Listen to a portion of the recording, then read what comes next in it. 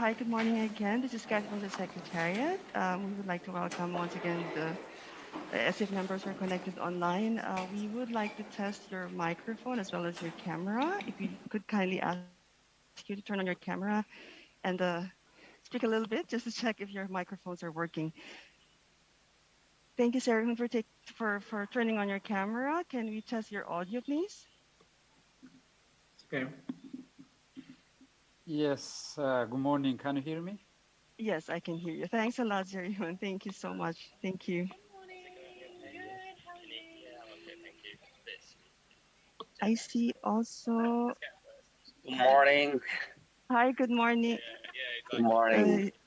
This is yeah, hi, Lucha. Yes, I can see you and I can hear you. Thank you so much. Thank you. Thank you. Thank you. Hi, Constantine. Good morning. I can see also your camera is on. Can you also can you test your audio, please? Good morning. Do you hear me? Yes, I can hear you well. Thank you so much. And we also have Apollonia on the line. Apollonia, can you please turn on your camera? Thank you. Yes. Can Thank you you. hear I me? can see you. Yes, I can see and I can hear. Thank you so much. Thank you. Okay. Thank you.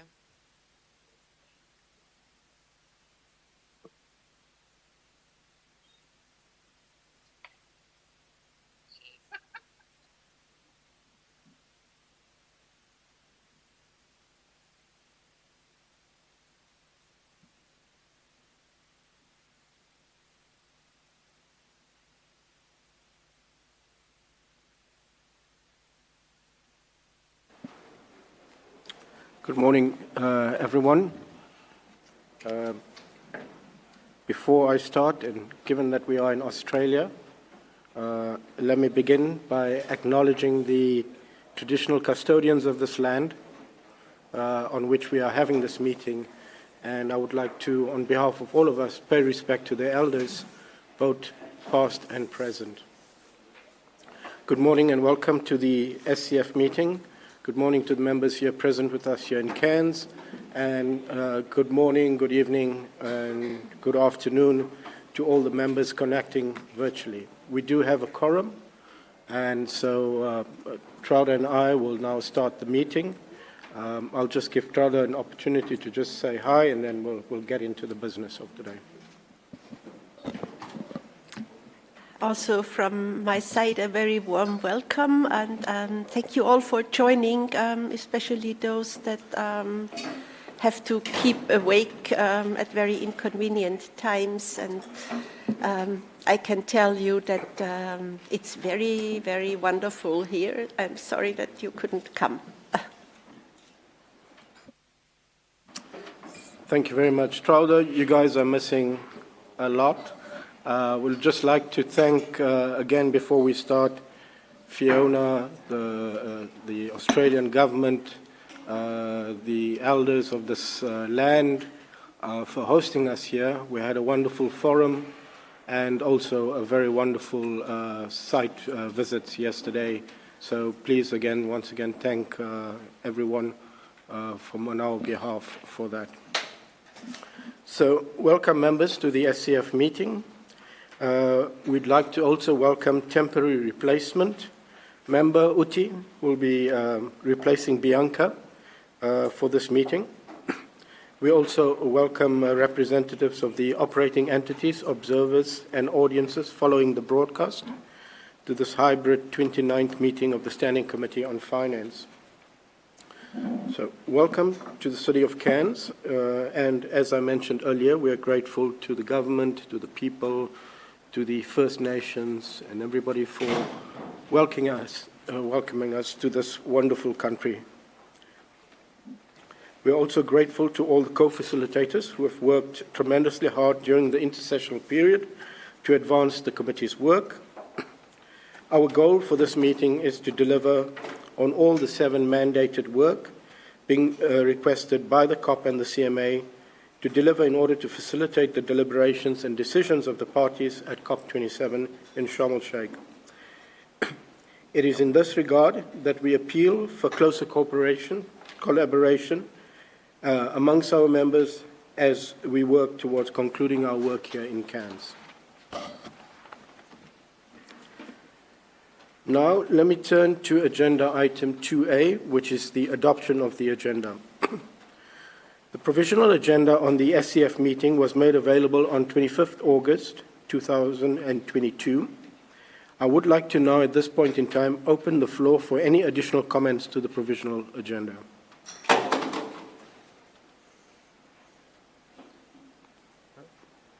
I don't see any members in the room raising. Is there any members online? Okay, nobody has anything to... Kevin? Yes, many thanks, co-chairs, and very good to be here with everybody today after a very successful forum on nature-based solutions the last few days. This is not with regard to the agenda items specifically, but with regard to our organization. I've noticed that there is no breakout group on issues related to guidance, and I'm a little concerned about the lack of sufficient time to discuss the guidance items, recognizing that we've struggled to deliver on that particular mandate of the SCF in previous years. Welcome the co-chair's guidance if we can deal with that matter separate to the adoption of the agenda, but I would suggest thinking a little bit about, from a scheduling perspective, making sure we had sufficient time to deal with the guidance item, including particularly adding a breakout group on those discussions. So just wanted to raise that possibility. Thank you. Thank you very much, Kevin. In relation to that, I've been advised that we do have sufficient plenary time for the co-facilitators to address the issue of guidance. The problem being is that because we're running hybrid, we'll have to run two breakout sessions parallelly. So there's going to be 4 that we're going to do, but there is sufficient time for us to address that. So, and maybe Toro and them will give us a better sense of how they intend doing it, and then we can take it from there to see whether we're done. That's fine. Toro?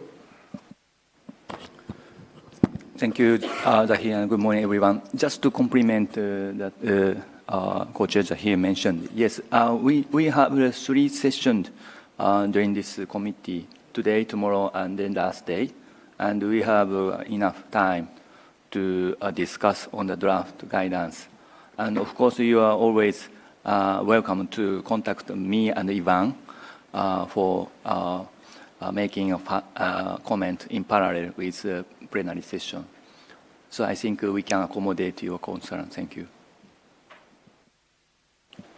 Thank you very much for that, Toro. Nothing further on this? Okay, so I would like to now propose that the committee adopt the agenda as we have it. Can we adopt it? Okay. Hearing no objections, the agenda is therefore adopted. Now turn to the agenda item 2B, organization of work of the meeting. In terms of time management, we have a large number of technical reports to finalize at this meeting that will serve as critical inputs to the intergovernmental process in Sharm el-Sheikh. We have 3 days, and in our terms, we have 24 hours in total from start to finish to conclude this work that we have. So it's roughly about 8 hours a day. Every hour of this meeting counts, therefore. So let's work as diligently as possible. In terms of the further work, we are going to engage on the technical work. We will ask members to be specific with comments and provide solutions to the co-facilitators so that they can address them within the time frame that we have. The provisional schedule is included in the meeting annotations and will be updated on a daily basis. The format of today's meeting is a combination of plenary and breakout group discussions. This morning we will open up all the substantive agenda items, and after lunch we will have 2 breakout sessions running in parallel. So there'll be a breakout session running from 1:30 to 3 o'clock, and then again from 3:20 to 5 o'clock. And therefore, thereafter we will convene for a brief reporting back in plenary. By the end of the day, we should have identified all the issues that require further substantive discussions, and the committee can focus on the solutions of the remaining days. There will be coffee and lunch breaks, and we highly encourage members to use the opportunities of these breaks to talk to each other to find some bridging proposals on issues that may be contentious. The Secretariat team stands ready to support your constructive engagement and back up the technical work. We have a quorum for this meeting with members present here in Cairns and members online. Members in Cairns are requested to be present in the room and punctual after designated breaks. While members joining virtually, we recognize the challenge for many of you due to the time differences, and we thank you for participating equally in this hybrid meeting.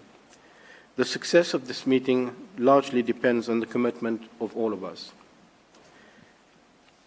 In terms of the SCF quorum, we require 13 members to be present both in person and online, just so that members remember that. We will continue the meeting if we have a quorum.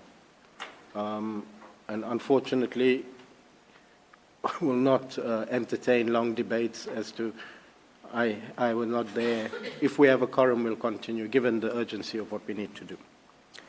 In terms of the observers, the proceedings of this meeting will be live broadcasted, and should the need arise, the SCF may decide that the meeting or parts of this meeting would be closed, and therefore then the broadcast will be interrupted, and observers will be notified accordingly. Breakout room discussions will be held in this plenary room, Blue Water, and in an adjacent room, Rosa. The discussions in room Rosa can be followed via a virtual link. Please note that there is no broadcast facility in this breakout room here. There will be limited time for observer interventions at this meeting, given the challenges that we have. Therefore, observers will have the opportunity to engage during the breakout groups this afternoon. So we will not take any observer interventions in the morning session. Basically, the morning session is just opening up the agenda items and that. But the substantive discussions will take place in the breakout groups, and observers have the opportunity to intervene there. The Secretariat has shared with registered observers the draft background documents for a number of the agenda items at this meeting for viewing only for a limited period. We would like to remind you that these documents are confidential, and should you not have received this document, please contact the Secretariat. In terms of housekeeping, the internet connection for members joining virtually, we hope that your internet connections will remain stable. If for any reason should you not be able to follow the meeting proceedings, please inform the Secretariat in advance. The SF members who are virtually connected are encouraged to switch on their camera when they are taking the floor, and when taking the floor, when the floor is open for comments, members joining online are requested to raise their electronic hand. So with that, I hand over to Trauda for the agenda items 3.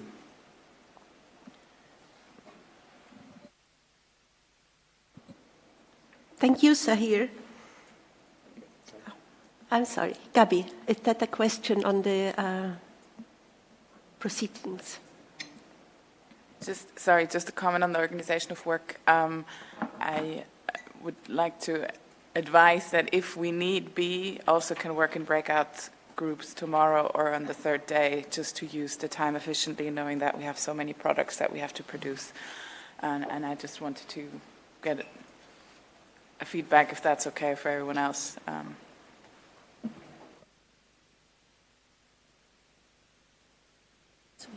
Yeah, I mean, we understand that this is a challenging meeting, so we'll use the greatest discretion in how but we'll also ensure that everybody is equally, let's say, empowered to participate in the process. Thank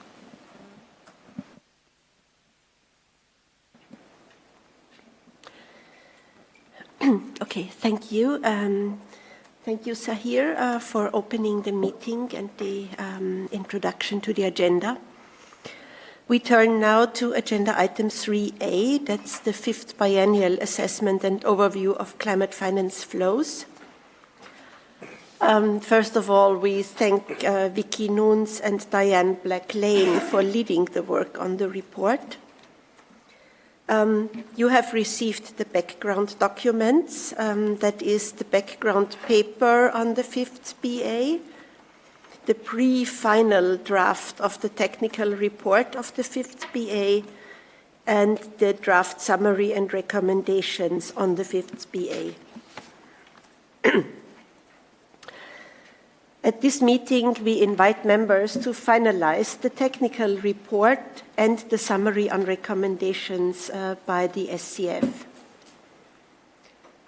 And I want to remind you that this is a very, very important piece of our work that we need to deliver to the COP and do our utmost to be able also to agree on recommendations.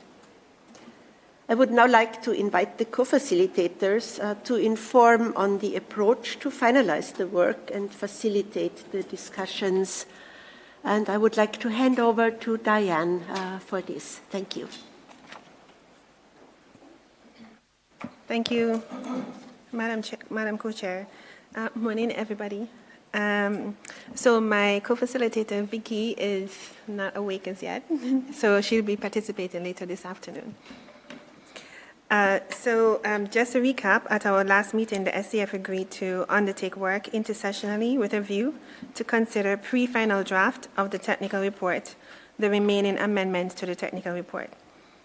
We also agreed to undertake outreach on securing preliminary data for climate finance flows in 2019 and 2020 from parties.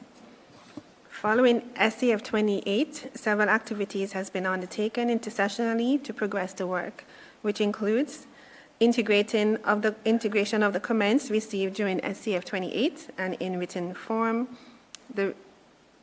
integrating the comments received during SCF 28. In preparation of the 5th BA, the SCF invited Annex 2 parties to provide preliminary data on climate finance provided and mobilized for the years 2019 and 2020. In response to this invitation, 17 Annex 2 parties and 1 Annex 1 party submitted preliminary data. Proxy data was also publicly available for a further 6 parties. This data is subject to change once the official 5th biennial reports are submitted at the end of 2022, and is therefore clarified as such when presenting the data in the 5th BA. Organization, we had a webinar on capturing latest updates on climate finance flows that reflected on progress made in relation to climate finance data coverage, sources and quality, as well as an assessment of the effectiveness of climate finance. The webinar was attended by 161 participants. The pre-final draft of the technical report and the summary has been circulated electronically to all members of the SCF. So the next slide 2? Yeah, all right. So 2 expected actions on the agenda of SCF 29 this meeting for the 5th BA are to finalize the technical report of the 5th BA and overview of climate finance flows, and finalize the summary and recommendations by the SCF, which will be included in the annual report of the SCF. Since circulating the drafts for this meeting, we have received written comments from 2 SCF members on the summary and recommendations, as well as pre-final technical report. Further work to be completed on the technical work draft includes finalizing minor data points, editing and layout, referencing, and finalizing the annexes.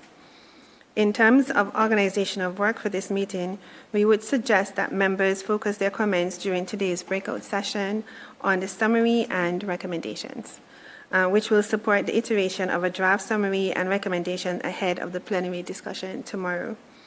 The technical team will also be on hand,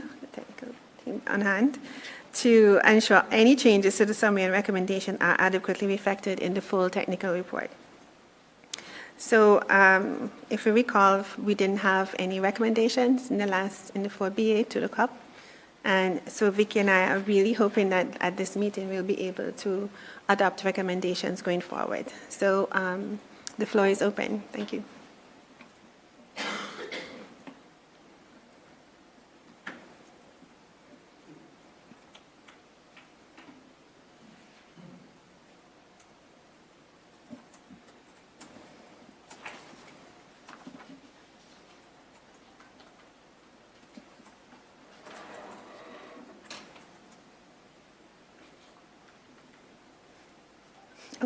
Sorry, Gabby. Sorry, just quickly to break the ice, I guess. I submitted my comments in writing already yesterday between Singapore and Cairns somewhere. And I'm not going to go into the details, be there in the breakout group to discuss, just to thank you and the team who worked on the BA.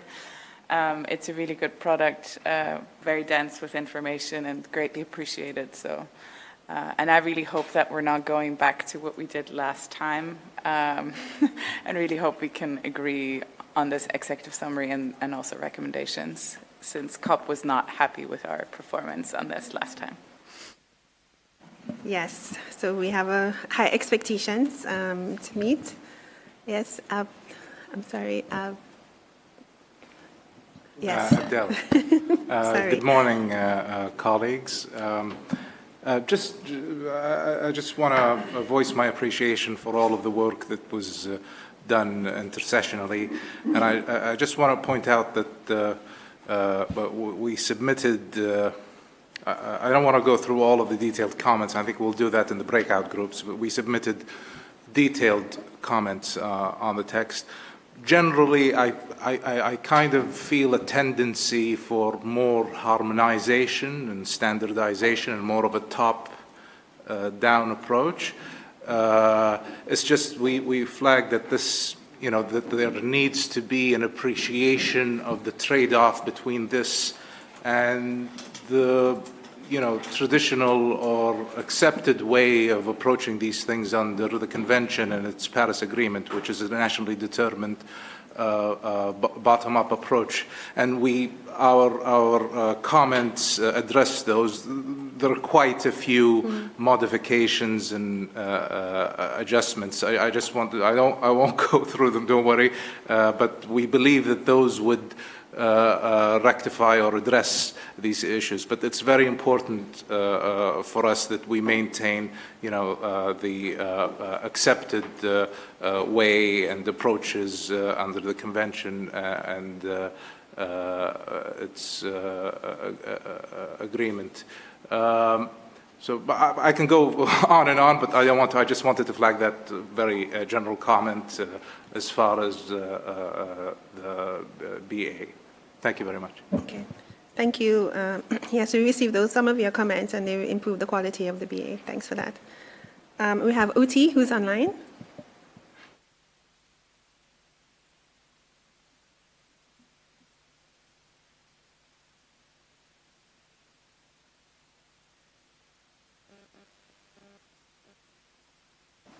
Uti, you there? You awake? Oh, okay, you're probably muted.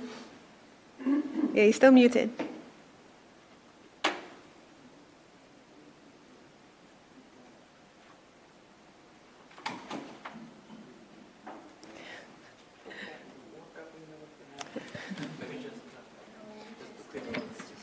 Just another in person. Okay, so Uti, we'll come back to you, and we'll move on to, I think, Kevin, you were next. Yes, thanks so much. Similar to what others have said, I think we would really thank the co-facilitators and the Secretariat, the technical team, for their work on this. It's an enormous, very detailed report, and there's a lot of really, really good content in here. I think it's very clear to me how much we've built on the experience of the last BAs and continue to move in the right direction on this really important product for our discussions in the UNFCCC context. Similar to others, we have submitted very detailed comments that we would very much welcome being addressed, and no need to go through them here. Just two sort of high-level things that I think would be useful to note. First, I think the manner in which the recommendations have been pulled and build on the technical report is not always the most balanced, I think, in our view. There are certain issues which are taken up at length in the summary and recommendations, and others mostly related to financial flows and the sort of wider global landscape of climate finance, which are less reflected in the summary recommendations. So I think we would really welcome an increased focus on those aspects in the summary and recommendations. And then second, I think with regard to Chapter 3 of the technical report, we had noticed that issues related to private finance mobilized were not included and worked in through that chapter in a way I thought we believe is really important. So I think that's a slightly larger task to implement, and it would be very helpful if the Secretariat could begin to think through ways to begin to implement those changes, recognizing that there is good data available on private finance mobilized for supporting developing countries and working that throughout Chapter 3. Thank you. Thank you. Just to clarify, Kevin, the Chapter 3 is private finance. The data, could you just repeat that? I wasn't understanding. So at present, Chapter 3, to my understanding, focuses mostly on, I might have my chapter numbers wrong, the section specifically on support for developing countries focuses primarily on public finance flows and omits consideration of private finance flows mobilized, which we believe is a very important element of that conversation and should be streamlined and included throughout that chapter. Thanks. Yes, thanks. But I think, yeah, that is a reflection of the challenge of the data. So it's really difficult to get accurate information from the private sector. But I guess the context, the chapter could be contextualized to say that, to make that very clear. Yeah. Uti is ready? No? Maybe I can try. Can you hear me now? Yes, we can hear you now. Okay, brilliant. Thank you. So, indeed, first of all, apologies for not being able to be there and not having submitted any comments in writing because sort of replacing Bianca at the very last minute. But I mean, just to stress the need to make sure that we do have a summary and recommendations on the BA. This year, I think it's very, very important to be able to follow the practice that we had during the first 3 biennial assessments and overviews of climate finance flows. So strong support for that, and just wanted to thank you, Diane, and indeed Vicky for all the work you've done on this. I know personally that it's not easy to pull together the BA. Thank you. Thank you, Uti. Turu? Thank you, and thank you. I'd like to join others to appreciate the work by co-facilitators on the Secretariat and also consultant on making this 5th biennial report, assessment report.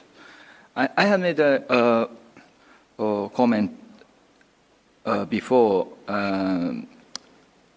by email that regarding the technical report and Annex F, we have seen like each developed country's climate finance data 2019 and 2020. And I'd like to register that Japan's data are still preliminary. And we need to seek the clearance from our capital if we are to include these figures officially in this report, since we are going to include these figures in the BR5, which should be submitted by the end of this year. So I'd like to raise that point that if we to keep this figure, we may consider any possible implication. And so happy to discuss how to deal with this Annex F in the later stage. Thank you. Thank you, too. I think we had another SCF member who had that issue as well. So we will work on that during the breakout session. Anybody else online?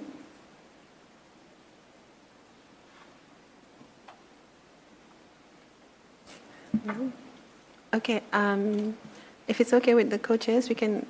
We do have a little bit of time for the observers, maybe. No? No. Okay. So if there are no other questions, then we'll hand back to the co-chairs. Thank you. Thank you very much, Diane. And we save the discussions, obviously, for the breakout group this afternoon, and they will be quite interesting, I guess. So with that, I hand over to Sahir for the next agenda item. Thank you very much. Now we'll turn to agenda item 3B, work on definitions of climate finance. I'd like to thank Diane and Bianca for leading this work. As Bianca has been replaced, a member of the SEF, we need to appoint a co-facilitator to take a place in this process. I would like to invite the SEF members of the constituency to nominate a co-facilitator for this work. Before we do that, just to go through all the administrative stuff of here, the background documents that you have before you are SEF 2022/29/4, which is the background paper on the work on definitions of climate finance, as well as SEF/2022/29/4, pre-final input on work on definitions of climate finance, the annex. At this meeting, we will invite members to finalize the input to COP27 and CMA4 on the definitions of climate finance. And before I invite the co-facilitators to inform us on the approach, we need to sort out the matter of getting a co-facilitator to work with Diane. So the floor is open in terms of nomination of another co-facilitator.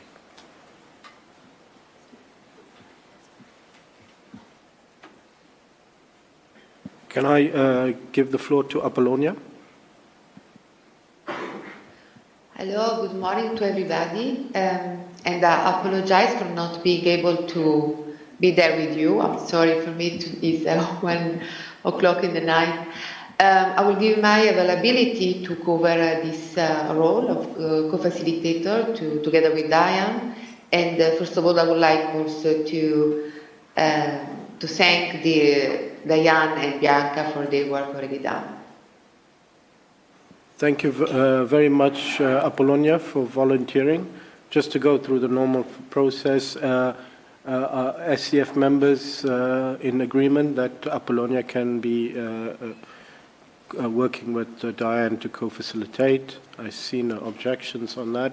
So Apollonia will facilitate together with Diane.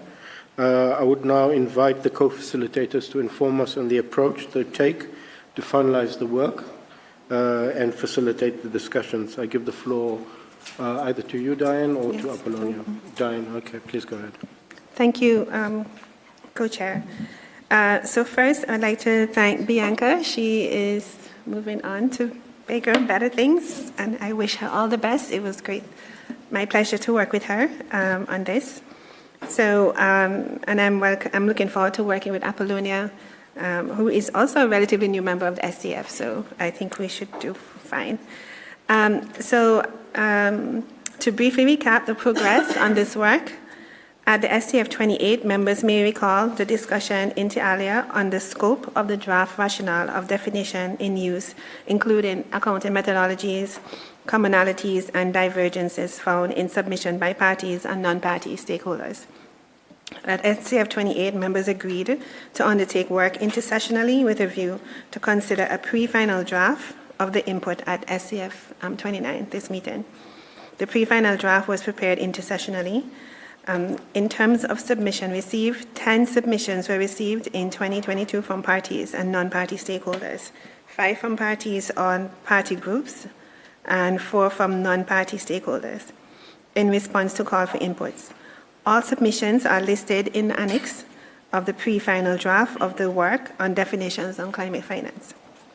The pre-final draft includes updated synthesis of the information from the submissions, information on the operational definitions of the climate finance by non-Annex 1 parties in biennial update reports, and information in context of enhanced transparency framework. Operational definition used outside the convention targeted at private sector actors, as well as the relationship of climate finance to other concepts such as green, sustainable, and transition finance. Slide 2. Moving to the objectives of this sub-item 3B, the committee is expected to consider and finalize the work on definitions of climate finance. With that, we would like to open the floor to invite any initial and general views on the pre-final draft. We will use the breakout group session in the afternoon to discuss more specific comments. And so this is the first time we're producing definitions, so we're expecting it to be quite interesting conversation. And so the floor is open.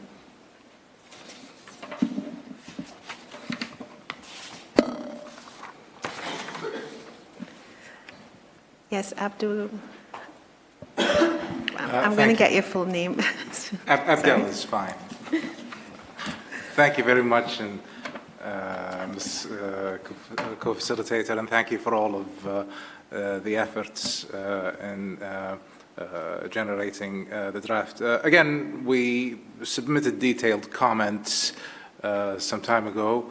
I won't go through them in detail, just to give a general reflection or sense of the draft. Of course, it contains, as the mandate explicitly mentions, that we should consider submissions by parties and non-parties. And there have been quite a few. It's just we noted we had difficulty in some of the attributions. Some issues were said to have some, a kind of like wide consensus, but when we went to the submissions, sometimes we only found one party. And we noted this in the detailed comments. So that's one issue to look at, is the attributions for some conclusions in the draft. The other thing is of course, there are quite a few definitions. Some don't see a need for definition. Others see a particular need for definition, especially when it relates to the BA. But a certain section, I think it was section 4, if I'm not mistaken, entitled Operational Definitions of Climate Finance in Use by Other Actors. I think it was the OECD DAC marker. We don't see that as relevant. That's not a submission, and it's in the BA anyway, so it's kind of like duplicating work already done elsewhere. And as stated, it's non-exhaustive, so we don't see that relevant to the agenda item or the issue at hand. So that's kind of like a general impression of the draft. And we look forward to discussions in the breakout group. Thank you very much. Yes, thank you. I think the idea for the document is to map out all the definitions and the wide range, both in the convention, in the private sector, in the international arena. So it's all there, I think. So the question is, did we miss anything? And then I guess we can narrow it down to what we would, well, the SCF can then assess the different definitions. Gabriella? Thank you, Diane. Thanks to you and Bianca and the team working on this so far. And thanks to Apollonia for getting up so early or staying up late, however it was, in the middle of the night, to take on this role. I will not be able to participate in the breakout group because I'll be co-facilitating the other one. So I also sent some written comments, and I would like to highlight one overarching comment because it's also relevant for the 2.1c work. This mentioning of countries and brackets and the way like it's referred to like most, some, all but one, and so on. I think we should have a consistent approach across both the synthesis of the 2.1c and this paper. Personally, I would prefer not to name countries in the text because I know for myself, when I read the text and then I see country attributions, I actually try to check if my attribution is correct or not and check more which country or group has said what instead of actually focusing on the content of the text. So personally, I would suggest not to include country names. And in the table, the oversight table you have in this paper, and then there's several tables in the 2.1c paper, I think it makes sense. But in the flowchart text, maybe not. But I leave it up to the contact group. If you have common agreement that this is helpful, then I will not I will rest my case and you can name the country groups. I just think we need to have a consistent approach, and there's some parts in the text where it says most parties or some, and then there's no countries listed, so it's not consistent across the text. And just in response to Abdel's comment, the OECD DAC real marker approach was part of our submission because it's a core element of our definition for climate finance, so I think it would be an issue for us if it were not included. And I think the approach was that we just list all the definitions which are out there to get a good overview. And I think you did really well with that, so thank you so much. I guess I was fortunate to work on the BA as well, where in the BA, when you're looking at data and submissions, you have a big enough sample size to include into the document. But for the definitions, the sample size is here really small. So you're looking at submissions of 22 or 30. So yes, it is a challenge too. So we appreciate the feedback on how to reflect those, because if the sample size one country or two countries said something. But I think the idea is just to map the whole, and then we can get feedback on the SCF on how we reflect that, so that because it's one country, so it's how do you reflect that? It is, yeah. So anybody online?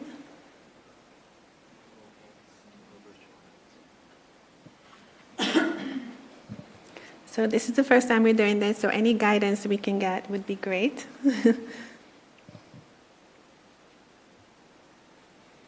And while I'm waiting, I would just like to thank the Secretariat. I think we didn't have a consultant to assist us with this one, I think, so the Secretariat worked on this with us.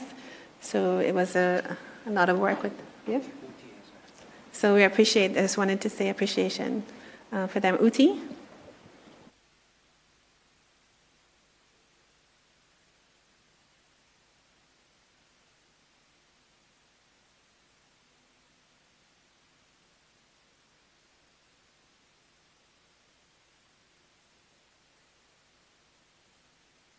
So Uti, just we're not hearing you as yet. So while we're waiting on you, I think Matthias has this.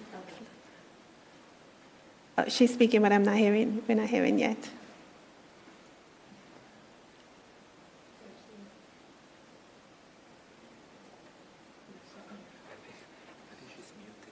Oh, you're muted, maybe.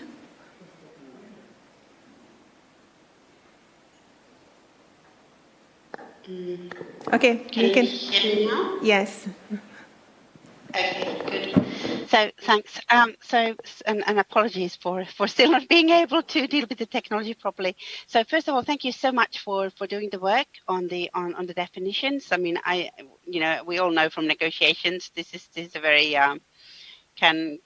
can become quite a sort of polarized and tricky issue, and so very much appreciate the work, but also to say that all the work that we've done on the BA from the very early days, we've always included this sort of analytical annex on the different definitions, and sort of I've always found that very, very useful. So while obviously there's a limited number of material in terms of submissions, there is still quite a bit of information on the definitions, and at least sort of my experience on the work on looking at the definitions is that like 99% of the elements on the definitions of climate finance tend to be sort of are common.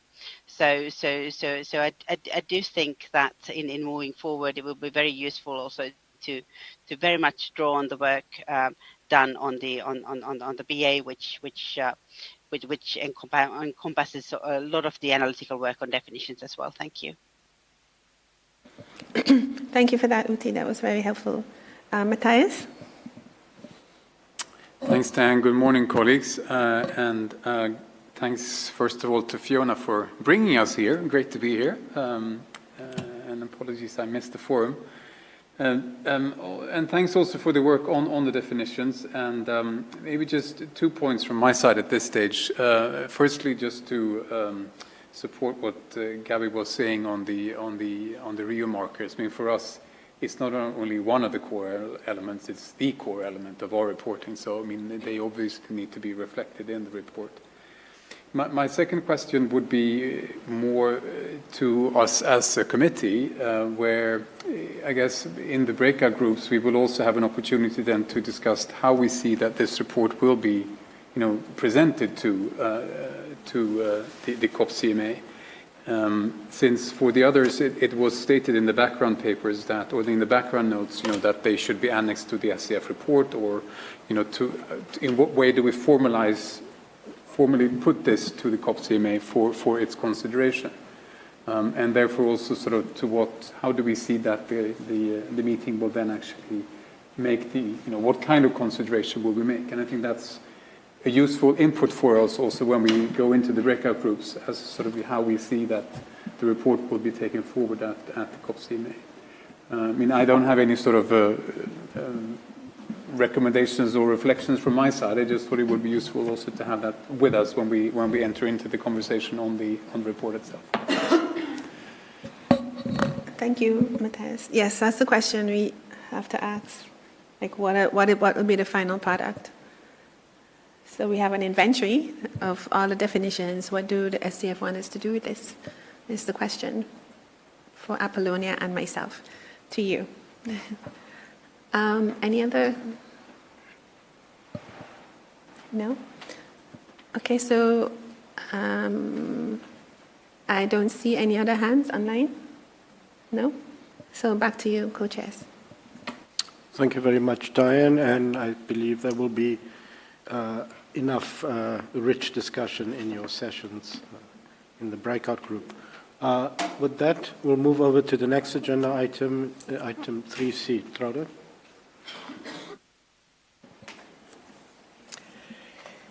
Yes, we're taking up item 3C now, work relating to Article 2, Paragraph 1C of the Paris Agreement. And first of all, thanks to Ali Vakas and Kevin Adams for leading the work. We have background documents for this item. First, the background paper on the work relating to Article 2.1c.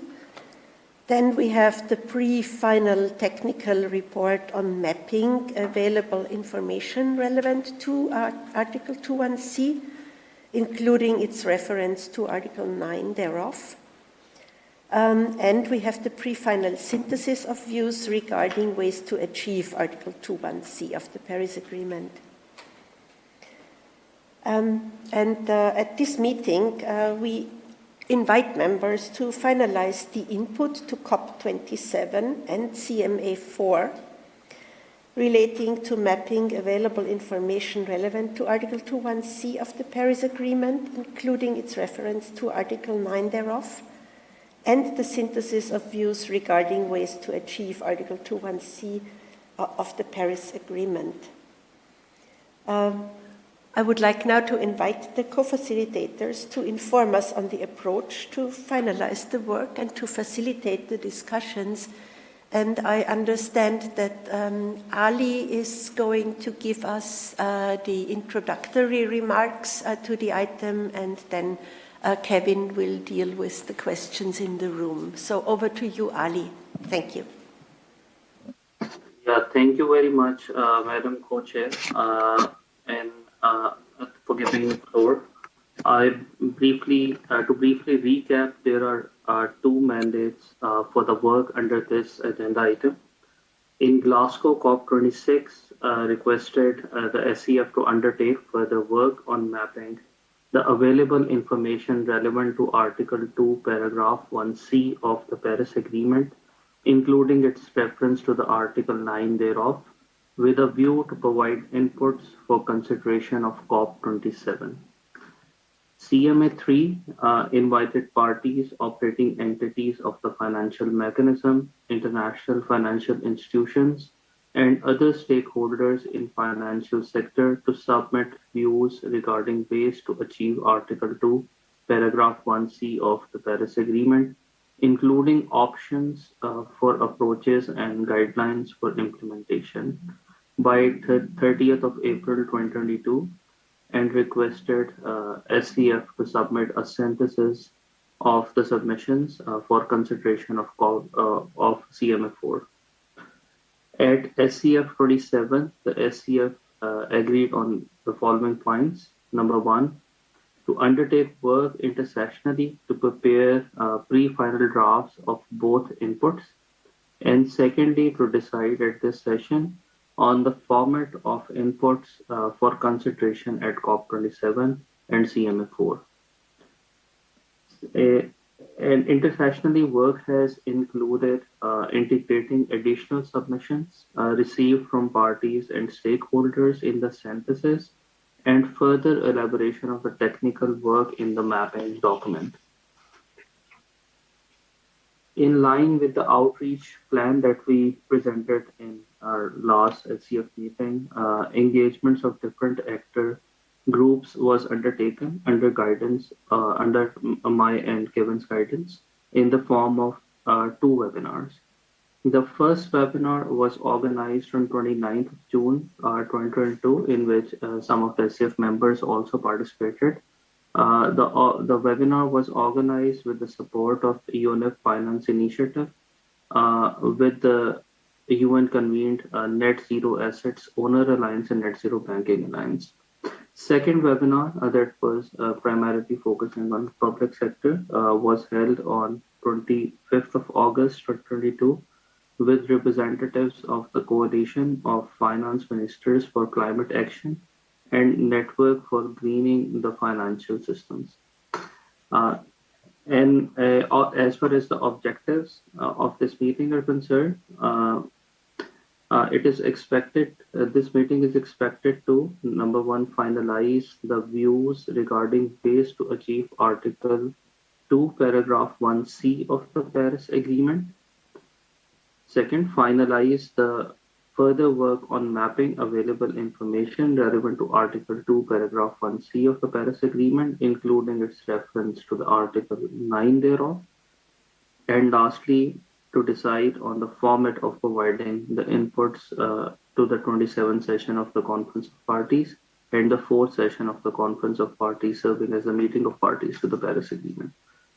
Since circulating the draft of the 2 reports for this meeting, we have received so far a written comment from one SCF member on the synthesis document. And further work to be completed on the drafts, including finalizing, editing, and layout of graphics.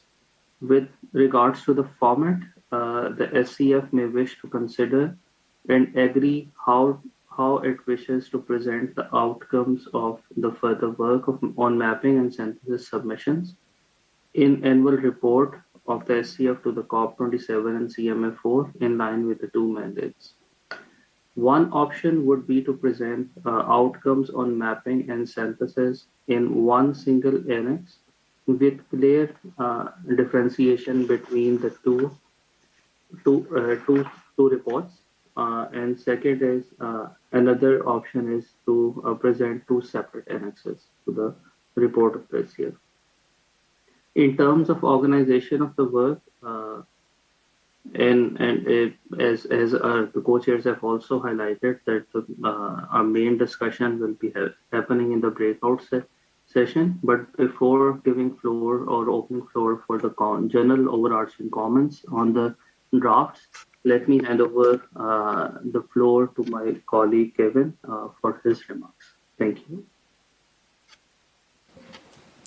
Thanks, Ali. Nothing additional from me other than to say I wish you were here with us in Australia, and thanks again for staying up / getting up late too to join us here. Happy to now take questions, comments, inputs from the floor. Abdel, start us off. Thank you, Kevin, and thank you for all of the work in developing the drafts. Just again, we submitted detailed comments in the past few days, so I won't go in details. Just one one issue regarding the mandate that bears mentioning is I recall that the mandate was explicitly mapping, which should be a straightforward exercise of laying out information. And I think this is crucial given that there are upcoming discussions when it comes to 2.1c, where at least everybody agrees that there is no consensus or a common understanding. Nevertheless, my impression is that the draft in certain portions or sections kind of leaves the mandate behind and plunges into, I think, a dozen pages of analysis and even conjecture on progress, challenges and opportunities as it relates to 2.1c. I think it would be very difficult, if not impossible, to develop this material without having developed views on 2.1c. So I think that's an issue, especially since we haven't agreed upon as parties on 2.1c, and we have upcoming discussions in that regard. So I think it would be. I think this refers to Section 4, Roman numeral 4 specifically. So I think this particular section might actually go beyond the mandate, and I find and it prejudges upcoming discussions. So I find it difficult, to find ways of keeping it.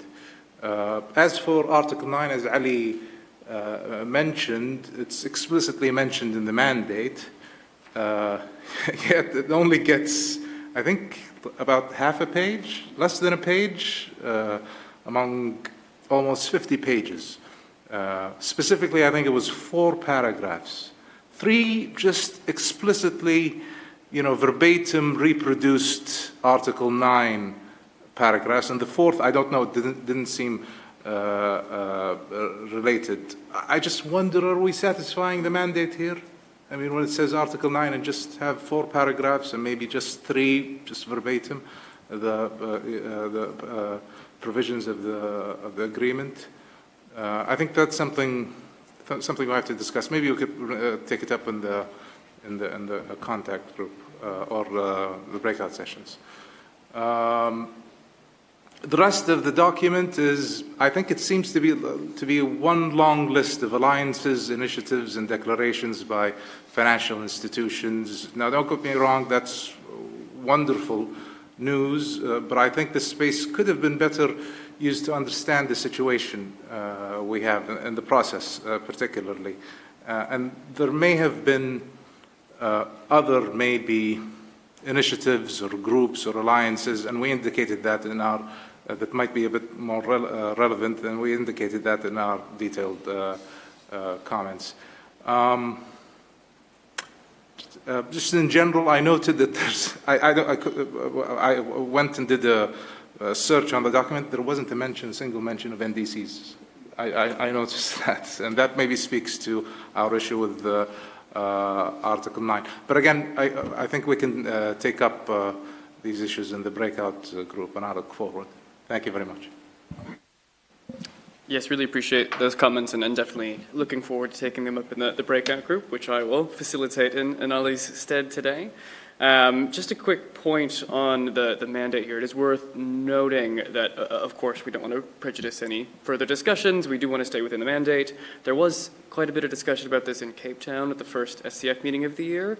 The exact phrasing of what further mapping meant and how we were going to operationalize that, and my recollection is that we would try to make sure that we were highlighting new initiatives which had come out since the previous BA and furthering our understanding of the methodologies that were in place. So there was certainly some discussion about this, but we can definitely follow up with the Secretariat to make sure that we have exactly what we had agreed to in Cape Town, understand how that translated into the outline and into the work that we've seen to make sure that we are in agreement with the previous outcomes of the SCF as well. So point well taken.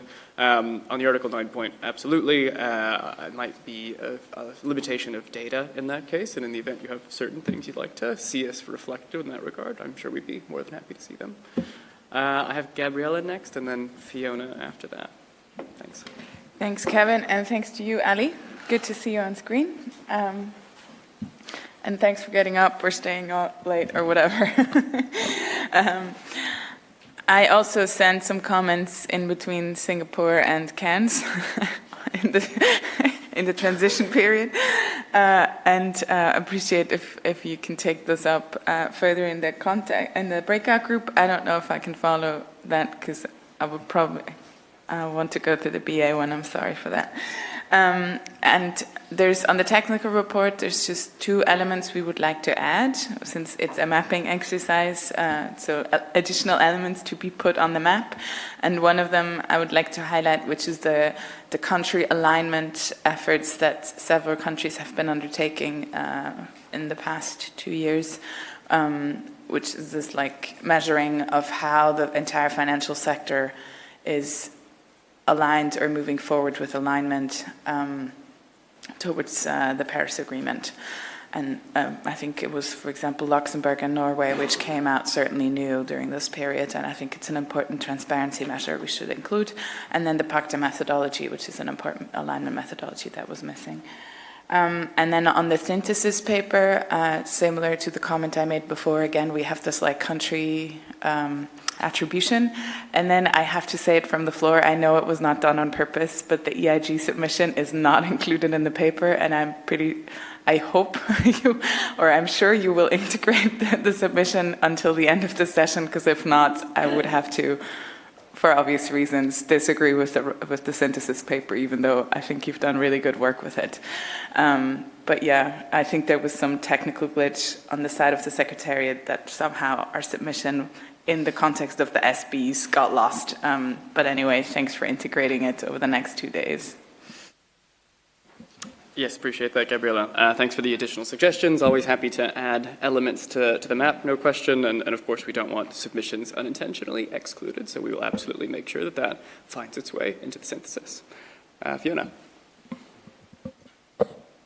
Thank you, and thanks to you and Ali as well. Ali, very good to see you, and it's a shame that you couldn't be here, but good to see you nonetheless. I have I have very little comments on the mapping paper. I think, just to reinforce what you said, I think it was agreed in Cape Town that, we would get the latest information and integrate that so that we have the clearest possible idea of what's happened since the last paper, and capturing all of the Glasgow outcomes as well. It's very long, but I think it's very good. I certainly learned a lot. Got very confused with all the different acronyms, but I think it's a really informative piece of work, so thank you. I have 2 overall points for the synthesis work, and I'll save my detailed comments for later. The first is on, and I think Gabriela touched on this, is whether or not we list out countries. I think people have different preferences, but I think when there is just one country listed, maybe we just should say most or use another term. I say this because our submission is one of those that's singled out, and normally we wouldn't mind, but I actually think it skews the meaning and it distracts from the report. So, for example, in paragraph 11, it says, all but one Australia submission noted the relevance on the absence of a common understanding. It's like all but one. It's like, no, that's not actually what we mean. We just didn't refer to it in our submission. And I think there's a similar case in paragraph 15 where that's the same. And I think it's us and India. And I won't speak for India, but certainly for us, it says emphasize the important role of non-party stakeholders. We didn't, but that's not because we don't recognise the importance. It's just because it wasn't in our submission. So I think it actually just skews the idea a little bit. My second overall point is the big table, table 2, on the overall views of parties and approaches. So here it's a big table and it is quite informative. But one of the headings is actor group, in brackets, if explicitly indicated. And I think this is actually a little bit misleading because for a lot of these things, it's a combination of the public sector, of governments, of private sector, and others. And so when you just list one, it makes it seem like they're the only actor. So either I think we should remove this column completely or change the title to be something more like, the lead organisation or the lead group instead. So, but I'll save other comments for later. Thank you both for your work. Yes, thanks so much, Fiona. Hadn't considered that second comment, can certainly think about that. Ali and I have indeed done a little bit of additional thinking about how to reference countries and submissions, and agree, Gabriela, with your earlier point that we should have a unified approach across SCF synthesis documents for this kind of thing. It seems potentially wise to note that omission is not necessarily disagreement, and we should make sure that we are reflecting country views accurately to the extent possible here. So we'll have to have a conversation with the Secretariat about how we streamline that reporting of synthesis information across these various products. Last on my list, I have Diane. Okay, thanks to Kevin and Ali on this. And since I'll be in the other breakout group, I will not be able to make any comments. But my constituency, which is AOSIS and SIDS, really interested in Article 2.1c. It is our view that in terms of impact on meeting 1.5, this is it's policies and measures that's going to take us all the way. Although we would like to have money flowing all over the place, I mean, we don't need to spend that money if we can attach a root cause of that spending anyway, so that would be great.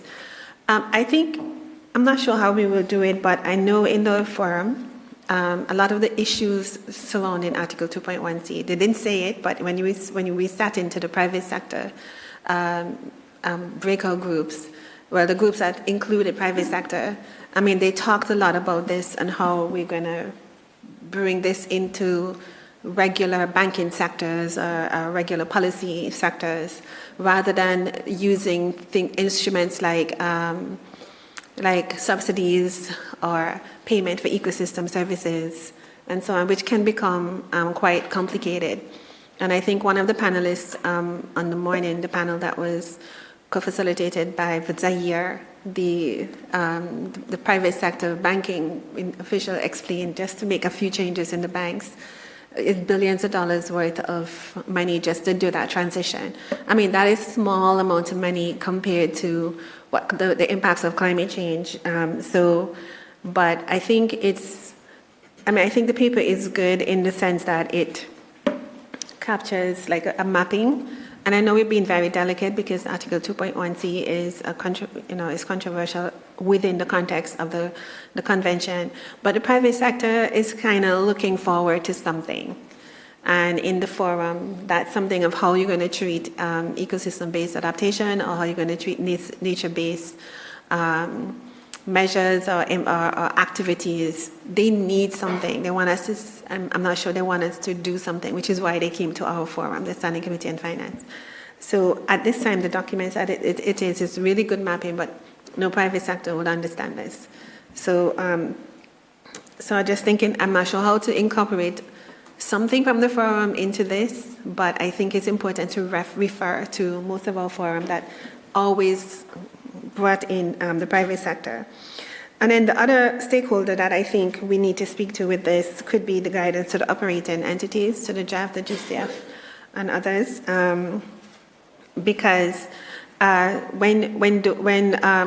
see quite a few of developing countries making submissions as well. And so there's a lot of countries doing something. It's not only just Annex 1 parties doing something. So, and there are developing countries that as part of their NDCs, as mentioned, but that want to do something. So including many SIDS would like to implement projects that related to the implementation of Article 2.1c. And in our region, we have a lot of our central banks. They would like to do something on Article 2.1c. But right now, everybody doing something, but it's all over the place. So I know it's not the role of the Standing Committee to fix that, but I'm just wondering as a Standing Committee if we could just mention that. And there is a lot of initiatives out there. And if we would like the JEF or the GCF and so on to fund Article 2.1c implementation in a meaningful way in our developing countries, what guidance can we provide them on if the document that is being produced here would be enough of a guidance for them? So I wanted to just talk about that a little bit more. And as AOSIS, we talk a lot about subsidies, which I know we mentioned in the BA, subsidies for fossil fuel and other perverse incentives for, continuing business as usual. That I know that is not the role here, but I see that you mentioned it as one of the issues that would be brought up, and we just wanted to say that we really want to keep those references and understanding that that is part of one of the things that we'll have to address for Article 2.1c. Now, in that particular case, for Article 2.1c, which I know is not mentioned, is that when you're doing this transition, there's a lot of the transition risk to countries as they are moving towards implementing Article 2.1c approach is real, but we don't talk about it much. And I can see in the politics of fossil fuel right now, especially around the world, this is happening right in front of our face and every day on the news. So I think that some of the risks that are associated with doing this transition, including some that were highlighted, as I said, in the forum, where the private sector is citing that if you don't get clear guidance, it can cost a lot of money for them to do this transition. And then from the political, there's a lot of political risk when you're making these transition, and it's a lot of social risk and gender risk when you're making this transition. I think it's really incumbent on the Standing Committee to highlight that the risk exists. If we're not happy in detailing it, we can just say it does. And it's one of the reasons why transitioning towards a 1.5 degree world is so hard and it's so difficult. But right now, the transition is being pushed by that monster storm that is going towards Florida right now. That is what we wake up after something like that, or the hottest day in the world this year and stuff like that. So I'm just thinking that maybe we should not, if there's a way that we not use a rock bottom approach or a horrible event approach, rather than just let's talk about the risk openly and clearly, so that countries who would like to implement something like this will be able to understand that. And I'm taking my time to explain this because when you're writing to the GCF or the JEF to get funding for these projects, the risk, they don't understand that there is a risk to the transition, and that is not built into the project design and definitely not built into the budget. So I think that's really important for us to flag here. Thanks. Yeah, thanks so much, Diane. I hear a couple of really important things out of that, including we should think about what happens with all of this work that we've done. It's sort of not totally clear where we are headed with the SCF's work on 2.1c or frankly, under the UNFCCC either. So it seems like a discussion needs to be had how we go beyond what we've done and where we're going. And I think, as several others have mentioned as well, that 2.1c is also about taking into account risks and not only thinking about the mitigation side of things, both in terms of investing in adaptation and taking on climate risks to the financial system and other things. So an important piece there, and got good notes of all of the things you've said here, so we'll make sure that we are working to integrate that into the work. I don't see any other hands. Don't think anything's online. I've got Matthias.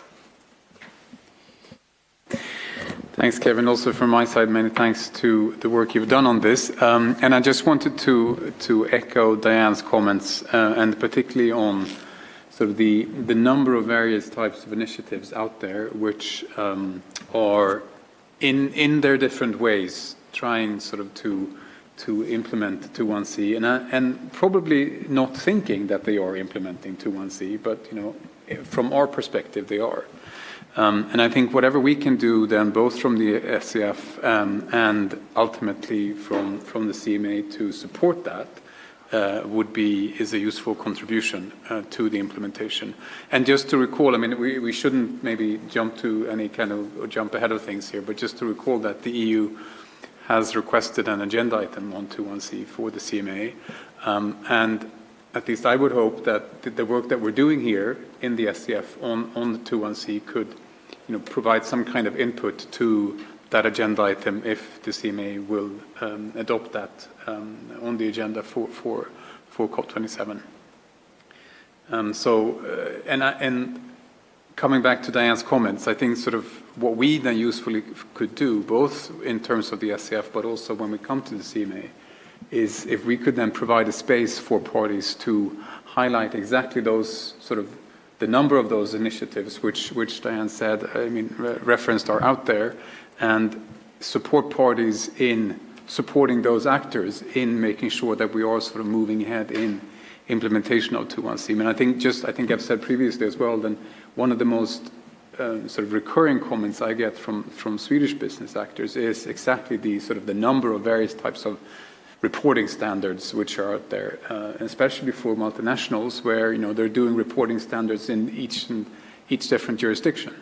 And I don't think it's our job within the SCF nor within the CMA to set the actual standards, but I think, as Diane was saying, sort of highlighting the usefulness of sort of trying to get these various actors to be sort of working in that kind of direction, and highlighting to ourselves as well as parties that we might have jobs to do sort of in terms of setting the right kind of regulatory frameworks. So I think, again, the potential agenda item, which I hope that we will have at CMA, could provide that kind of space for that conversation, and also then those kind of decisions coming out of the CMA this fall. Thanks. Yeah, thanks so much, Matthias. I think it's a shared hope for all of us that as the COP considers its work, COP and CMA consider its work on 2.1c in the future, that the SCF's efforts are taken up appropriately and used. This work is only useful if we bring it back to the convention and do something with it. So I would hope that's a shared sentiment. Anyone else? Secretariat, hands online? All good? Great. Well, with that case, I thank you all for your comments. Ollie and I will do our best to work with the Secretariat colleagues, and looking forward to the breakout group conversations on 2.1c later today. And back over to the co-chairs. Thank you. Thanks a lot, Kevin and Ali, for all the work you're doing. You will have a quite interesting afternoon, I guess. And with that, we'll turn to the next agenda item. I know that the schedule says coffee break, but we are so quick that we will take up one more, and over to Sahir. Thanks very much. No coffee breaks.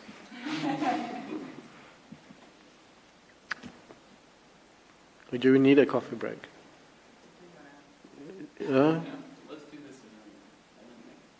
No, because if we go ahead, we're going to go and do as much as we can to try and save time. So, do we have any caffeine addicts in this room? I see many caffeine. Fiona, did you want to come in? I'm not a caffeine addict, but just to let you know, the catering is not quite ready for morning tea. So why don't we do one more? Yeah. So okay. Yeah. You'll have to hold back on your addiction now. Let's go over to agenda item 3D, report on the progress towards achieving the goal of mobilizing jointly 100 billion per year. In terms of this agenda item, I'd like to thank Gabby and Richard Mayungi for leading this work. The background documents are the background paper on the report of progress towards achieving the goal of mobilizing jointly 100 billion per year, the pre-final technical report on progress towards achieving the goal of mobilizing 100 billion per year, and the draft executive summary of the progress report.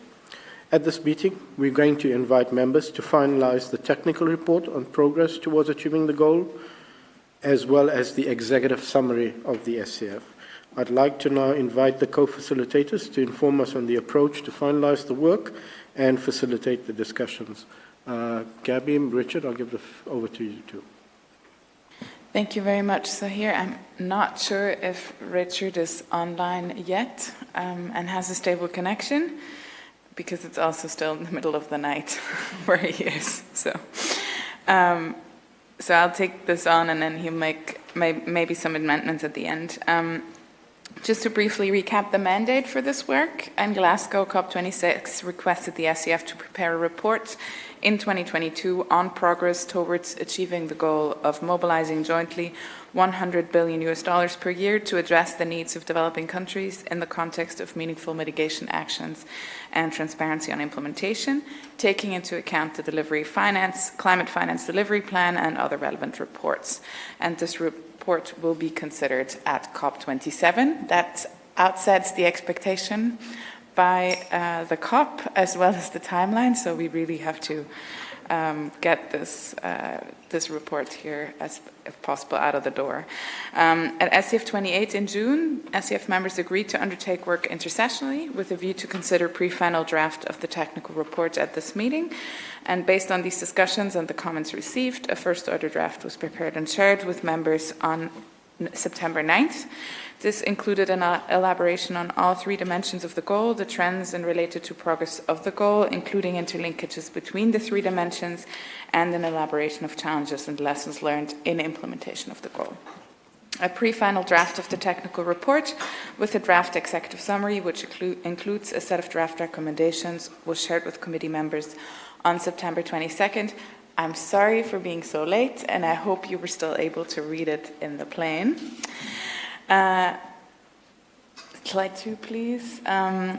Two expected actions on the agenda at SCF 29 for the progress report are to finalize the technical report of the progress report and to finalize the executive summary by the SCF, which will be included as an appendix to the annual report of the SCF. Since circulating the draft for this meeting, we have received written comments from some SCF members on the technical report. Further work to be completed on the technical report draft includes finalizing editing and layout, referencing and annexes. In terms of organization of work for this meeting, we would suggest that members focus their comments during today's breakout session, similar to the other agenda items. And we focus on the executive summary, which will support the iteration of a draft executive summary, including recommendations ahead of the plenary discussion tomorrow. The technical team will also be available to ensure that any changes to the executive summary are adequately also reflected in the full technical report. This is the first time, or maybe, well, this is the time that we're producing this report, and that's why, and it was a very short period of time, so I really hope we can do this like multiple iteration work while we're here. And we are doing our very best efforts to integrate all your comments. With Richard being not in Australia, that of course adds a bit to the complexity, but we're really trying to do this as a team and bring all your comments into the report and the executive summary. And with that, happy to open the floor. Richard, are you online? Is he not yet? Yeah, so he's getting his healthy sleep, which I think is good. We joked about that yesterday. Anyway, open the floor for comments or questions.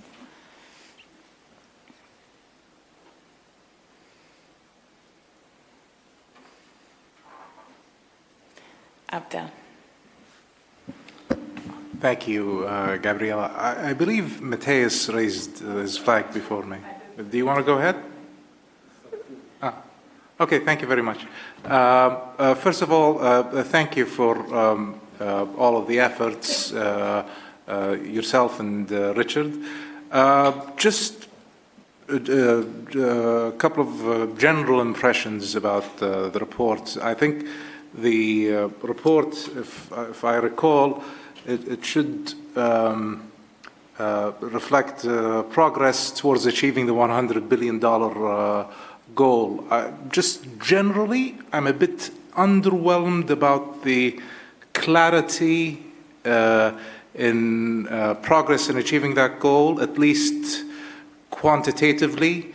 I'm a bit puzzled about the, I think there was a lot of focus on the private sector. I think in general, the report maybe suffers from a lack of a common definition for climate finance, but that just emphasizes the importance of other agenda items.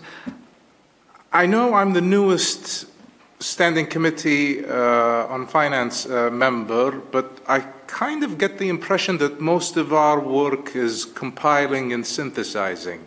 I'm just wondering that maybe we should commission something ourselves, a deeper study, especially on this particular issue, or maybe look into some kind of permanent mechanism to track either this goal or the new NCG goal, for the future.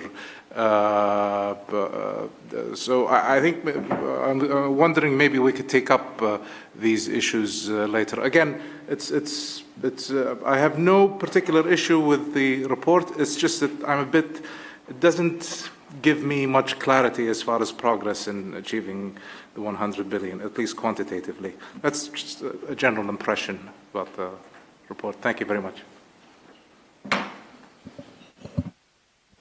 Thank you, Abdel.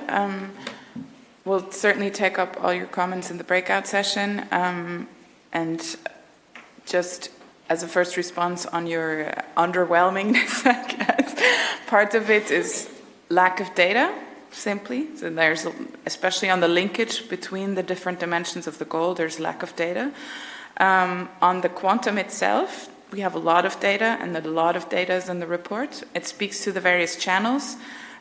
There's a lot of information on all the public finance, very clearly, and all sources that we have, data sources that we have, state that the goal, the quantum of the goal, has not been met, and that's also in the report itself. So there's a clear recognition of that. The actual amount, the precise amount where we're at, we don't have. We have a range because there's different sources who have different understandings of how you count towards the 100 billion, and that's linked to the question of common understanding. But there is a common agreement that we're not at 100 billion, so I think that comes out of the report quite clearly.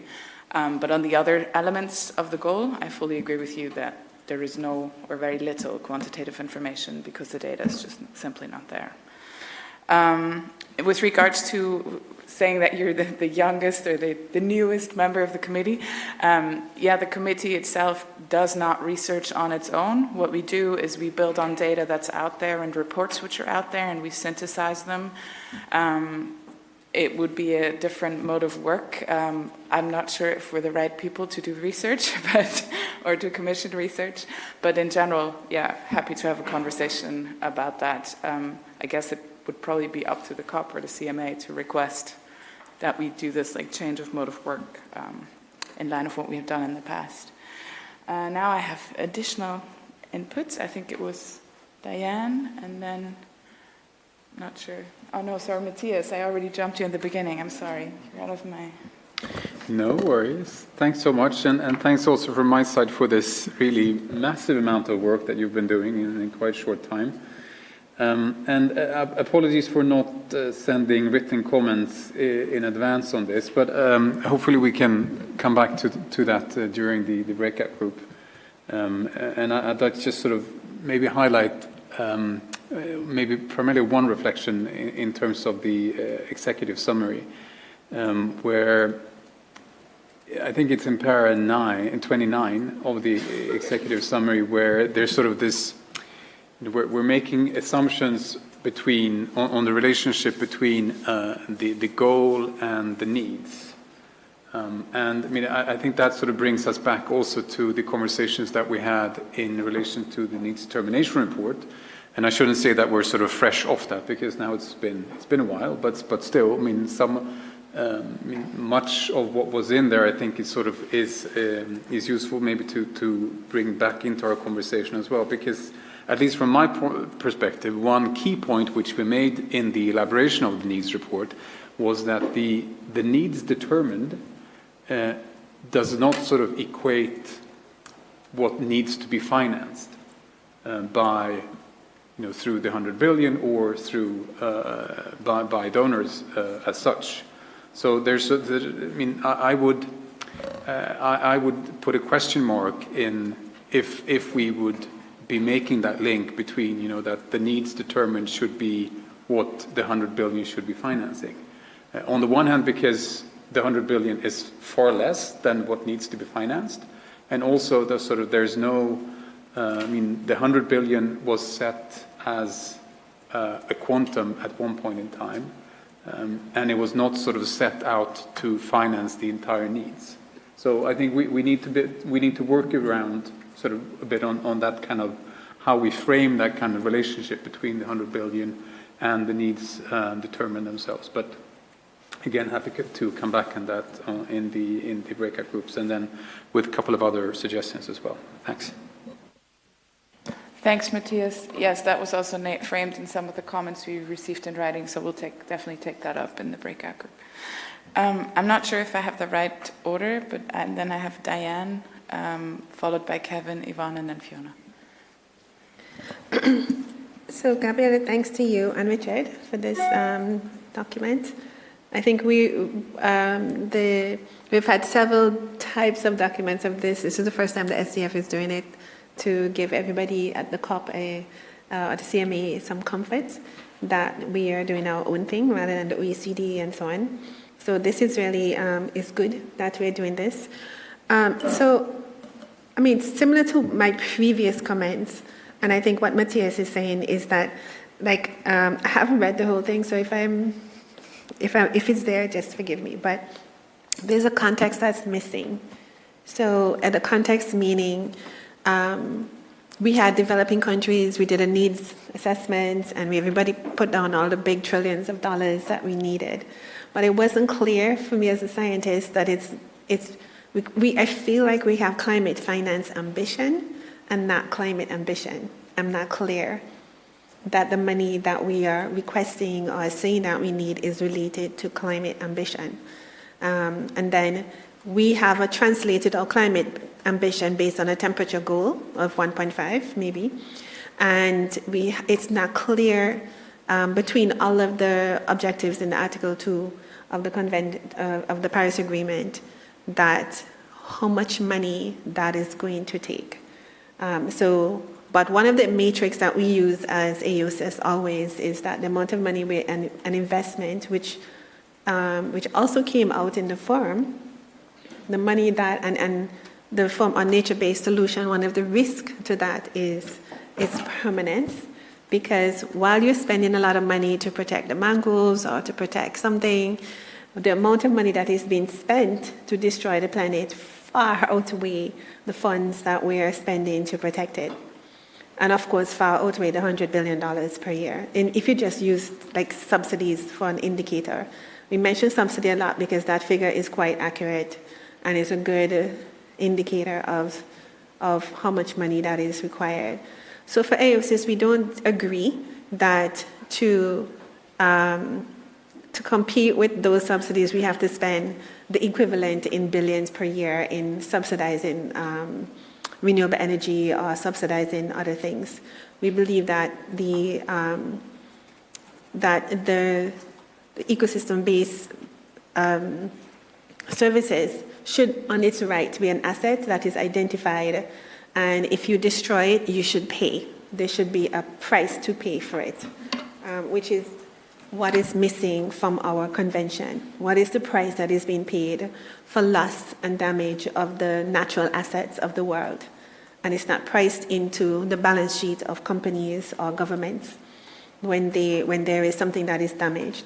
So I think until we have that, this document will be the context that you would need to make it really helpful. It's not there because we don't have all of those systems in place, but we appreciate it. We think that it's a really good start. But I think maybe going forward to the COP, the CMA is going to ask us the question, so thank you for this, you've mapped it out, what's next? What is the value added of us doing it at the standing committee? And I know Abdel talked about commissioning. In my mind, I would like to see the standing committee commission this big overall contextual document to say in the context of all the finance flows and similar to what we're doing in the BA, but a little bit more like targeted to give us like an answer that what are we up against in terms of these figures? What do we have to do for Article 2.1c? What will be the target in terms of that is the measure to switch that around, those figures around, so that we don't have to be providing more than 100. The fact that we are revising the goal for the $100 billion goal is revising it up means we failed. So the more money that we have to be providing through the financial mechanism of this convention means that we're failing to actually address the core issues. So I think Yes, we're not providing $100 billion per year, but we are increasing investment in destroying the planet, which means that the financial mechanism and the systems that we have in place is failing, and providing more money is not going to help. So I'm not sure how we can structure that in the document, but if you are new, like Abdal, to the standing committee, or if you're new, your first time coming to the COP and the CME, it's important for people to find out that coming and asking for more money for loss and damage, more money for replenishment of the GCF that is coming up, by itself is fine, but it cannot be the answer, and it must be recognized that we failed, which is why we have to be providing more money. Thanks. Thanks for this, Diane. There's parts of it in the report on the meaningful mitigation action part of the report, which tries to show what kind of mitigation activities have been taken up, and also comparing it to what would be needed in order to meet the 1.5 degree goal, so kind of bringing this broader context. And there's one recommendation in the recommendations which refers to, in the context of trying to lower the impact of climate change, and encouragement for parties to increase their mitigation action anchored in concrete policies, so going exactly to that point.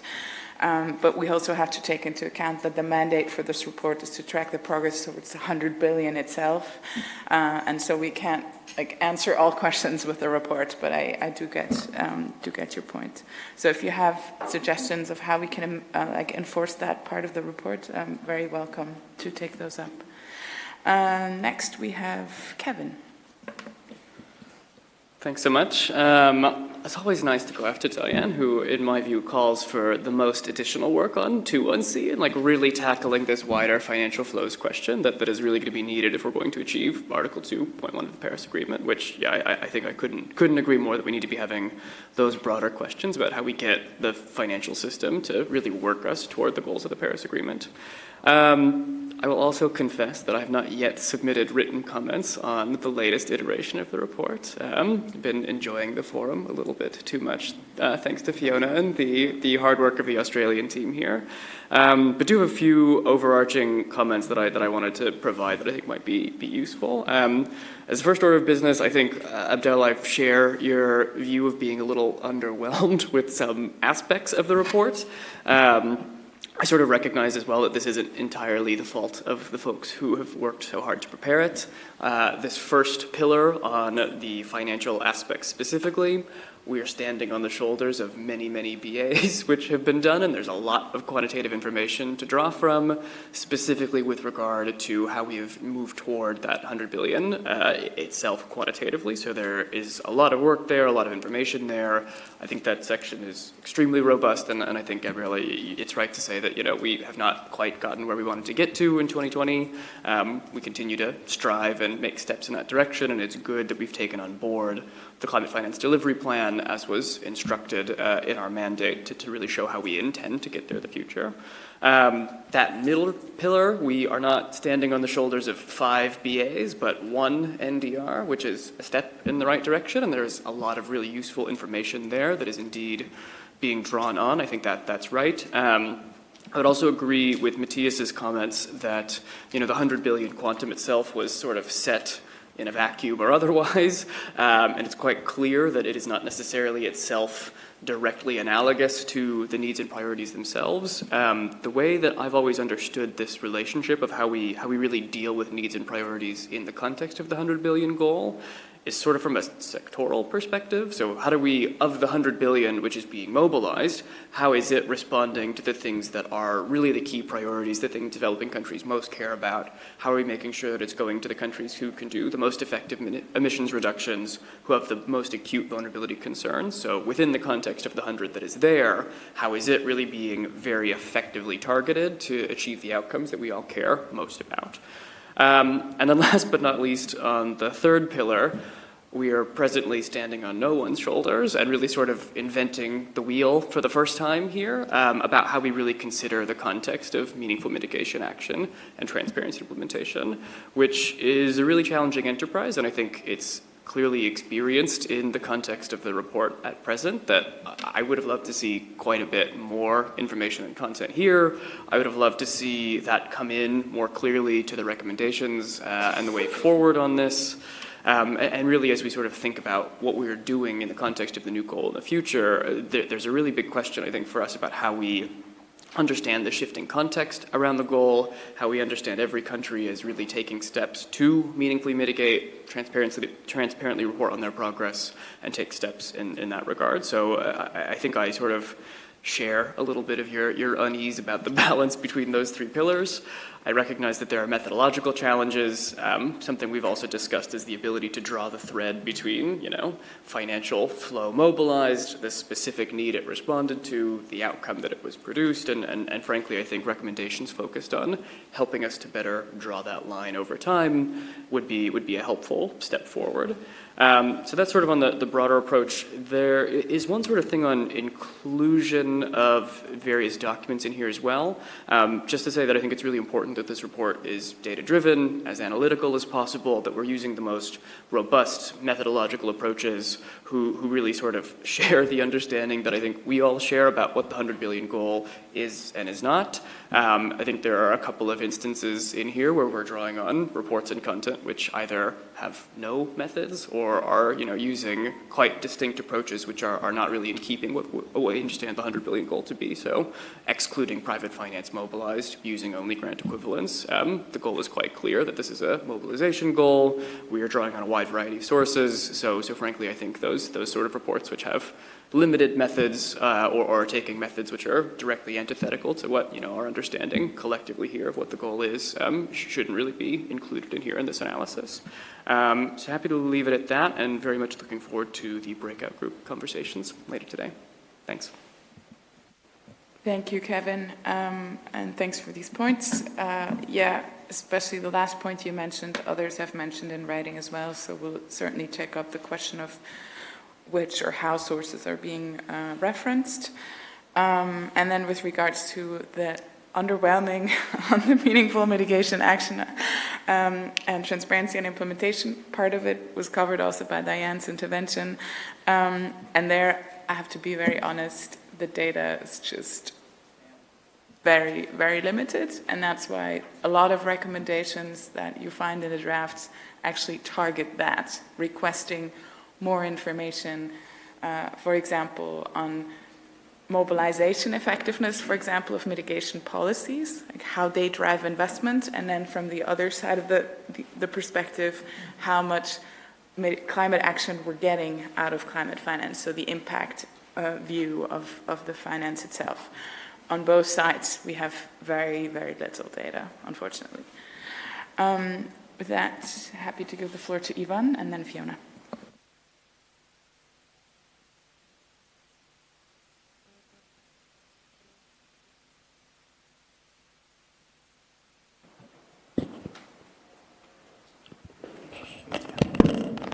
Thank you. Thank you, Gabriela. First, I tend to agree with Abdel on not on the underwhelmingness of the report, but about the need to be a little bit more forward-looking in our recommendations, because we all know that 100 million didn't mean anything concrete at the time. It was just a figure. We keep discussing if it was delivered, if we are on track to delivering it, or if how close we are to the figure. And I think that given that there is other processes happening in a parallel way, maybe we should focus our recommendations towards those other processes. What I mean, for example, is that the new quantified goal has to have its own monitoring system in order to have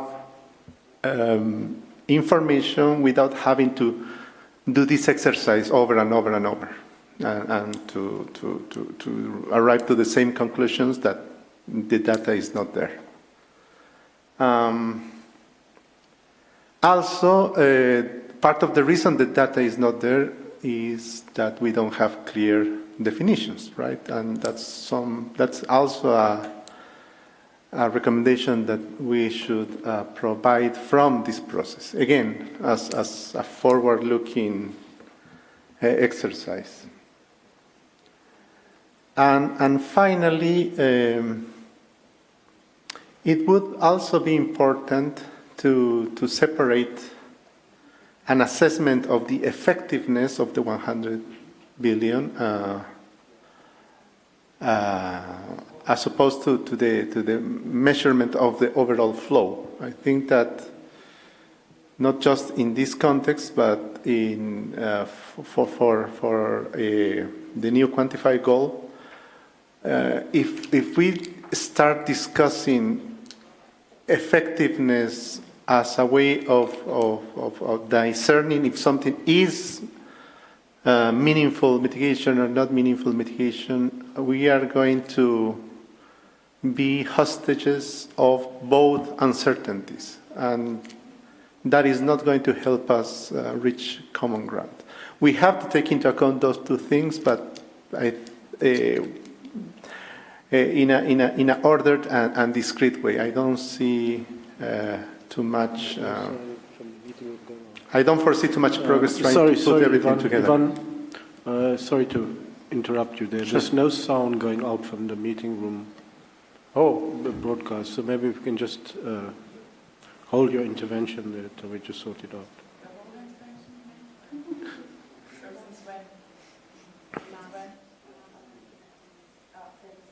Well.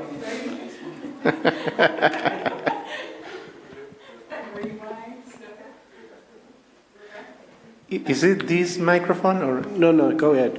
Okay. So well, you can go ahead. Well, I don't know how much it was lost. 30 seconds. 30 seconds of what. Okay. So my whole point is that the recommendations that we have should agree on this item should feed into the other parallel processes in a constructive way. It's not.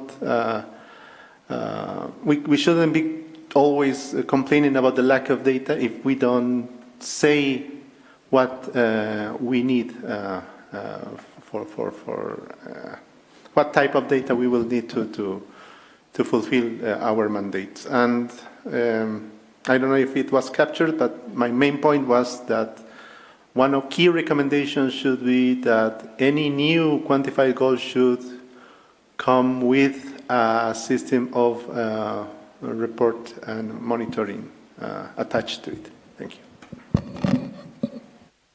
Thank you very much, Ivan. Glad to be back online with the sound. Thanks for your points. Very welcome to bring forward additional, more forward-leaning recommendations. I do agree we were maybe not so forward-leaning as co-facilitators, but we're in your hands. Please bring these forward.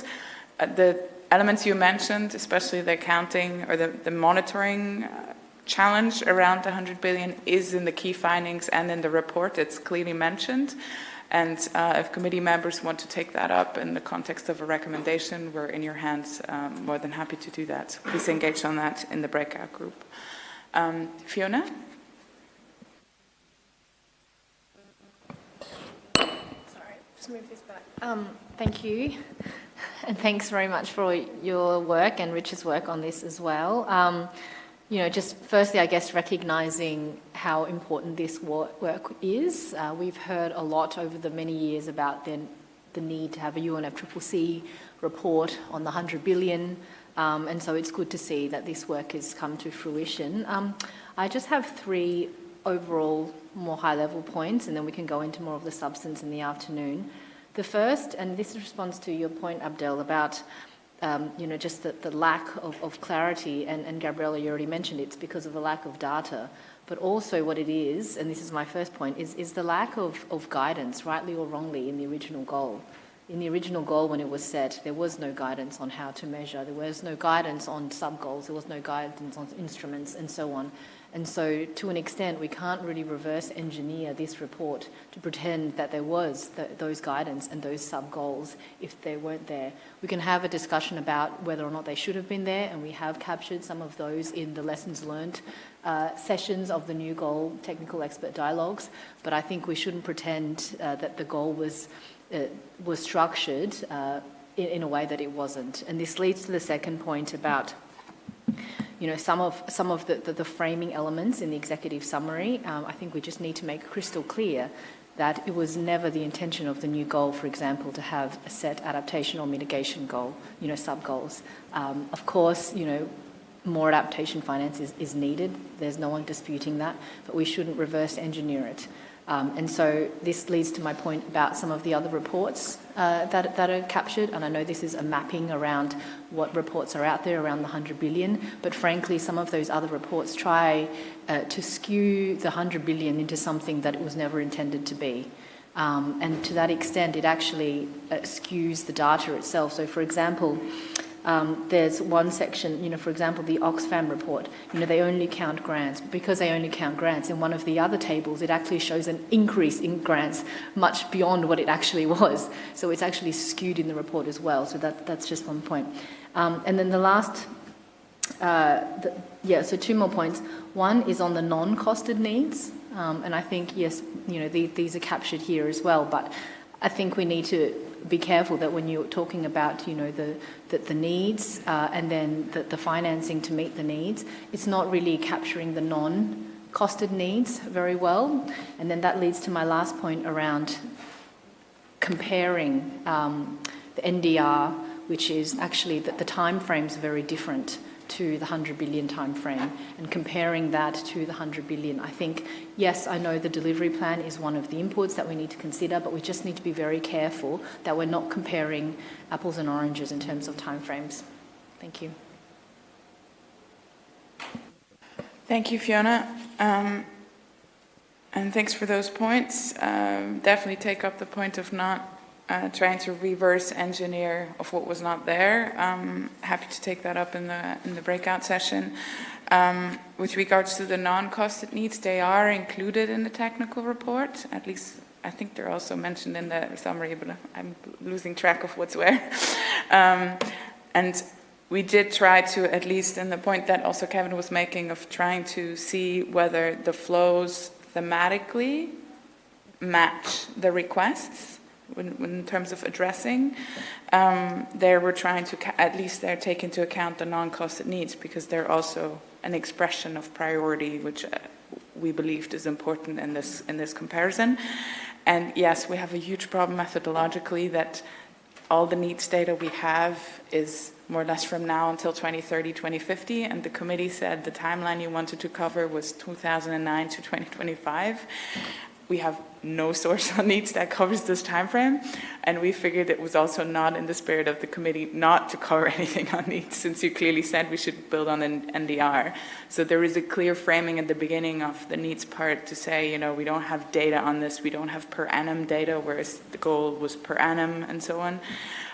But we take that into, this speaks to other points that also Matthias and written comments were making in terms of this notion of comparison of needs and the 100 billion per se. So we'll take that up.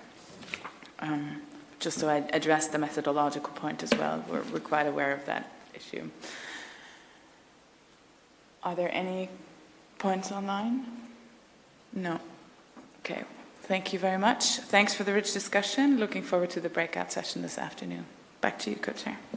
Thank you very much, Gabby. Do you guys want a break? For coffee? Okay.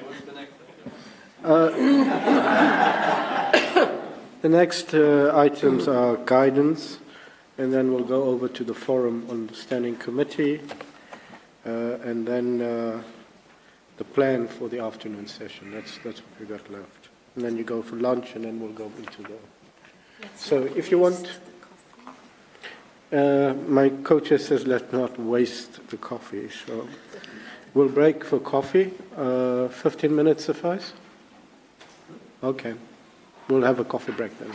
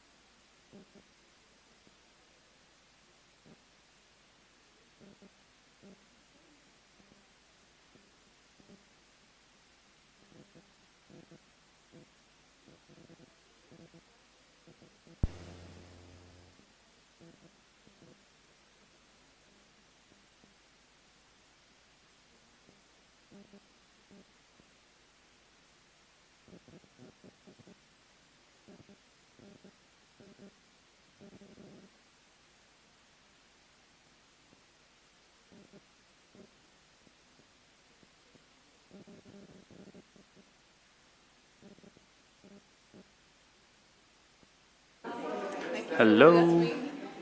Check, check. Test, test. 1, 2. 1, 2. Check, check. Test, test.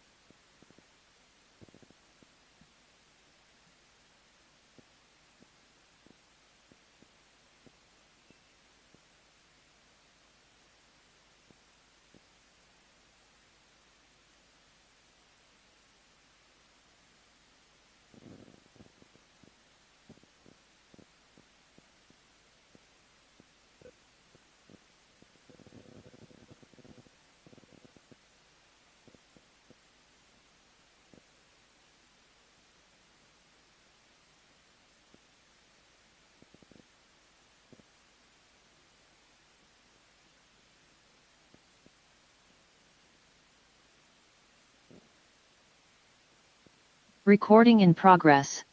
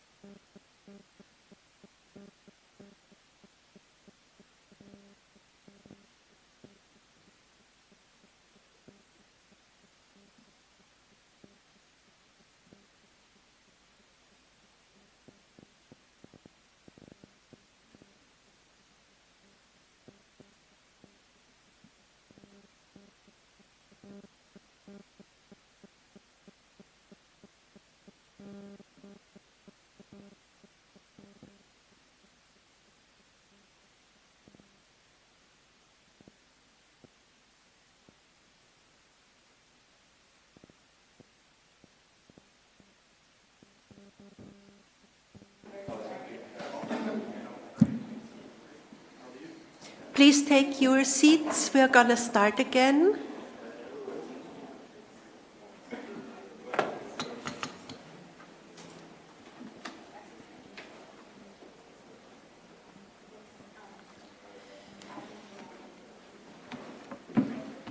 We turn now to item 4, the draft guidance to the operating entities of the financial mechanism. And for this, I would like to thank Ivan and Toru for leading the intersessional work. Thanks a lot. We have one background document that is the background paper on the draft guidance to the operating entities of the financial mechanism. And at this meeting, we invite the members of the SCF to consider the preliminary draft guidance to the OEs. And I now would invite the co-facilitators for this item to inform us on the approach to finalize the work and facilitate the discussions. Which of you is it? Toru, Ivan? Toru. Yes, please. Thank you, Torale, for giving us a floor. Good. I hope you had a good break. And so this year, I'm very happy to work with Ivan as a co-facilitator of draft guidance within this committee.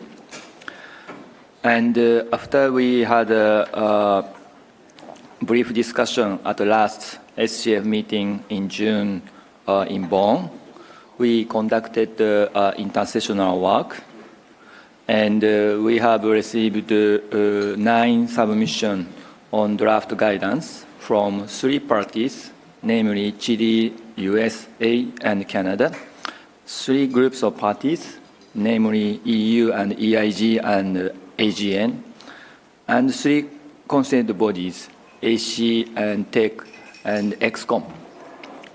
For receiving the input from consent bodies, we had a short briefing session with a representative of consent bodies for preparation of their input. We had done this virtual briefing session in early September. And we had received the input so far, and we have made compiled those submission into a tabular format, which you can see in the annex of background document you have received last night, and with the draft guidance and document. And we made, with Secretariat, we made a cross-checking of submission basically against 3 sources of information. First, database of previous guidance to GF and GCF, and primarily to check there is any similar or repetitive guidance provided in the past. And the second, information contained in the annual report of GCF and GF. And third, information provided by GCF Secretariat, and to check if there is any ongoing or planned activities related to the proposed draft guidance. We've been waiting for the same information from GCF Secretariat, but we have not yet received that. But we had some references, such as previous guidance as well as database. So we made such cross-checking, and then on each input, you can see the far right column in the tabular format. And based on the fact and the evidence we gathered, we worked with the Secretariat and NOAA and Grant to make an assessment of submission received, and to check whether these submissions are, each submission is in line with the mandate of operating entities, or if there is not ongoing or being currently undertaken by the operating entities, not repetitive or contradictory to previous guidance. So we based such an assessment, and as a result, so we have 5 types of assessment based on the information. And then you can see like this assessment in the table. That's 5 types, which is repetitive and ongoing, and outline is the mandate, and we need further clarification. So we categorized 5 types on each input. And if we see like a submission cleared and passed all these 5 assessment criteria, we put the tick box, and then like we may consider as like a good element to be included in the draft guidance. But that is only our assessment as a co-facilitator. So you are always welcome to make a comment on each input, and then you may consider that, oh, that is necessary, and that is indeed ongoing, but still needs to be strengthened, or you can bring up that point so that we can consider as a possible element for draft guidance. And we also did such assessment only the operating paragraph, mean like actions. And we have a separate section on the other non-operative paragraph, such as studying like a welcoming or some phrases. So we had a separate section at the bottom of the table, and we didn't make any particular assessment. And that is for ensuring the practicality and the value of the guidance. But you're welcome to pick this element if you deem necessary. And usually at the COP guidance and to operating entities, as a final document, we have a couple of preambular parts and together with operative parts.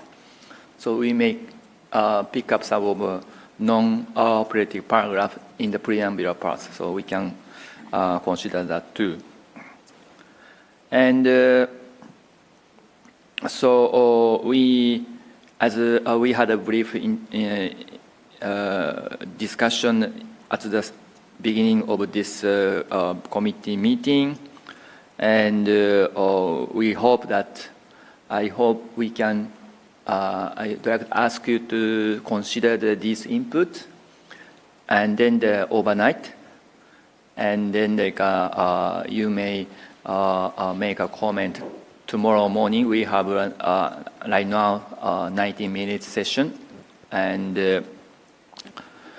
so you can make a comment, and then also you can make your views to what extent you allow the co-facilitator to proceed based on the input. There are several options. We are really happy and input, and then you ask us to streamline some kind of overlap of the input. There are some indeed, and also there are some which have been already taken previous years. So we clean up a little bit input and then make it more shorter table. Or even you may allow us to make like a draft text based on the input, or you don't allow us anything, just like send it to the COP. And then you are welcome to make your views on the next 2 days. And also, please, I think I hate to say this. It's quite obvious, but I did that. Yes, this committee is not like the place where we negotiate on the substance just we do the technical body and focus on the technical assessment based on the facts and based evidence and also past guidance to enhance the practicality and the consistency of the guidance. And that I think the COP asked us to do. And then the negotiation is something that the party will do at the Sharm el-Sheikh. So that is our planning, but I am happy to hear your views on the initial and general views on the submission you received. And then you can have, we have only 30 minutes, so we don't have much time, but that's a more procedural comment on the work on the this draft guidance next few days. So I open the floor to you, and then happy to receive comments from you. Thank you. Gabriela, thank you for breaking the ice. Thank you, Toru and Ivan and the Secretariat for your work on the table. The beauty of jet lag is that you wake up very early and can actually look at the documents before the meeting starts. So I actually already had a look at the table. Firstly, I would like to say it's a bit unfortunate that we have so few submissions from non-Annex 1 parties and party groups. And that brings me to your last point.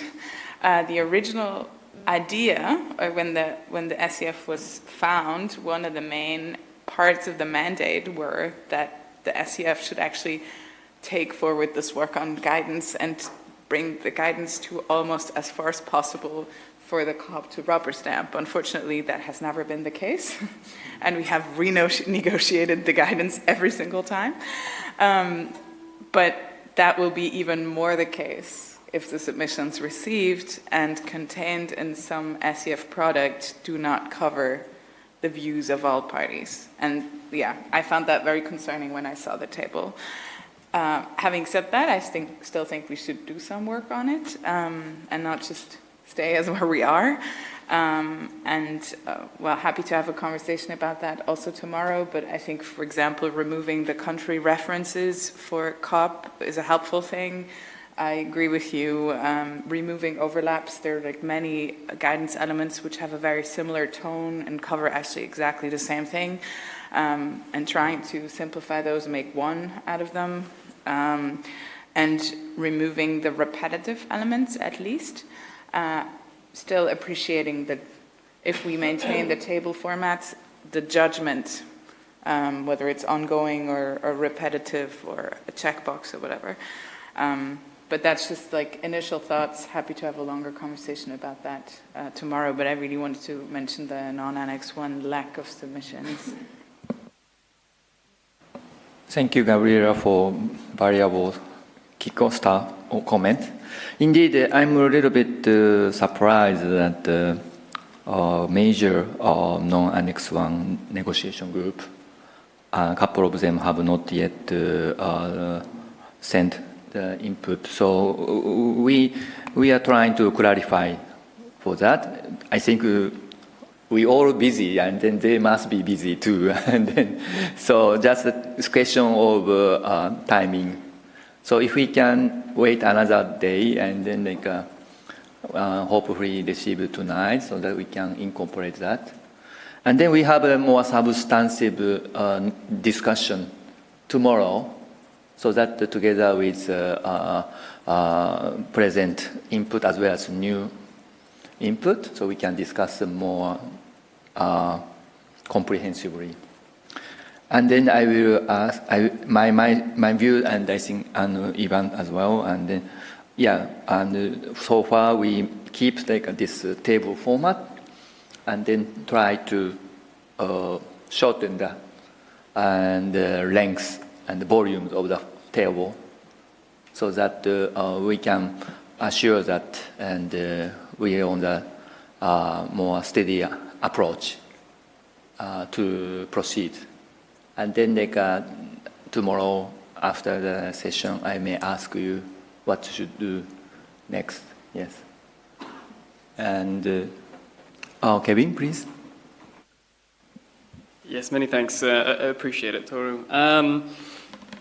Yeah, so I think it will come as no surprise to folks that I'm a little concerned about this particular item, given I mentioned this already this morning in the adoption of the agenda.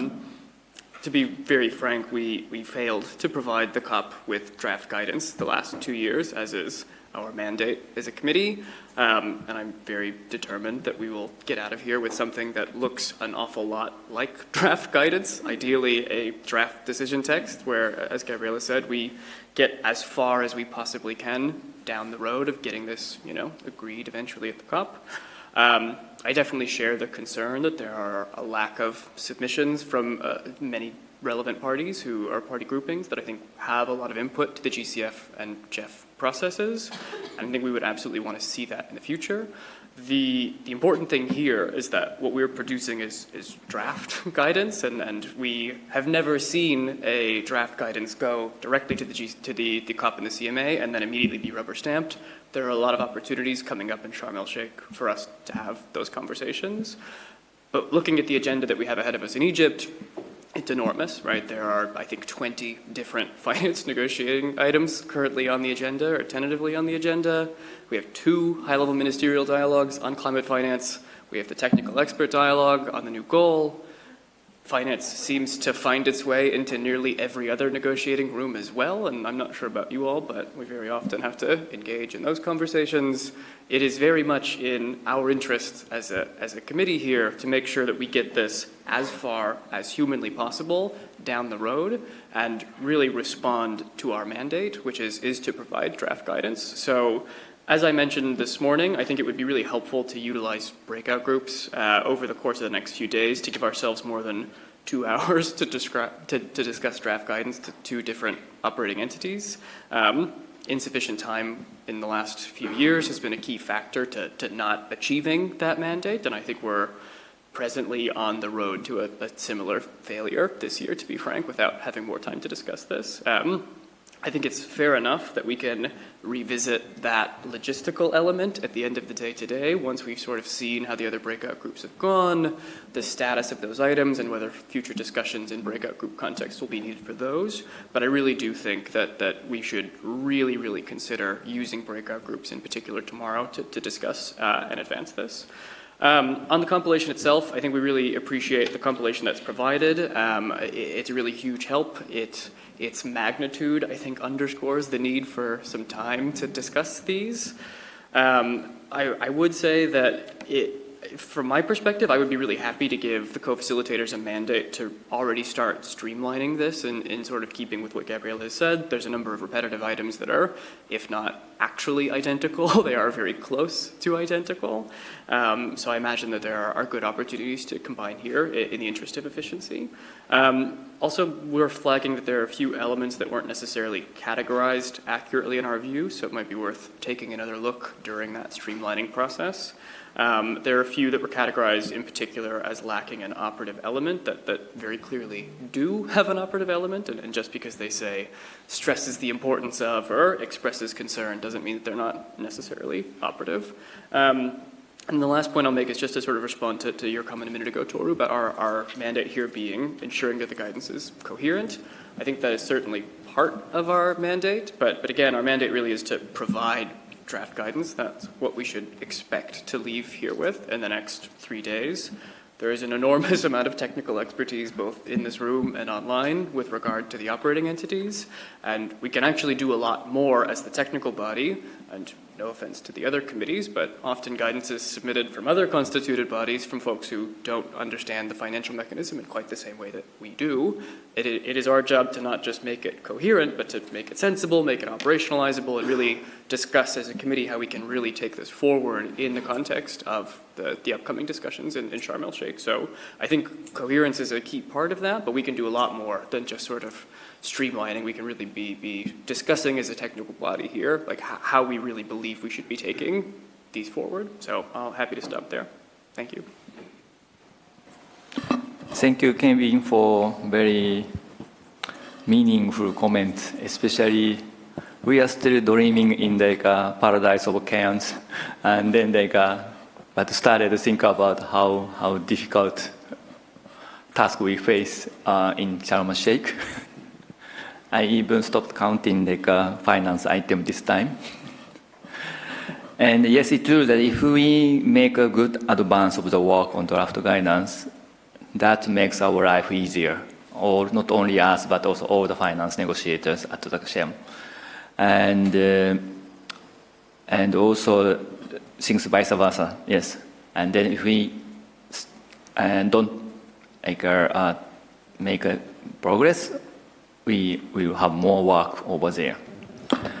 And I mean, yeah, I'm relatively shocked with input. I mean, most of the input are repetitive and ongoing. But I consider that the good things and bad things. Good things is that GCF, JEF are addressing the previous guidance seriously, and then they make progress on past guidance. And also, especially GCF, they are expanding their activities in order to address the requests by the parties.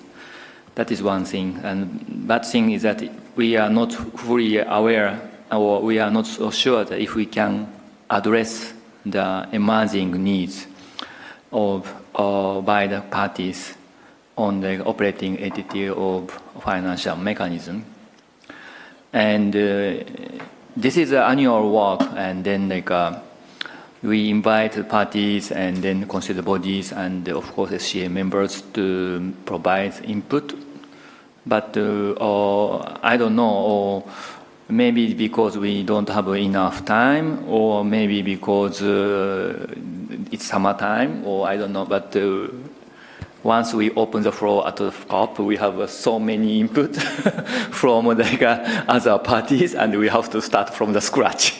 So that is a reality. And also we had several corners of the negotiation rooms, and we had growing demand and request on the operating entity. So that we cannot neglect. So we have to consider what we can do here and what we have to do over there in Sharm, and then try to make as much progress as possible within our capacity and the mandate and the available information. Regarding the specific requests from you, Kevin, regarding our breakout group, yes, indeed, we did a breakout group some years ago. And last year, since we had big reports such as NGR and others, so we didn't have time. Similar thing goes to this time as well. We have 3 reports in plus BA.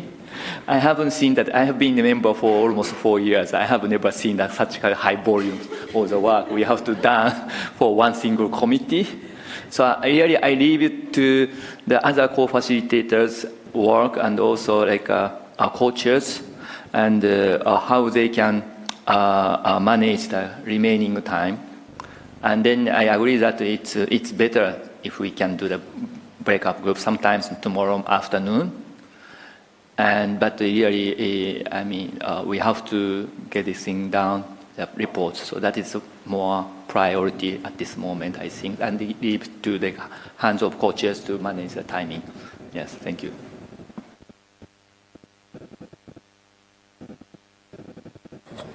Diane, thank you. Please. So thank you. Thank you to Ro and Ivan for this document, which I know very well. I listen to every year we have this, the US and AOSIS have a different view of the products and the expectation of what happens when we get to COP. And maybe an approach would be because people are busy. There's a lot going on in this space. And I guess post-COVID, I'm not sure if any of you are experiencing this, but it's like the dam open and everybody, all the work you didn't get to do for the last 2 years, all the international agencies, seminars and workshops, and it's really overwhelming to try and catch up after 2 years of not getting stuff done. So I think for AOSIS, this has been a difficulty. So I think it's too late now, but the document that we have before us with the table that really pulled the various reports together would have been helpful to some of the developing country parties if they had that version early, and so they could take a look at it and then maybe comment on that and make submissions based on that. But anyway, it's too late for that.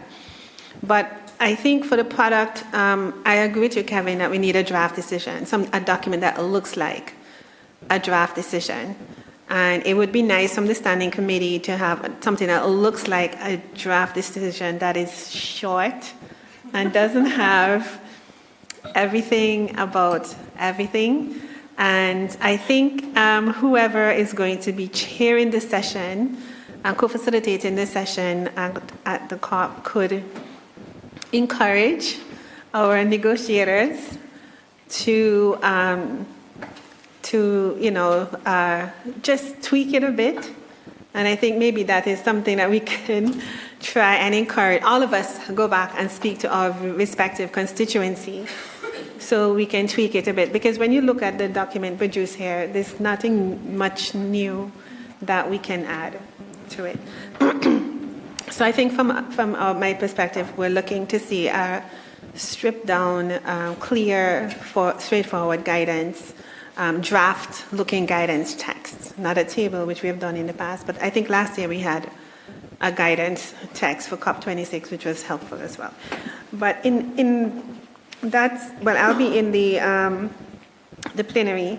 But one of the things that this is the COP that we are called an implementation. We're in implementation mode after COP26. And I think the guidance should really focus on that message of implementation.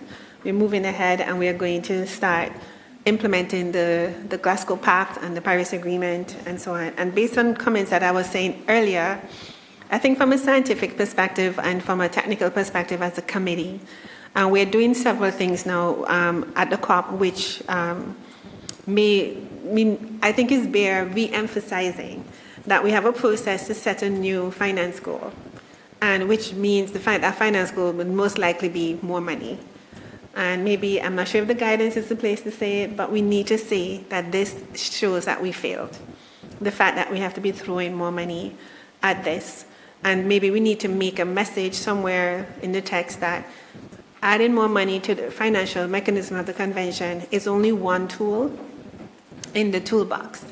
So if the other toolboxes are not working, if Article 6 is not working, if Article 4, 3, 4, 5, 6, 7, 8, 9 not working, then what will be, it puts a lot of strain on the financial mechanism of the convention.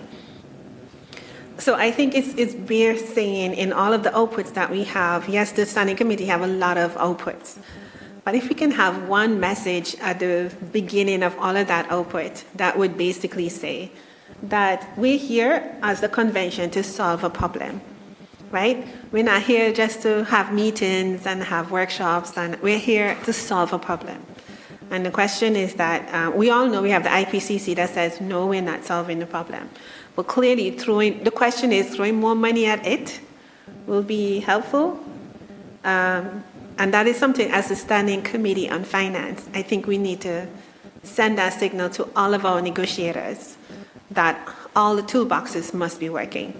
or else this process of sending guidance and so on is not going to be extremely helpful. So I think that is an overarching messaging that I think that we need to send. Now we are in full, hopefully, implementation, fix-it mode.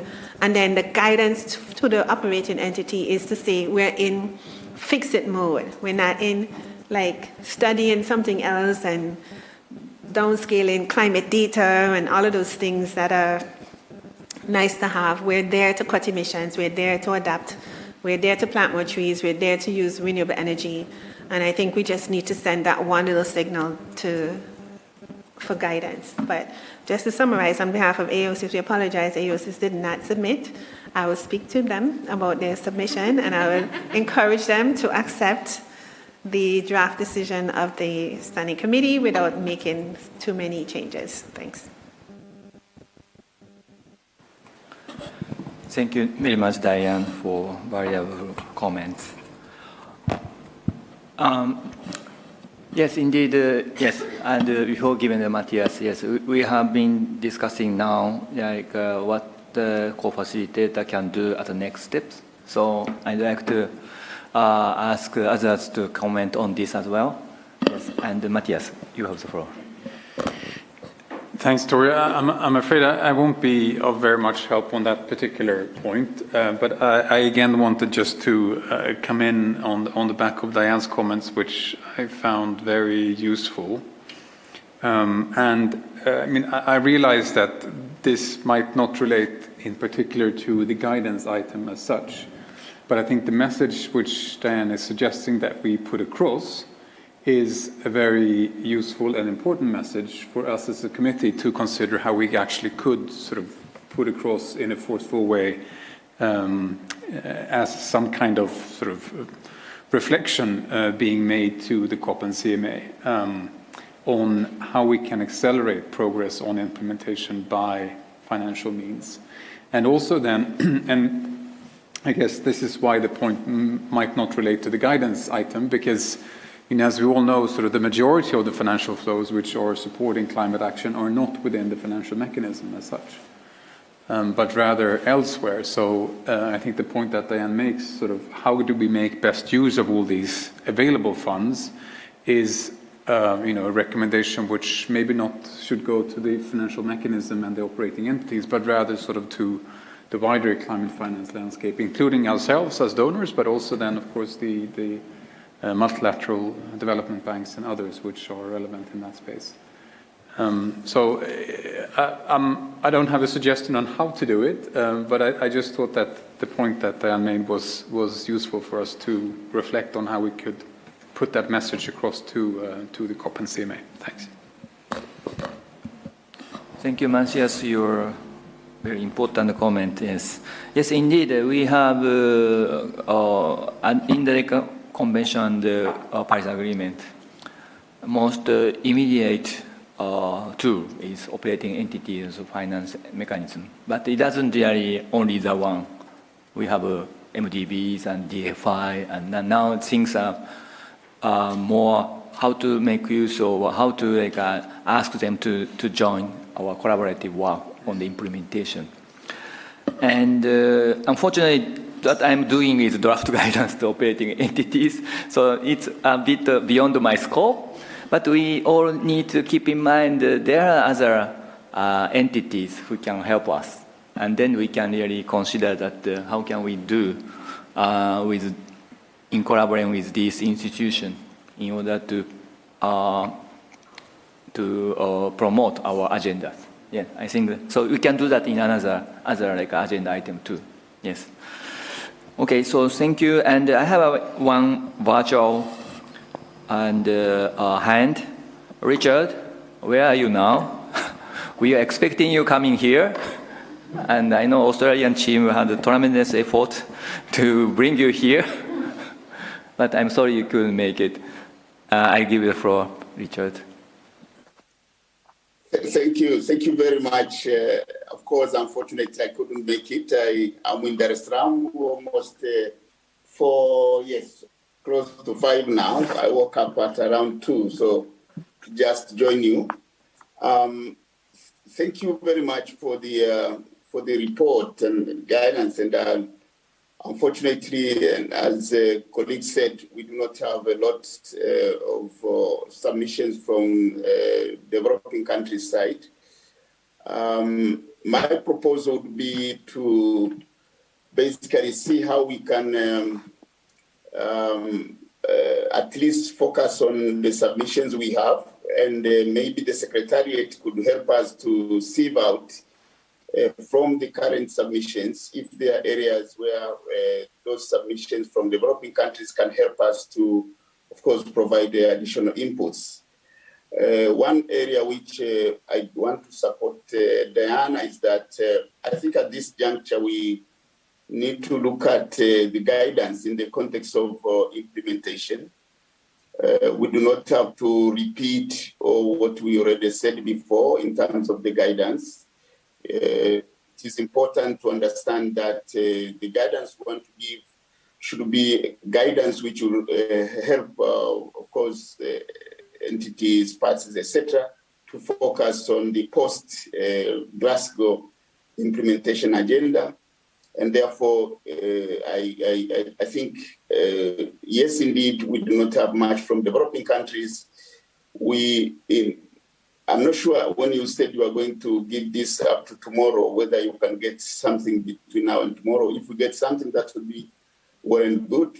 But I think it's really important to ensure that as we move along, as much as we can, we sieve out the areas of guidance provided now through the very few submissions. And if need be, at some point, maybe the co-chairs could try as much as possible to call upon again submissions maybe in between to see if there is anything else we can get from developing countries. So this is what I can say for now, but I agree that the guidance should be simple, not complicated. Of course, making sure that the guidance does not overburden developing countries in terms of what they are supposed to get or supposed to do, but also the guidance which is focusing on supporting implementation. Thank you. Thank you very much, Richard, and thank you for waking up at 2 o'clock in the morning to join our meeting. And I hope after today's session you can take some rest. And also thank you very much for your very important comment as a representative of non-Annex 1 members. And I appreciate your flexibility that so allowing us to make advanced work while waiting for another input from other parties and negotiating groups. And yeah, of course, still, we open the door, and then we are happy to receive the additional input if they come. But if not, yeah, they are always, do that at the COP. So, and then what we can do is with the maximum, with the available information, what we have right now, and then try to make a progress of work. Okay, thank you. And Fiona, please. Thanks, Toru, and thanks, Ivan, for this work. Yeah, I just wanted to agree with what you said, and also what Richard and Diane have also said. You know, we don't have a lot of time at this meeting. Sort of point one is that this particular agenda item has been one in the past where the SCF has not been able to fully fulfil its mandate, and so I think as much as we can, we should try and fix that. The second point is that we don't have a lot of time here, and that's partly my fault for holding the forum here. We were meant to schedule 4 days, but we had to squeeze it into 3 so that we could also have the forum. And of course, we don't have breakout groups dedicated to this. So I think as much as you can with the information you already have to start work already, and let's see how we go. Thank you. Thank you very much, Fiona. Don't apologize. We enjoy so much. Both in format as well as quality of the forum for last 3 days, and we learned quite a lot. Yeah, thank you, and thank you for your support. And we just proceed as much as possible, and to extent possible. Any other members who wish to make a floor? Okay, Kevin, please. So to be very clear, it does sound to me like there is support in the room for proceeding on a draft text, and I would personally like to see that done sooner rather than later and begin to discuss that rather than the quite unwieldy table in front of us, which again is quite big and oftentimes a bit repetitive. So interested to hear from the co-facilitators how they plan to proceed here. Thanks. Thank you, Kevin, and for the practical proposal. And then I see that the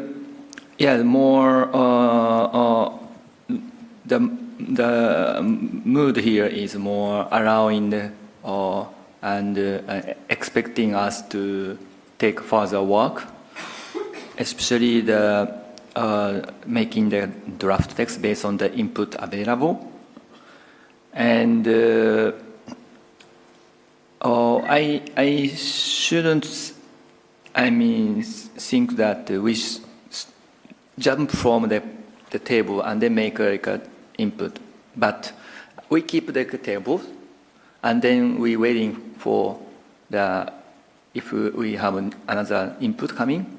But based on this compilation of table, we start working on picking up some element, and which seems to necessary, and then to make a co-facilitator's text as a suggestion.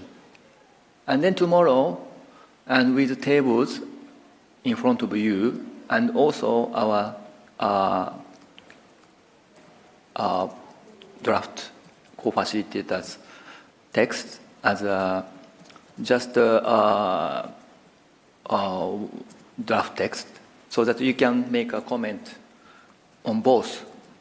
And then you may say that, this element, we need this to be incorporated. I think not going making a leap, but it's just a more steady approach. But we make already start working on some kind of product in written document, written format, written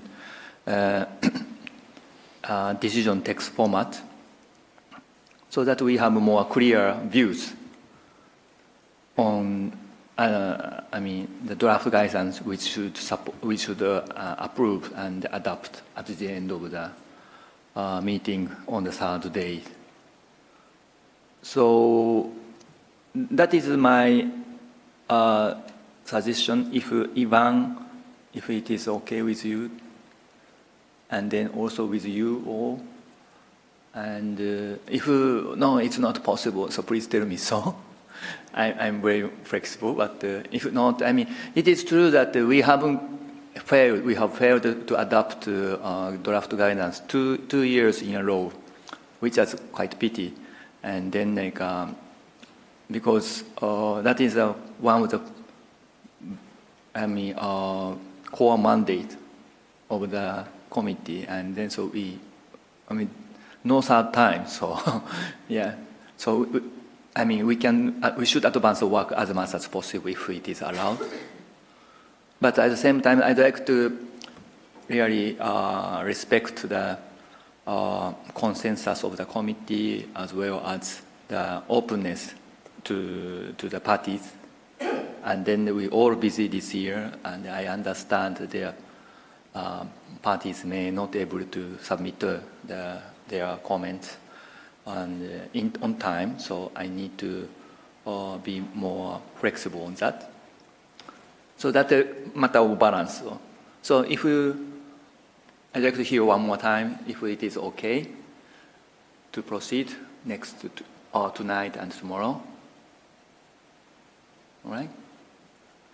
Thank you. So we do that, and then back to you tomorrow morning. And thank you, and I give back the floor to co-chairs. Thank you very much.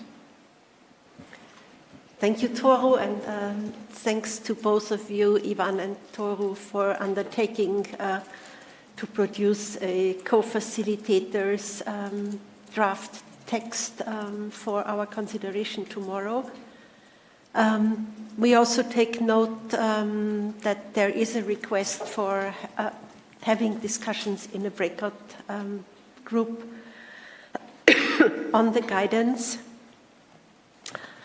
And we will see how we get along tomorrow and then decide how we are going to do this. So thank you very much, and back to Sahir for the next item. Thank you. Next item, item 5, Forum on the Standing Committee on Finance. There are two sub-items here. Item 5A, the outcomes of the Forum on the Finance for nature-based solutions, and item 5B, themes for the next SCF Forum. I'd like to again thank Fiona and Mohammed, who's unfortunately not here with us. I hope he's connected, for leading this work.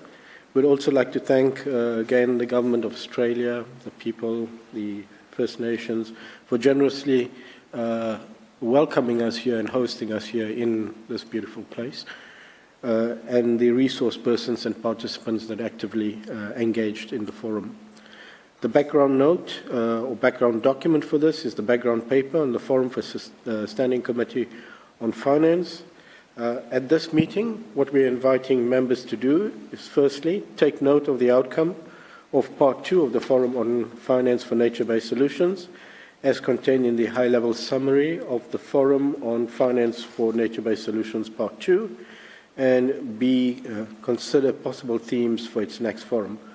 With this, I'd like to invite the co-facilitators to share the approach for this meeting and facilitate discussions under the two sub-items on the outcomes. The floor is over to you, Fiona. Thanks very much, Co-Chair. Just checking, is Mo online? It's not, okay. Not a problem. Thank you very much for those kind words, Co-Chair, and I echo what you've just said. On behalf of the Australian Government, it was indeed our pleasure to host everyone here, and we do hope that participants enjoyed the forum, both from a substantive point of view, but also the networking opportunity that it provides, and that's one of the highlights of the forum. And of course, a very special thank to the elders of the Gimoy Wallumbara Yindiji people, who so generously gave their time and shared their wisdom and insights to the forum. And of course, it was a team effort, and I'd like to also thank the other members of the Australian Government team who also helped to put this together as well. So on the high-level summary and the outcomes, as I mentioned already at the closure of the forum, what we will do, similar to what we did last year, given that the forum and the committee meeting are back-to-back, is that we will produce a high-level summary of the key outcomes and recommendations, and over the next few days we will ask committee members to reflect and agree on that. And then, as per last year, a more fulsome and longer summary of the forum outcomes will be produced before COP27. So I'd be keen to hear colleagues' thoughts on whether or not you agree with that approach, and I hope that you do.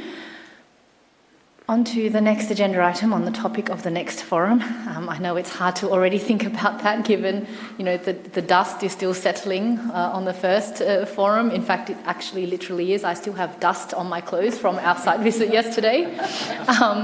But we do need to think about what we will hold the forum topic on for next year. I realise that there are a number of suggestions in the background note, as you will see. But if possible, it would be good to agree a topic so that we can start work. I know very well that these things take time. It takes time to find a location, to find partners, and the logistics. Post-COVID, I think we have all experienced how long and how complicated sometimes flight bookings and arrangements are. So it would be good to have that clarity sooner rather than later. But you will see that in the background note there is an annex with all the suggested topics. Obviously, that's not all that. If you have additional topics, please do let us know here. I just want to explain that there are some with a bit of an explanation and some without.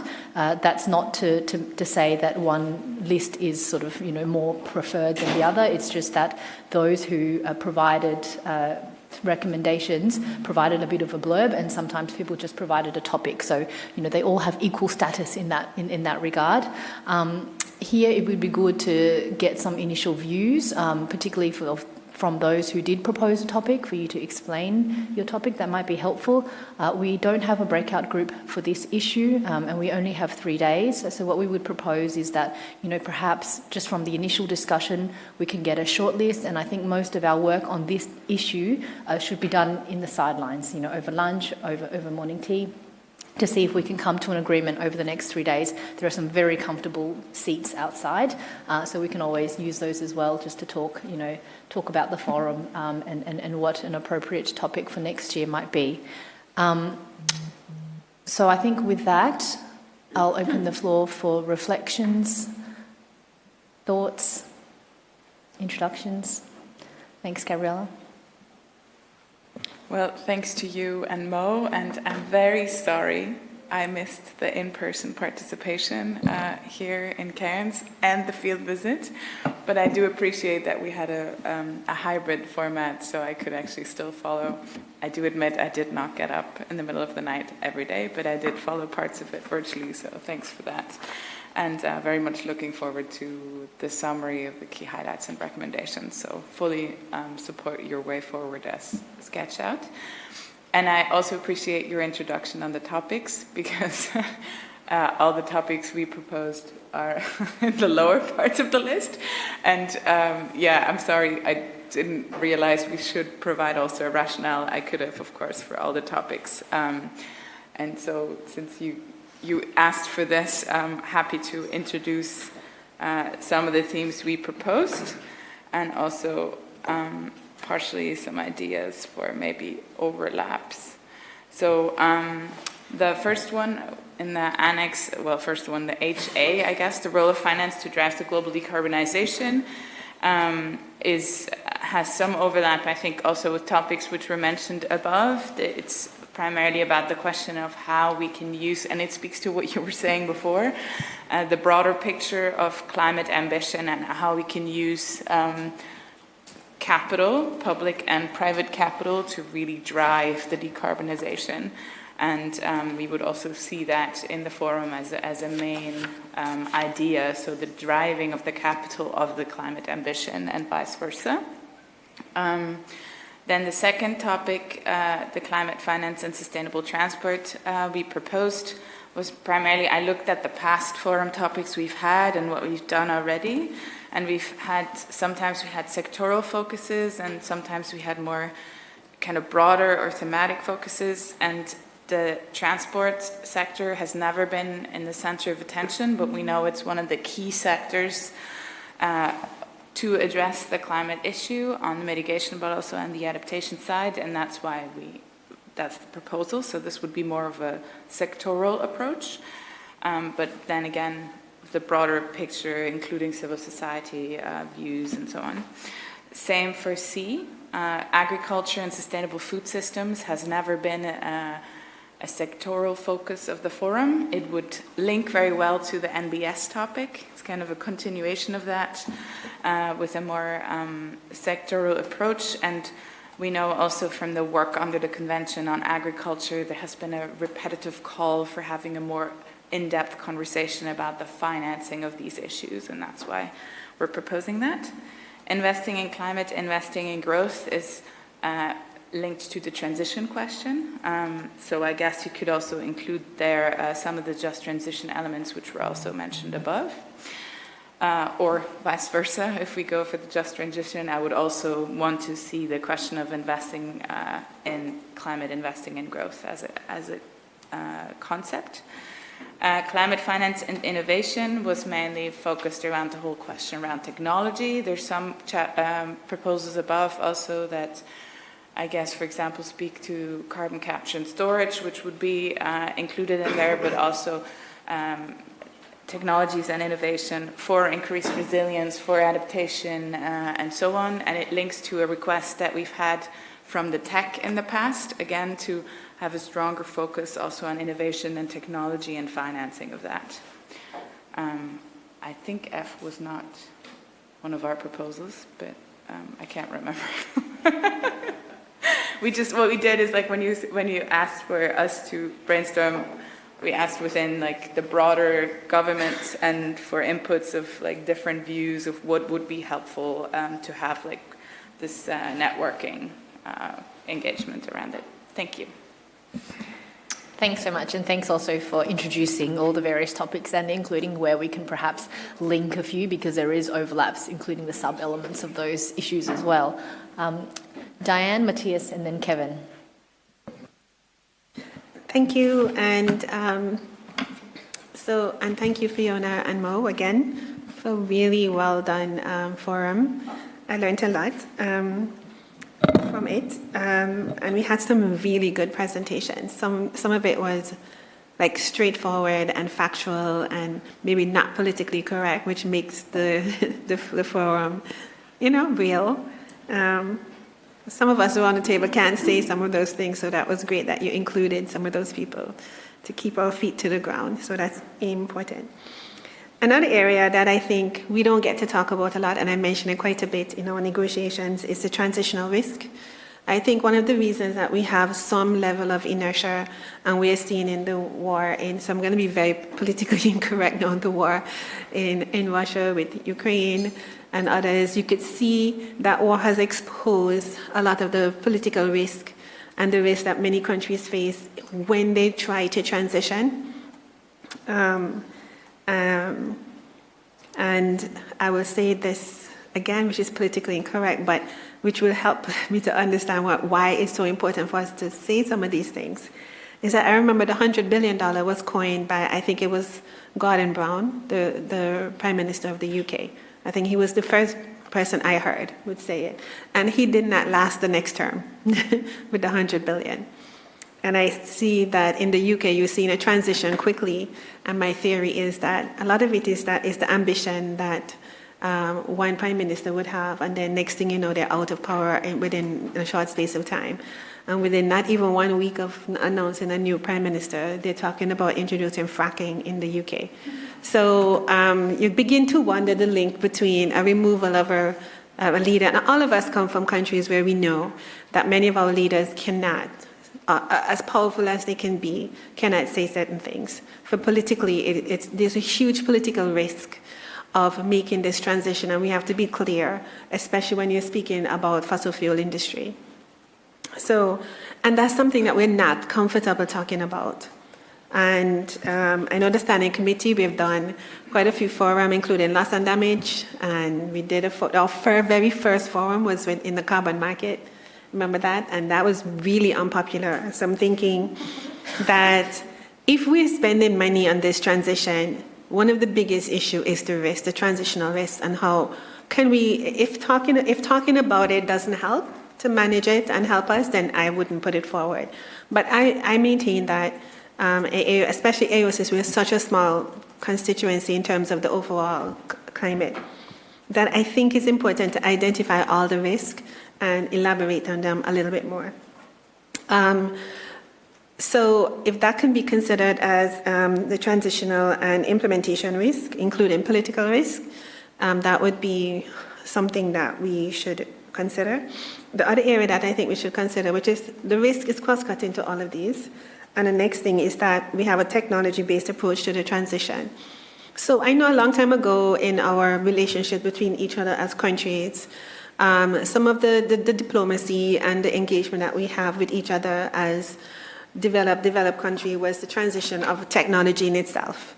So it wasn't just always providing financing to the Financial Mechanism Convention. In many cases, we actually transfer whole technology to countries. And I think the CDM did exactly that, and actually did it in a very efficient way. But of course, it has a lot of political overtones, which once again, the political risk is there. But I remember the first work we did for the Standing Committee on Finance, the first BA, it highlighted how efficient the CDM process under the convention, under the Kyoto Protocol, worked.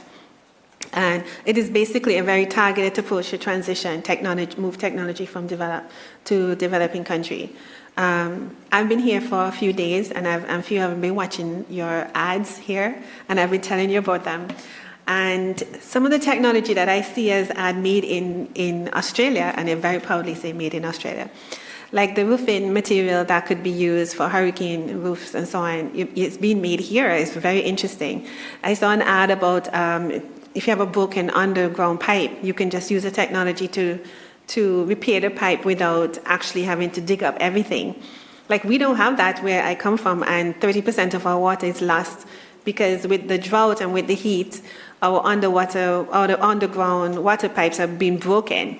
Like, how can we get access to that technology to say that is something that we could use in another country? Like, where do we have that technology market where we can kind of get that together? And frankly, for my team in Antigua, I work at the accredited entity, and we take our team to learn to the UAE meeting in January, because they have a really nice display of an exhibition of different types of technology that can help you to go green, which has been really useful to us. Sometimes you see it at COP, but it's not as detailed as that.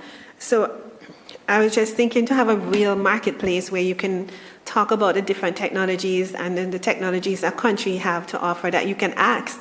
We don't need the money, we just need you to help us get access to that technology and pilot it in our countries. I think that will be helpful. And I'm saying these two topics mainly from the point of view that we're in implementation mode.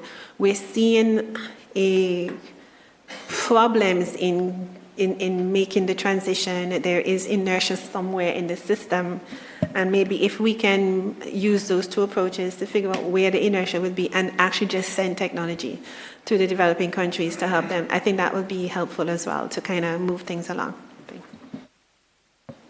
Thanks so much, Diane. So did you propose those two as standalone topics or to be embedded into the other ones? I think they're big enough for standalone topics, and then even if you can then say transitional risk and political risk, and you can pick in various sectors, because these are quite sectorial, and each sector have a different risk depending on what you're looking at.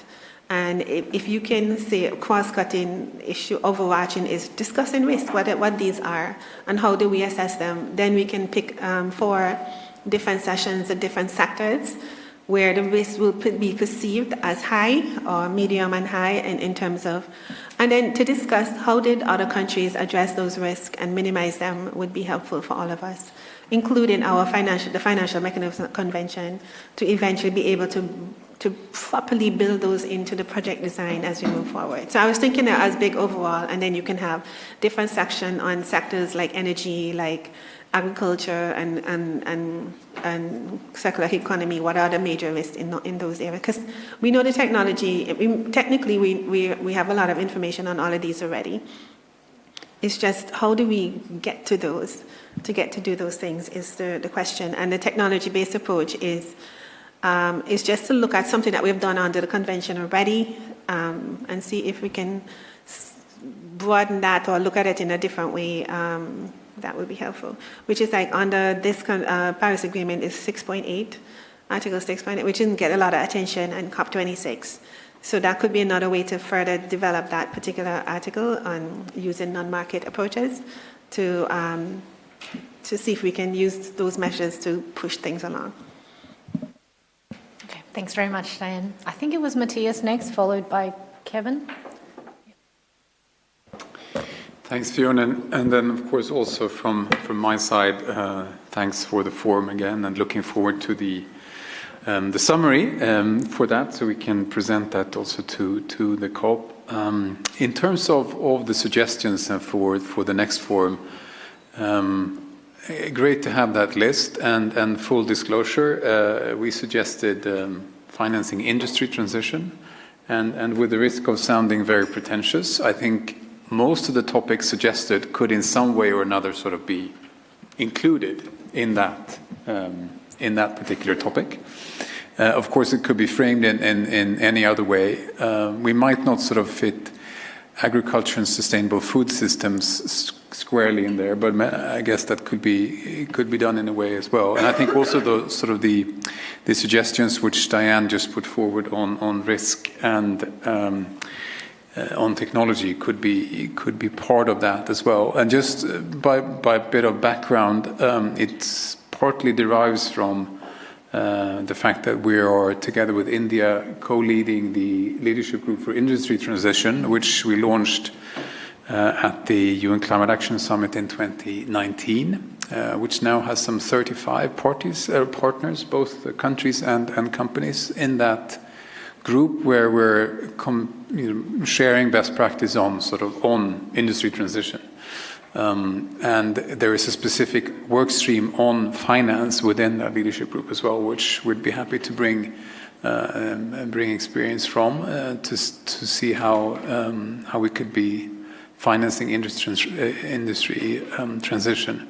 And I think it could also encompass a link to these various numbers of initiatives which were launched, for example, at COP26. I'm thinking in particular of the Glasgow Breakthroughs and the First Movers Coalition, where the Glasgow Breakthroughs, as you know, are focusing on, I think it's 5 different priority sectors right now: steel, hydrogen, energy transition, and road transport. So the forum could also then be a way to reflect progress on those particular sectors, or also as a way to highlight progress being made within those with those initiatives, outside the UNFCCC process, as it were.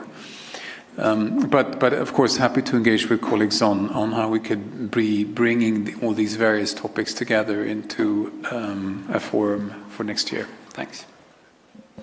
Thanks so much. Much appreciated, Matthias.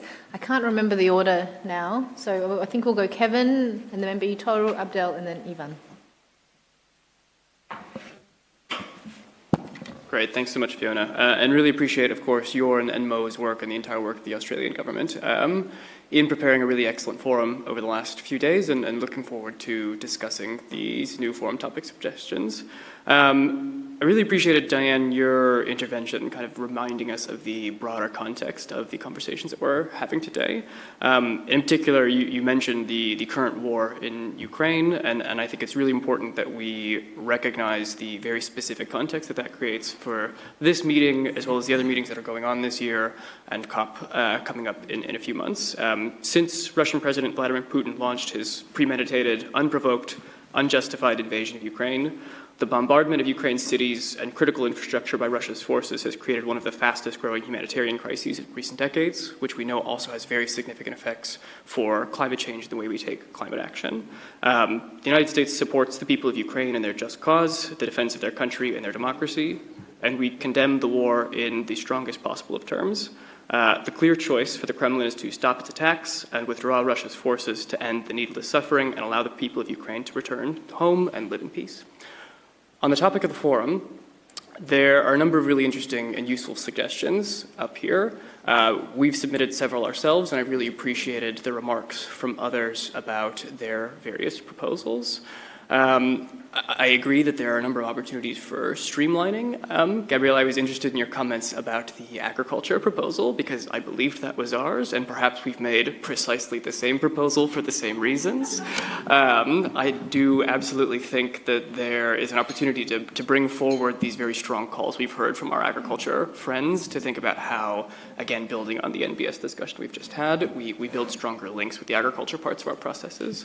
The other three submissions which came from the US side all came out of recent discussions we've been having in the context of the new goal, and things which have been personally on my mind that could be facilitative for those discussions. So in particular, building strong enabling environments for mobilizing private capital. There's been a lot of discussion in the context of the new goal about how we capture some of those policy aspects, how we learn from one another and our various experiences in creating the incentives, the various structures that are required from a domestic perspective to help us facilitate private sector engagement. And having, I think, some really in-depth, detailed conversations on that would be really, really helpful and really, really interesting.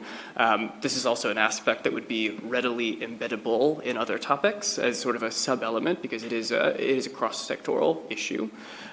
We also submitted the topic on blended finance and other innovative financing mechanisms. There is a lot of discussion as this is sort of a general topic. We've heard a lot about green bonds, parametric insurance. I learned a lot in the last couple of days about carbon credits, reef credits. I think a dedicated space sort of underscoring the variety of new financial instruments that are out there, how they work, how they don't work, how we can support them, would also be a really interesting aspect of our conversations.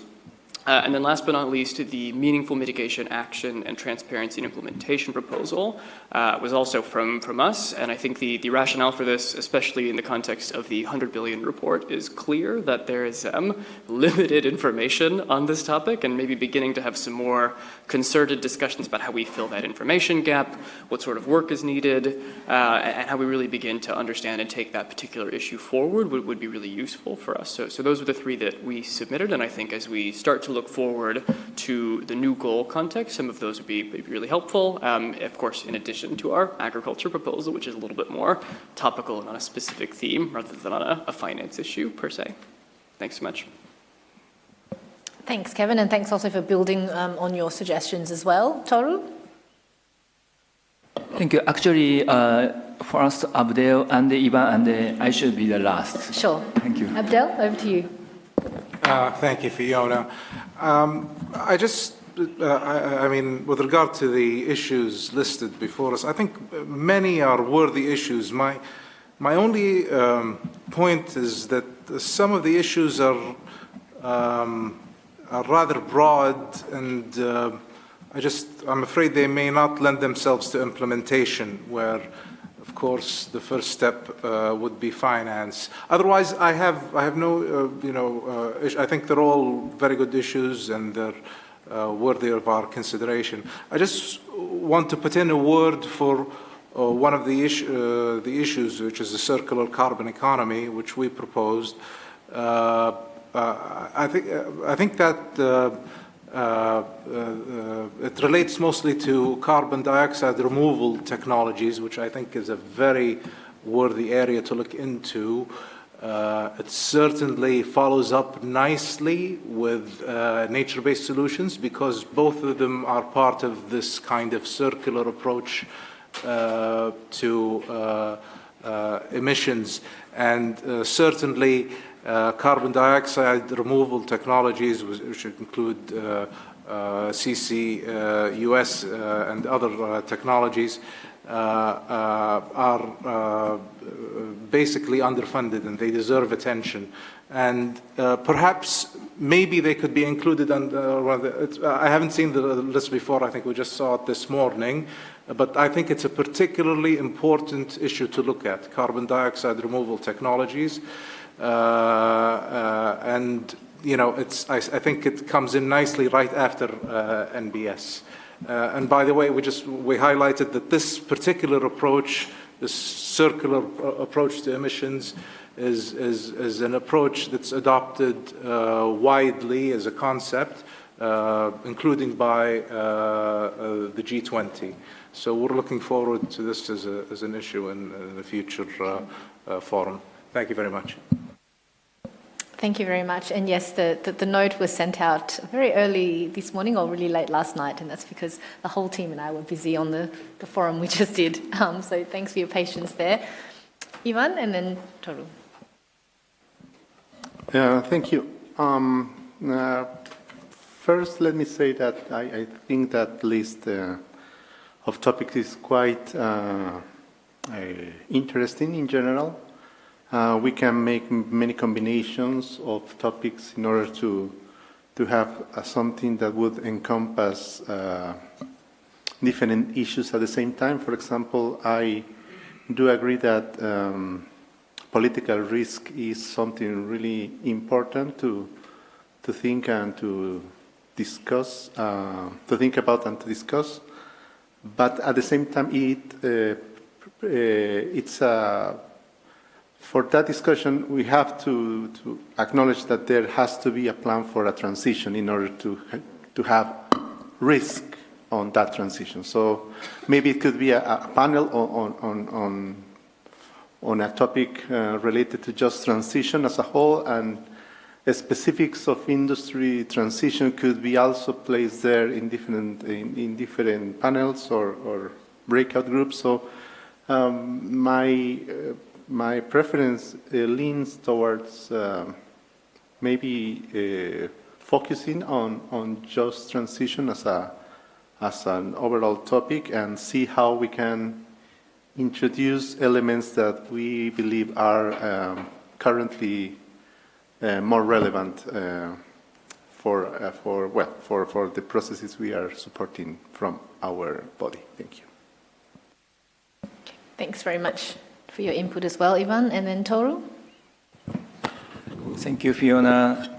Yes, I find, I think really thanks to the success of your forum. So now we are much motivated to think about next theme, and then we see so many interesting topics. That is very good, because one time we may had some discussion before, some years ago, if we should continue the forum as activities of SCF. But we don't really doubt anymore added value of this forum as a committee, and so I'm really glad to see that.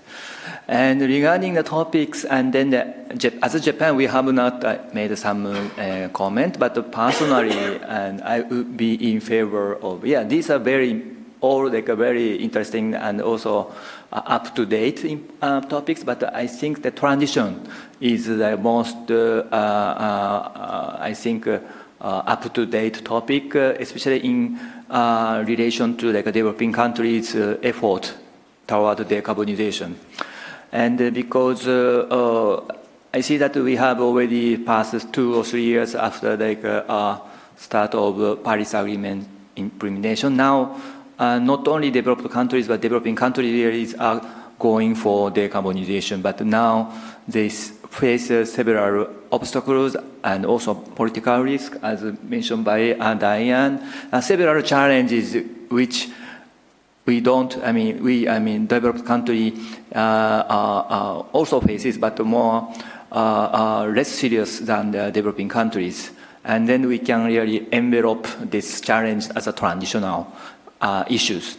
And then, of course, that includes various aspects like industry and also energy and also just transition, and also political and financial risk, and also to the vulnerable countries, and how can they keep their energy while moving toward decarbonization. That is very important factors. And also carbon economy, as Abdel mentioned, that yes, we can't really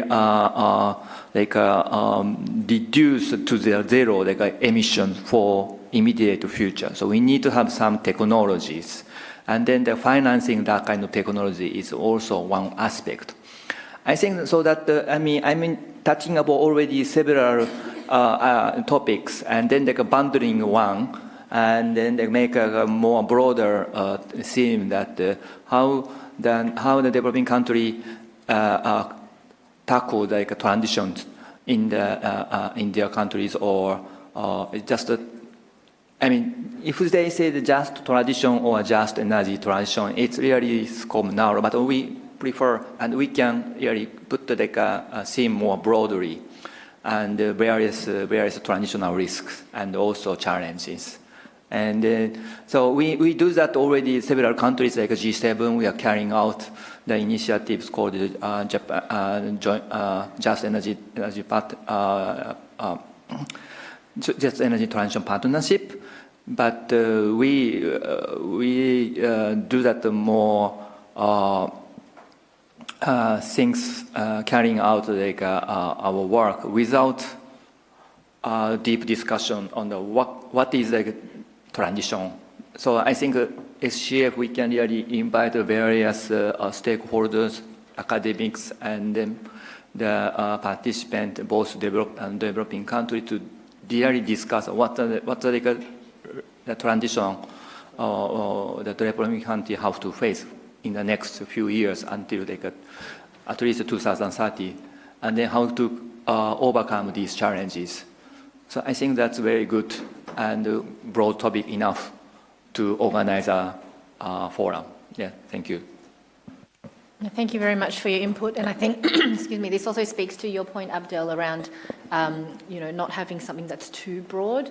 But just to note that here, it would be great if we could decide on a topic, and then at subsequent meetings we can decide on the sub-themes to make sure that we sort of bring in the discussion, so it's not too broad. For example, nature-based solutions is a pretty broad topic, but we narrowed that down to the financing element. So I think we can, whatever we choose, a bundling or not, we can do something similar. I have a virtual hand from Constantine. Good morning, Constantine. You have the floor.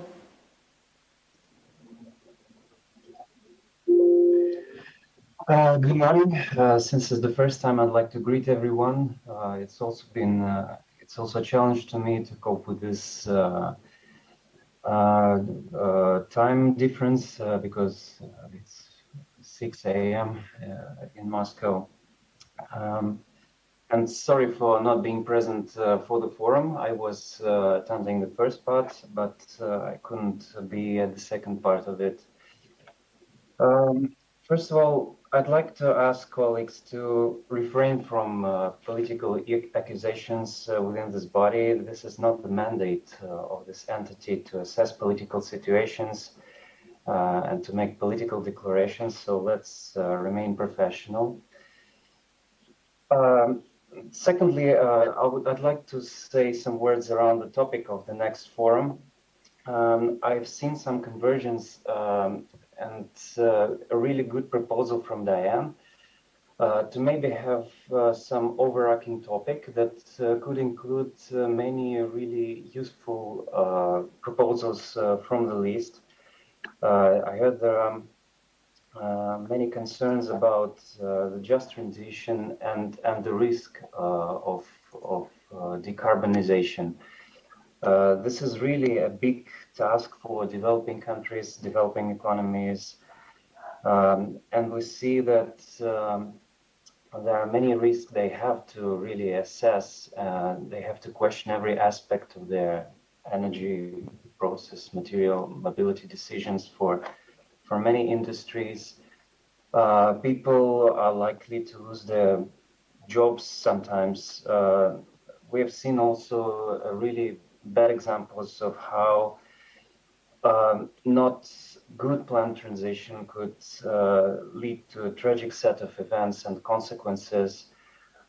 So maybe we can go with something like just transition or assessing the risks. So any topic that could encompass some of those proposals that are already on the table. Thank you. Thank you very much, Constantine, and for your proposals as well. Are there any other requests to take the... Yep, Gabriella? Sorry to take the floor again. Just as a trial, I guess, to bring together different views. Frankly speaking, I think most of these things that are on the list, I personally find interesting and helpful and important.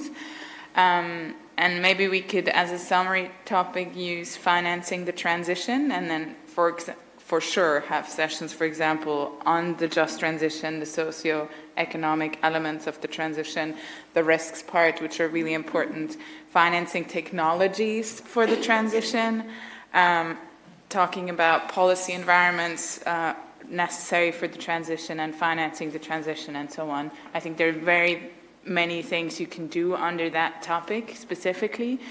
Talking about the sectors we haven't had, like transport, agriculture, sustainable food systems, the carbon economy being a very important element of the transition, etc. And just lastly, I do think it would be very important that we agree on a topic here, noting that we hopefully won't have so much time between now and the next forum. And it's just easier that the sooner we have a topic, we can actually move ahead with finding speakers, thinking about sub-elements and so on. Thank you, Gabriella. I can always rely on you to try and bring us all together. But it does seem like there is some convergence on at least an overall theme with sub-elements that we can explore.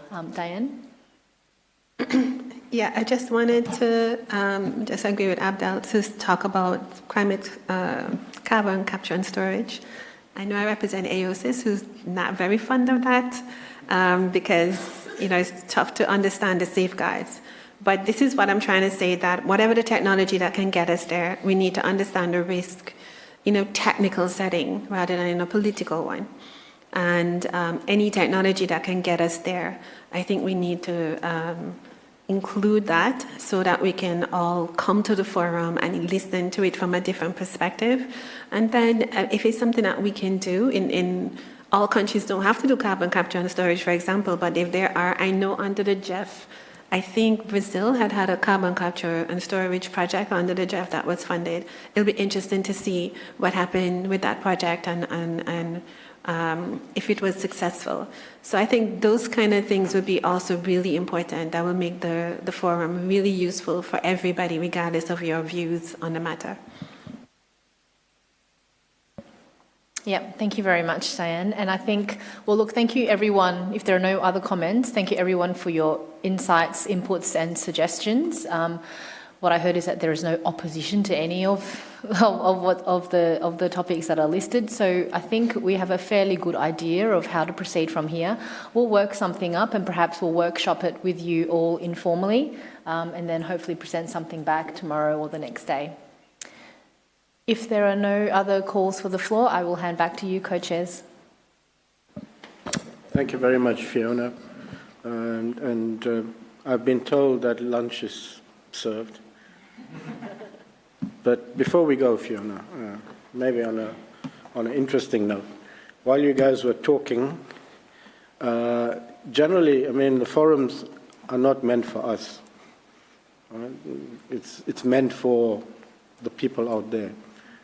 So I was trying to find out the best way of seeing what is it that people out there would do. And Kevin would appreciate it because Kevin is a country that runs on these polls a lot. But unfortunately, we can't do polls. So what I just did was each topic there I Googled to see how much page impressions are there on each topic. It kind of gives you a ridiculous barometer of whether there's interest in that. So where we go, the first one, we'll start from the lowest. The role of finance, put up the list there because I can't read my scratchings here as well.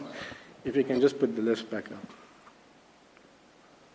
So there was the one, role of finance to drive the global decarbonization, had 5.94 million impressions.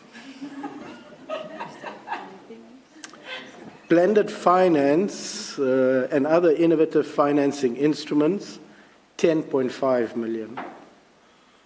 Who's the next? At 15.7 million, youth and gender responsive.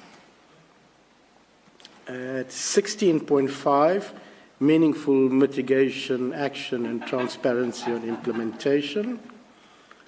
At 30.9 million, green financing or carbon finance. At 36 million, building strong enabling environments. And then at 45.8 million, circular carbon economy. Finance climate friendly agriculture had 44.5 million. And then we go into the more biggies now. Climate finance and innovation, 253 million. Climate finance and sustainable transport, 269 million. Financing industry transition, 536 million. Financing for just transition, 1 billion. So, with that, lunch is served.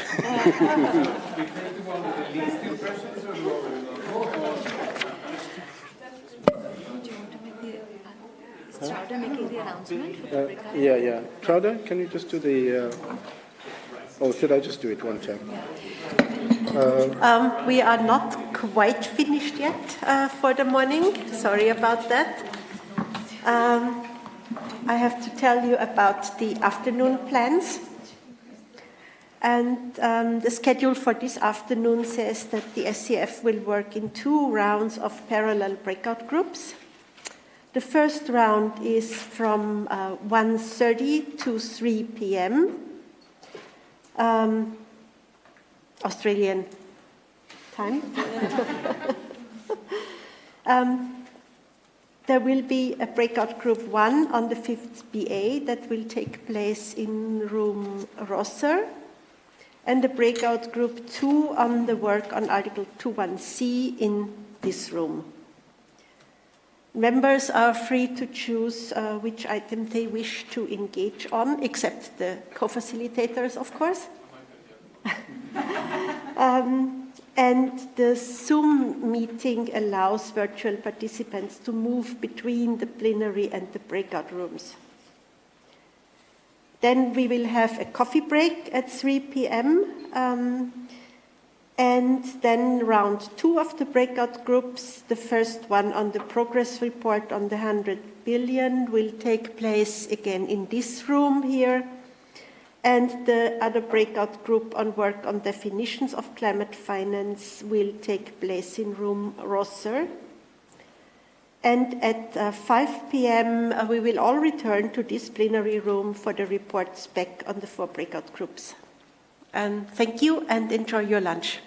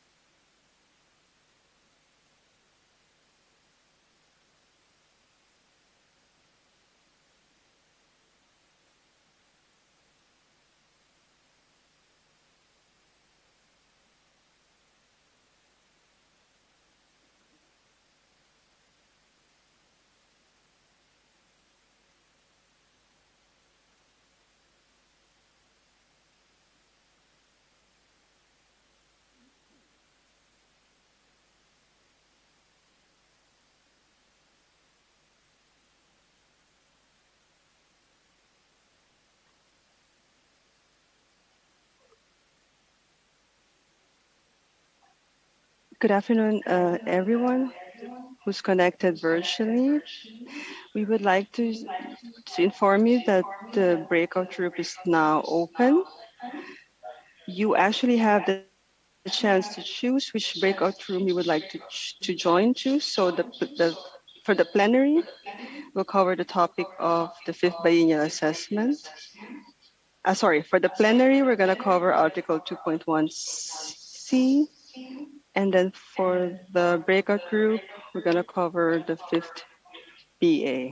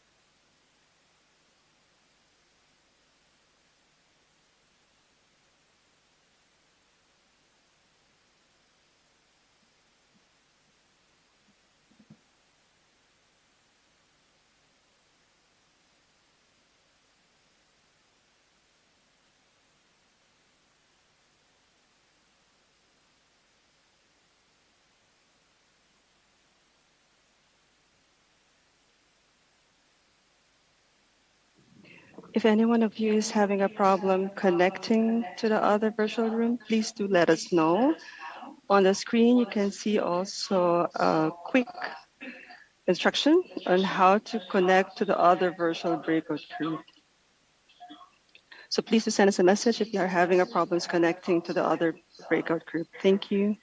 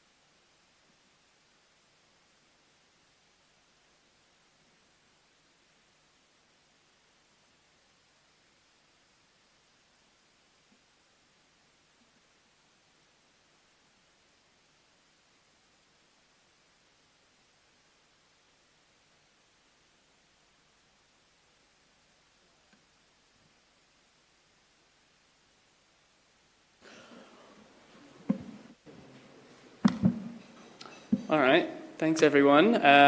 Welcome to the first virtual breakout group. This room is going to be focusing on the two items related to Article 2.1c of the Paris Agreement, both the further work on mapping and the synthesis.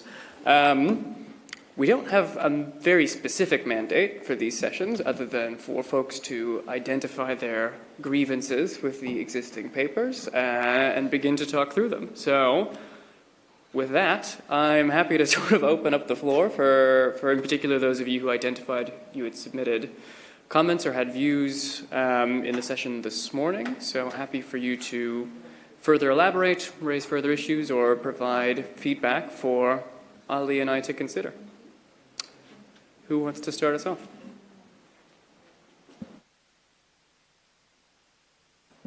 Or this will be an extremely effective and swift breakout group.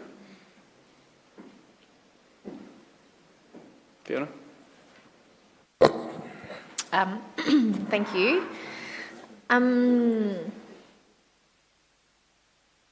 guess I just wanted to maybe highlight what I had already raised, but keen to hear other thoughts because I already noted these this morning, but I was just testing the idea of, I think both documents are already in a pretty good shape, and, to my mind, we're just sort of refining around the edges, and so it'd be good to hear what others also think about, naming or not naming countries. But just to say that at the very least, we should at least rephrase it so that, for example, just because a country is singled out, it doesn't necessarily mean that they don't agree with that paragraph. It's just simply that it wasn't mentioned in that particular submission.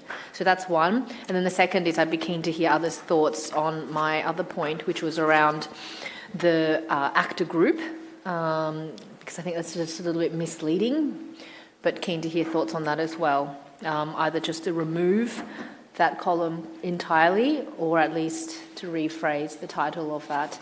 And my third comment is on the synthesis. I think it's 11A under the scope of the synthesis. I found this paragraph really hard to follow. And it could just be me, but I found it really hard to follow. So I'm not sure if perhaps, putting it out in a table similar to what we have for table 1 under G might work. But then again, if you take out the countries, then it's probably going to be a bit more difficult. Yeah, that's just to kick off the discussion. Thanks. Great, thanks so much, Fiona. So on that, I think it's probably useful for us to talk through this citation point as a place to start, because I know that a few others online had also raised this. So the question, there's sort of two pieces to this. One is, does it make sense to refer in cases where a country's submission did not specifically reference an item as, that they didn't agree with this position, for example? I would imagine it seems like there is a tone shift that can be accomplished with references to those types of cases where we sort of say these submissions did explicitly reference rather than sort of assuming that the lack of reference is a state of disagreement. So that seems like a pretty obvious place to start. I imagine no one has any qualms with that, and as a general rule, if we could encourage the Secretariat to adjust places where we are referring to the lack of inclusion of things and sort of talk about the have included in a sort of proactive, forward-looking manner, that would resolve this problem. So that's one piece. Welcome other thoughts on that when people come in next. On the other piece, there's been this question of where and whether we should include specific references to country submissions. So it might be helpful at this stage, I know our Secretariat colleagues are also here with us, to hear what common practice is. I recognize that there are sort of two main sections of the synthesis at this point, one which is an overview, and another which is really meant to be the reflection of the submissions in a bit more faithful language. So it's not clear to me if it is standard practice to reference the specific submissions in both of those sections, to reference them in one of the sections, to reference them in neither of the sections. So it might be useful to hear from our Secretariat colleagues who've worked on this what historical practice is, and how that has historically worked to maybe inform those discussions. Abdel, I see your hand peaked up there. Do you want to come in on this point? I was going to come in, but then you asked for the Secretariat, so I don't know. Shall the Secretariat address your question? Yeah, if we could hear from the SEC folks about historical practice here. Is anybody prepared to respond on that, or do you need a minute?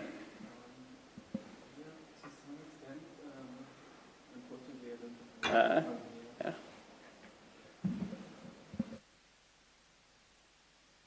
So I hope you can all hear me. Yeah, historic practice is that the Secretariat in its synthesis reports itself does not cite individual countries in their final reports.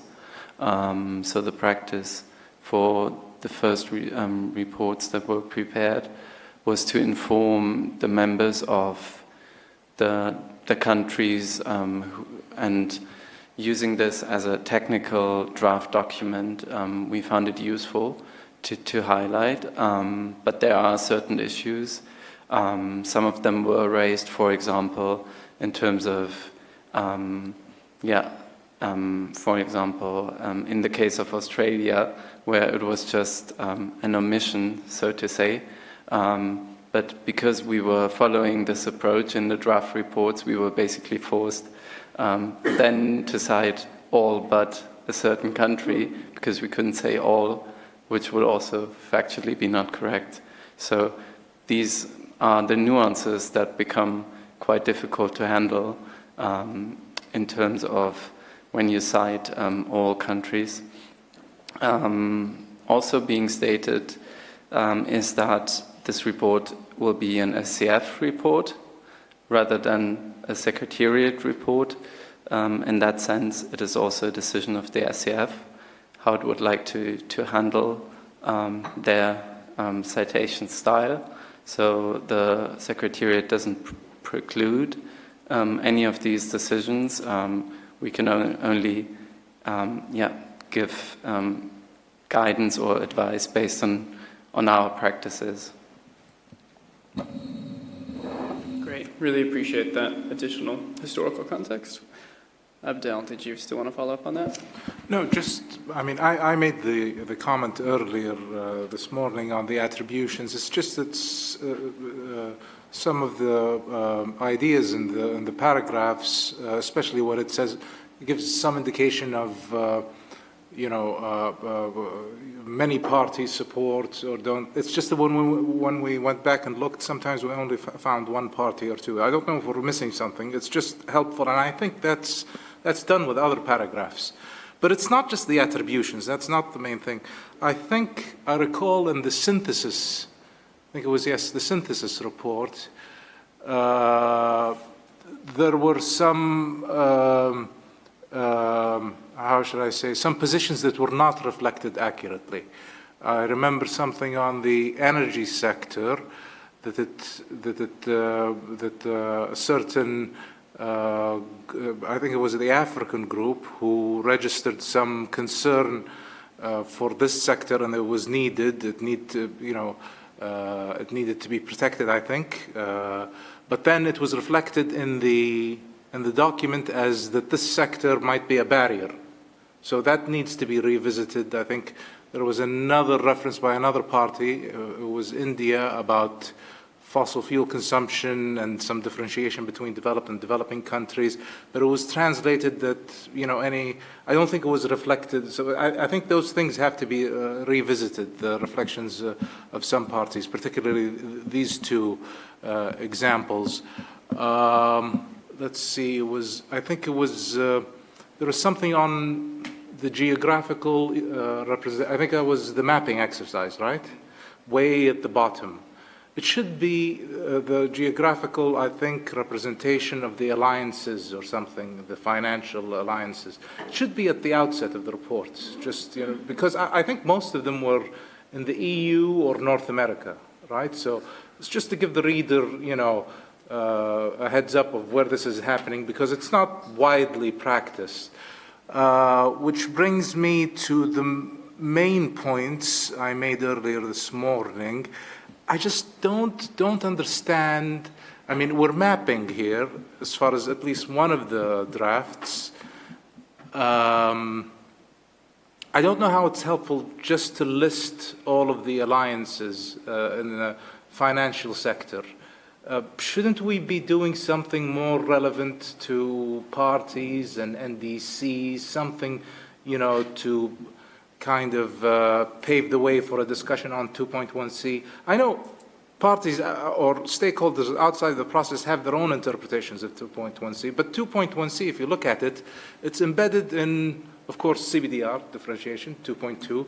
And if you look at Article 3 is, which is the NDC, is supposed to achieve the whole of Article 2, including 2.1c. So I don't know what would we do with it if we take it to the COP saying we have, GFANs and ISSB and IFRS and all that. And we're members of many of these, right? What would they do with it? I just think it's a big lost opportunity. But anyway, as long as it's factual, okay. But the main thing we have an issue with is that section at the end, section 4, where it goes into the progress, the synthesis or the mapping? The progress, the challenges, and the opportunities. And I mentioned that earlier this morning. We have very strong reservations about this because it implies some kind of developed understanding of Article 2.1. I don't think we have that yet. And I imagine the COP will probably give due consideration to this document when they deliberate on 2.1c. So I don't see that section is appropriate. And then there's also the Article 9 stuff. I don't think it needs, it's just, quoting the three articles of the 3 paragraphs of Article 9. So, that's the main points. All right. Thanks so much, Abdullah. So let's take up some of those. So to maybe focus and round out that citation conversation, so that's just handled as an issue. So I've got a couple of notes here that I think are presumably acceptable ways forward for the committee. Point definitely taken, Secretariat colleagues, that it is an SCF report and it is our decision how we do the citation style. It seems to me like I really appreciated Gabriela's point earlier that we should try to be consistent across the various reports. I don't imagine there are objections to consistency across the SCF's various documents. So it sounds like a conversation is in order tonight after many of the breakout groups to decide on the right general way forward with regard to citations. And then there are a couple of more specific aspects related to citation. One is reviewing the various collective adjectives, so many countries or nearly all countries, very few countries, to make sure that they are accurate and sufficiently reflective of the number of submissions and who has been part of them. That seems like an easy thing to do. There was the point that I had mentioned earlier about focusing on the positives of inclusion and not assuming that a submission for having not mentioned an issue would be not in agreement with those issues. And then we need to do some correction in a couple of cases about content. So on the citation question, does that sort of seem like the right way forward for that group of issues? Seeing some nodding. Chad, I know your flag is up. Is that on a different issue? Are we happy with this? Okay, good.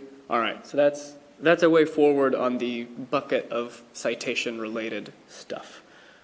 Okay, good. So let's set that aside. I do want to get back to some of Fiona's questions as well. So on the various, well, hold on. Actually, maybe the best way to do this, I'm going to make a list of substantive things that people have put on the table. I've got Fiona's, I've got Abdel's, we've handled citation.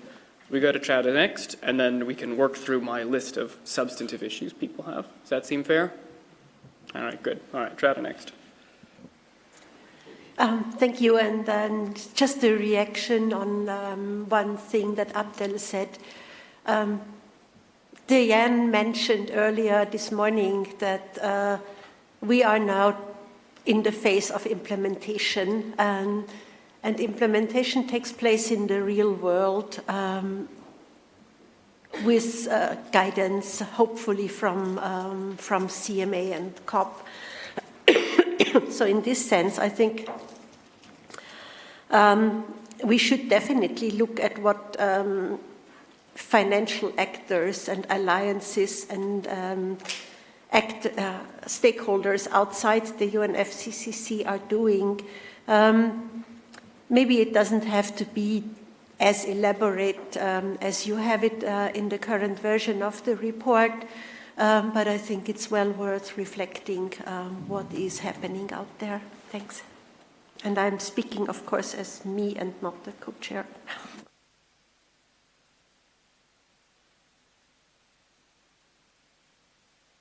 Right, okay. Thanks for that, Chada. Appreciate that. So I've got 5 substance-oriented issues that have been identified. I've got Matthias as well. Things to add to the list, Matthias, and then Stan after Matthias.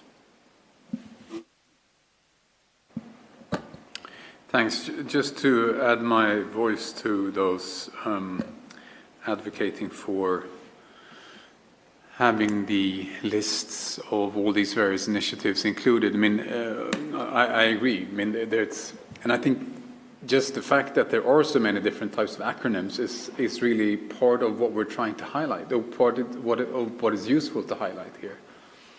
So sort of bringing that within the UNFCCC context to the table for all us as parties to be aware of all these various types of initiatives. And I think there's also sort of a link to the initiatives themselves, that they themselves are being made aware of all these, all the work that is ongoing.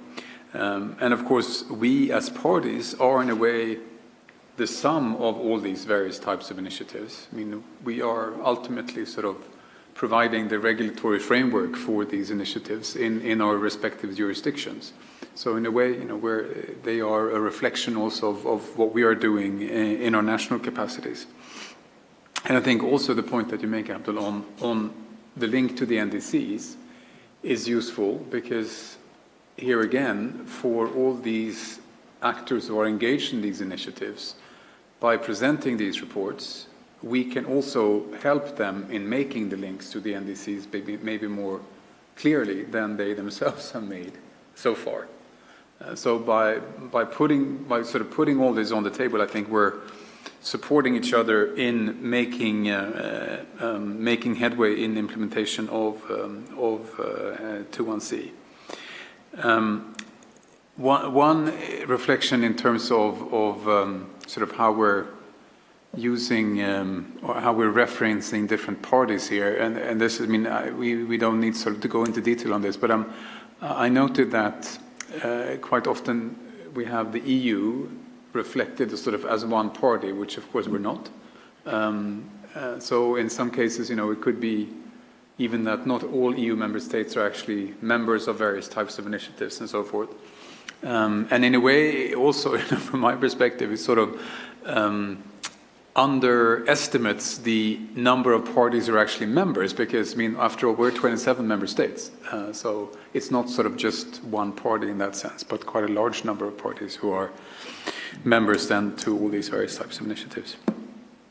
Finally, maybe just if we could also, we don't have to do it now, but at one point come back to the more sort of procedural aspects of these two reports.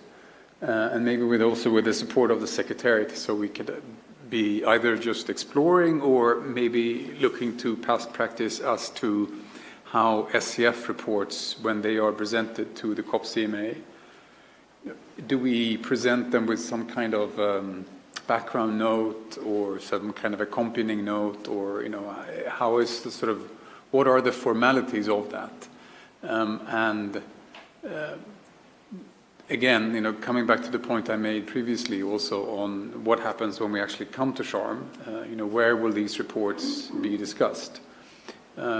We, of course, I think we would hope that we have a discussion under the 21C agenda item, but, given that we haven't set that yet, if we could just sort of maybe have a couple of reflections on how we see that these reports are being taken forward. Again, maybe with some secretariat advice as to what past practice has been on that. Thanks.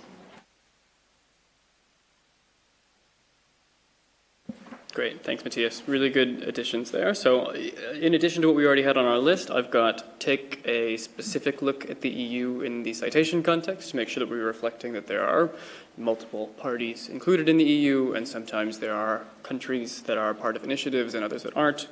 That's a fair point. We've added the publication issue to our docket. I think we should reserve some time at the end of the breakout group to tackle that. Let's maybe start ticking through the substance pieces now. So the 5 things I've got on my list, 4 seem to be regarding the mapping and 1 regarding the synthesis. So maybe let's tackle the mapping first. And the 4 I've got on the mapping document. First is Fiona's comment on this actor group table. I wonder if we could start there. That's in the synthesis, okay. All the better then. So maybe in that case, we've got Abdel's comments, which are all on the mapping, and then Fiona's, which are all on the synthesis.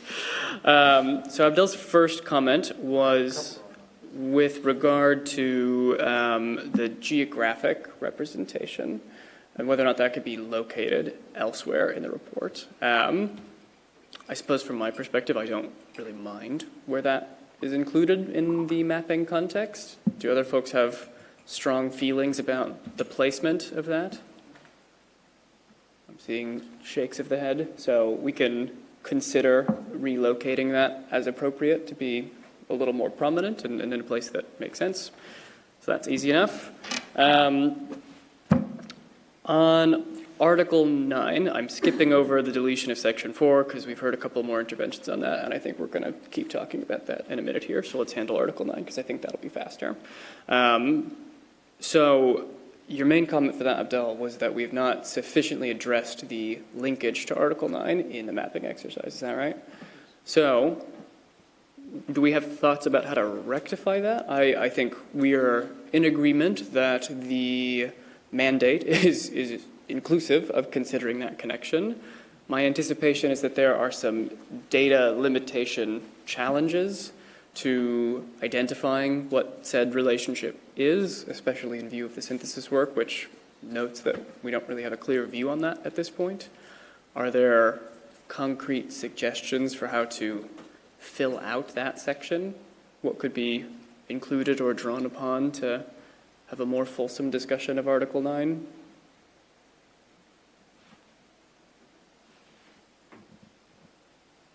That seems like a key contributing factor to being able to resolve this problem. Matthias?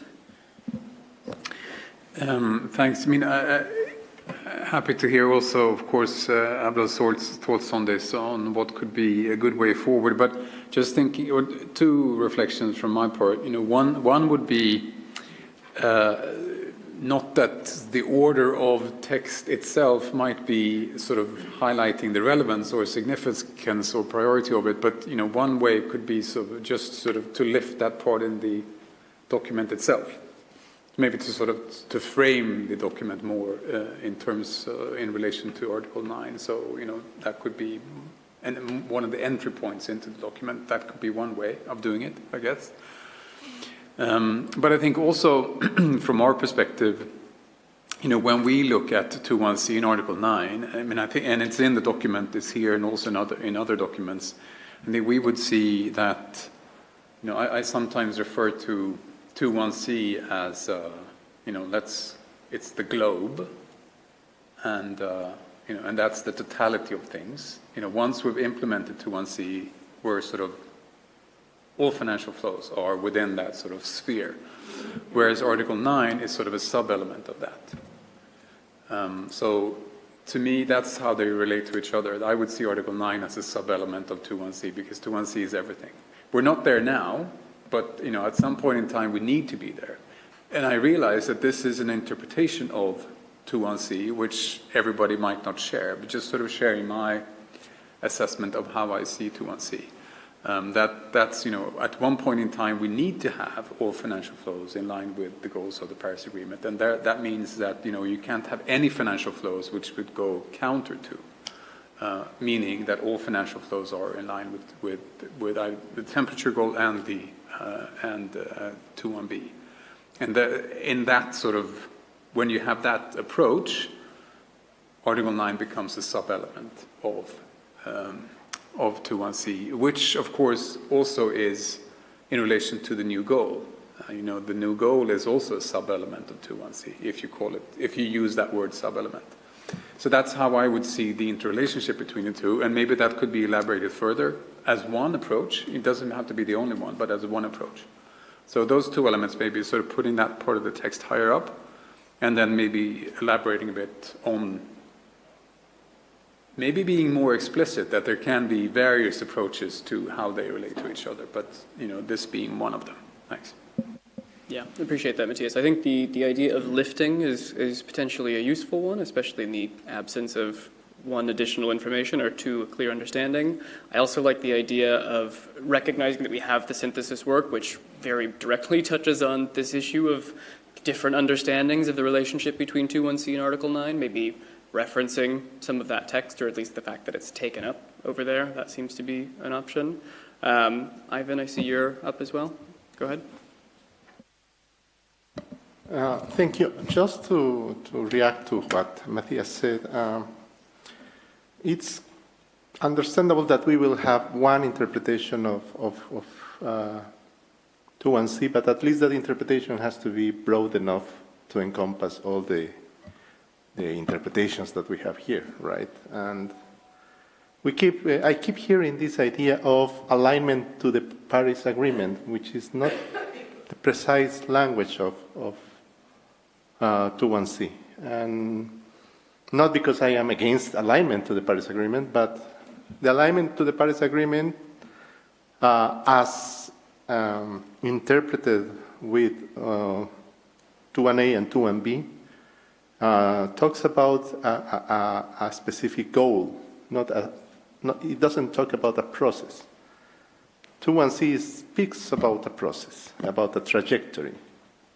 And for that trajectory, that's why I also believe it's important to make a clear and balanced linkage with Article 9, because it clearly defines how this flow, what's the direction of this flow. And we can maintain many of the elements that have been already put into the document, but we cannot drift towards a single, a little bit biased interpretation of what we are discussing here. That's it. Yeah, appreciate that, Ivan. I think there's presumably agreement that we shouldn't put our thumb on the scale of our interpretation of that relationship here. That's a matter for, one, the synthesis to articulate the diversity of those views, and then discussions at COP and beyond about how we eventually understand the relationship between those things. Abdel, what do you think? I'm ultimately flexible. It's just that what got to me was this kind of curt, dealing with Article 9. But I think the way I see it is, in the convention, the way we dealt with things was that you had action and you had support, right? I think that's that's how at least I understood Article 2, was you had action and the mitigation and adaptation, and the third one is support. Now, this document, what it mainly says is it's about the financial sector, right? Okay, that's a view, and the financial sector are welcome, with their initiatives and, alliances and whatnot. It's just that when we say Article 9, what we're saying is, okay, finance now is a means of implementation. And you know how that goes in the agreement. So that take on things is completely missing. So, and we're mapping out, efforts regarding 2.1c. And I think, as far as parties are concerned, and the NDCs and the agreement itself, there's a good portion of that should cover the flow of finances as they relate in the sense of means of implementation for the NDCs. And again, the NDCs, as far as we're concerned as parties, is what achieves Article 2 as parties. Okay, so, a financial institution can look at it its own way. They're welcome. I hope we could, they could complement what we're doing. I think the aggregate of the NDCs is bigger than any initiative outside of the process, right? So, but I think we have to fix our own house, keep our own house in order before we go to actors beyond the process. But it's fine. I have no problem with alliances and all of that. It's just that element of finance is a means of implementation as understood under the agreement. That's not there at all. And even when we go to the stakeholders, I think there are more relevant stakeholders in the financial sector. There's the clean energy ministerial. I think that's like 80% of all of the clean energy in the world. Mission innovation. I would have thought that these would be more relevant. So I think, there should be something said about that Article 9 means of implementation in the agreement, that it's a core part of Article 2.1c. There should be a section on that. Thank you. No, good. Thanks so much, Abdel. So it sounds to me, one, I appreciate the flexibility and willing to figure out a way to deal with this. I think we are generally in agreement that there should be some quite clear reference to the relationship between 2.1c and Article 9. Seems to make sense. It seems like there's an interest in elevating it in the context of the mapping as well, to say this is a really important factor, and then not putting our thumb on the scale of the interpretation of that, recognizing there's a diversity of views. So it sounds like we can have a conversation, one, generally speaking, between Ali and I about how we can take this aspect forward and what can be done here. Your inputs would be very welcome to figure out how we can land that conversation, but I think that makes sense as a general way forward. Many hands have gone up in response to these recent statements. I've got Apollonia, who was next, and then Matthias after that. Hello again. Can you hear me? Yes, we can hear you fine. Thanks, Apollonia. Sorry. Just a reaction to this last sentence about the Article 2. The Article 2, 2 and C is about action, is about support, is about means of implementation. If I think about the Article 2, the three elements, A, B, and C, are all actions, first of all. So the Article 2 and C is actions, but is also means of implementation. So as two different elements in C. And with regard to the relation between Article 2 and C and Article 9, these are mutually interdependent. And also, it's important to highlight, as already Matthias said, that the Article 9 is just part of the Article 2 and C as a support, as a means of implementation. But Article 2 and C is both action and means of implementation. So I think that if we have to clarify this in a specific section of the report, has to be highlighted the fact that Article 2 and C is both actions and means of implementation, is a goal. And with regard to Article 9, of course, is about mainly provision of finance. And but Article 2 and C is about making finance flow consistent, is about the action that all the parties has to do at international and domestic level. So it's important to clarify the relations. Of course, I support if we decide to add this specific section, but it's also important to be sure that the relation is clarified in appropriate way. So this is my opinion, and I fully support what Matthias said. Over to you. Thanks so much, Apollonia. So I've got Matthias next, and I've also got a request from Amit Shorian online after that. I do want to sort of nudge us along. Stan, I've completely forgotten Stan. I do want to nudge us along fairly soon here. We only have 40 minutes left for the rest of the session. I want to also talk about the synthesis, and we'll need to talk about this publication issue.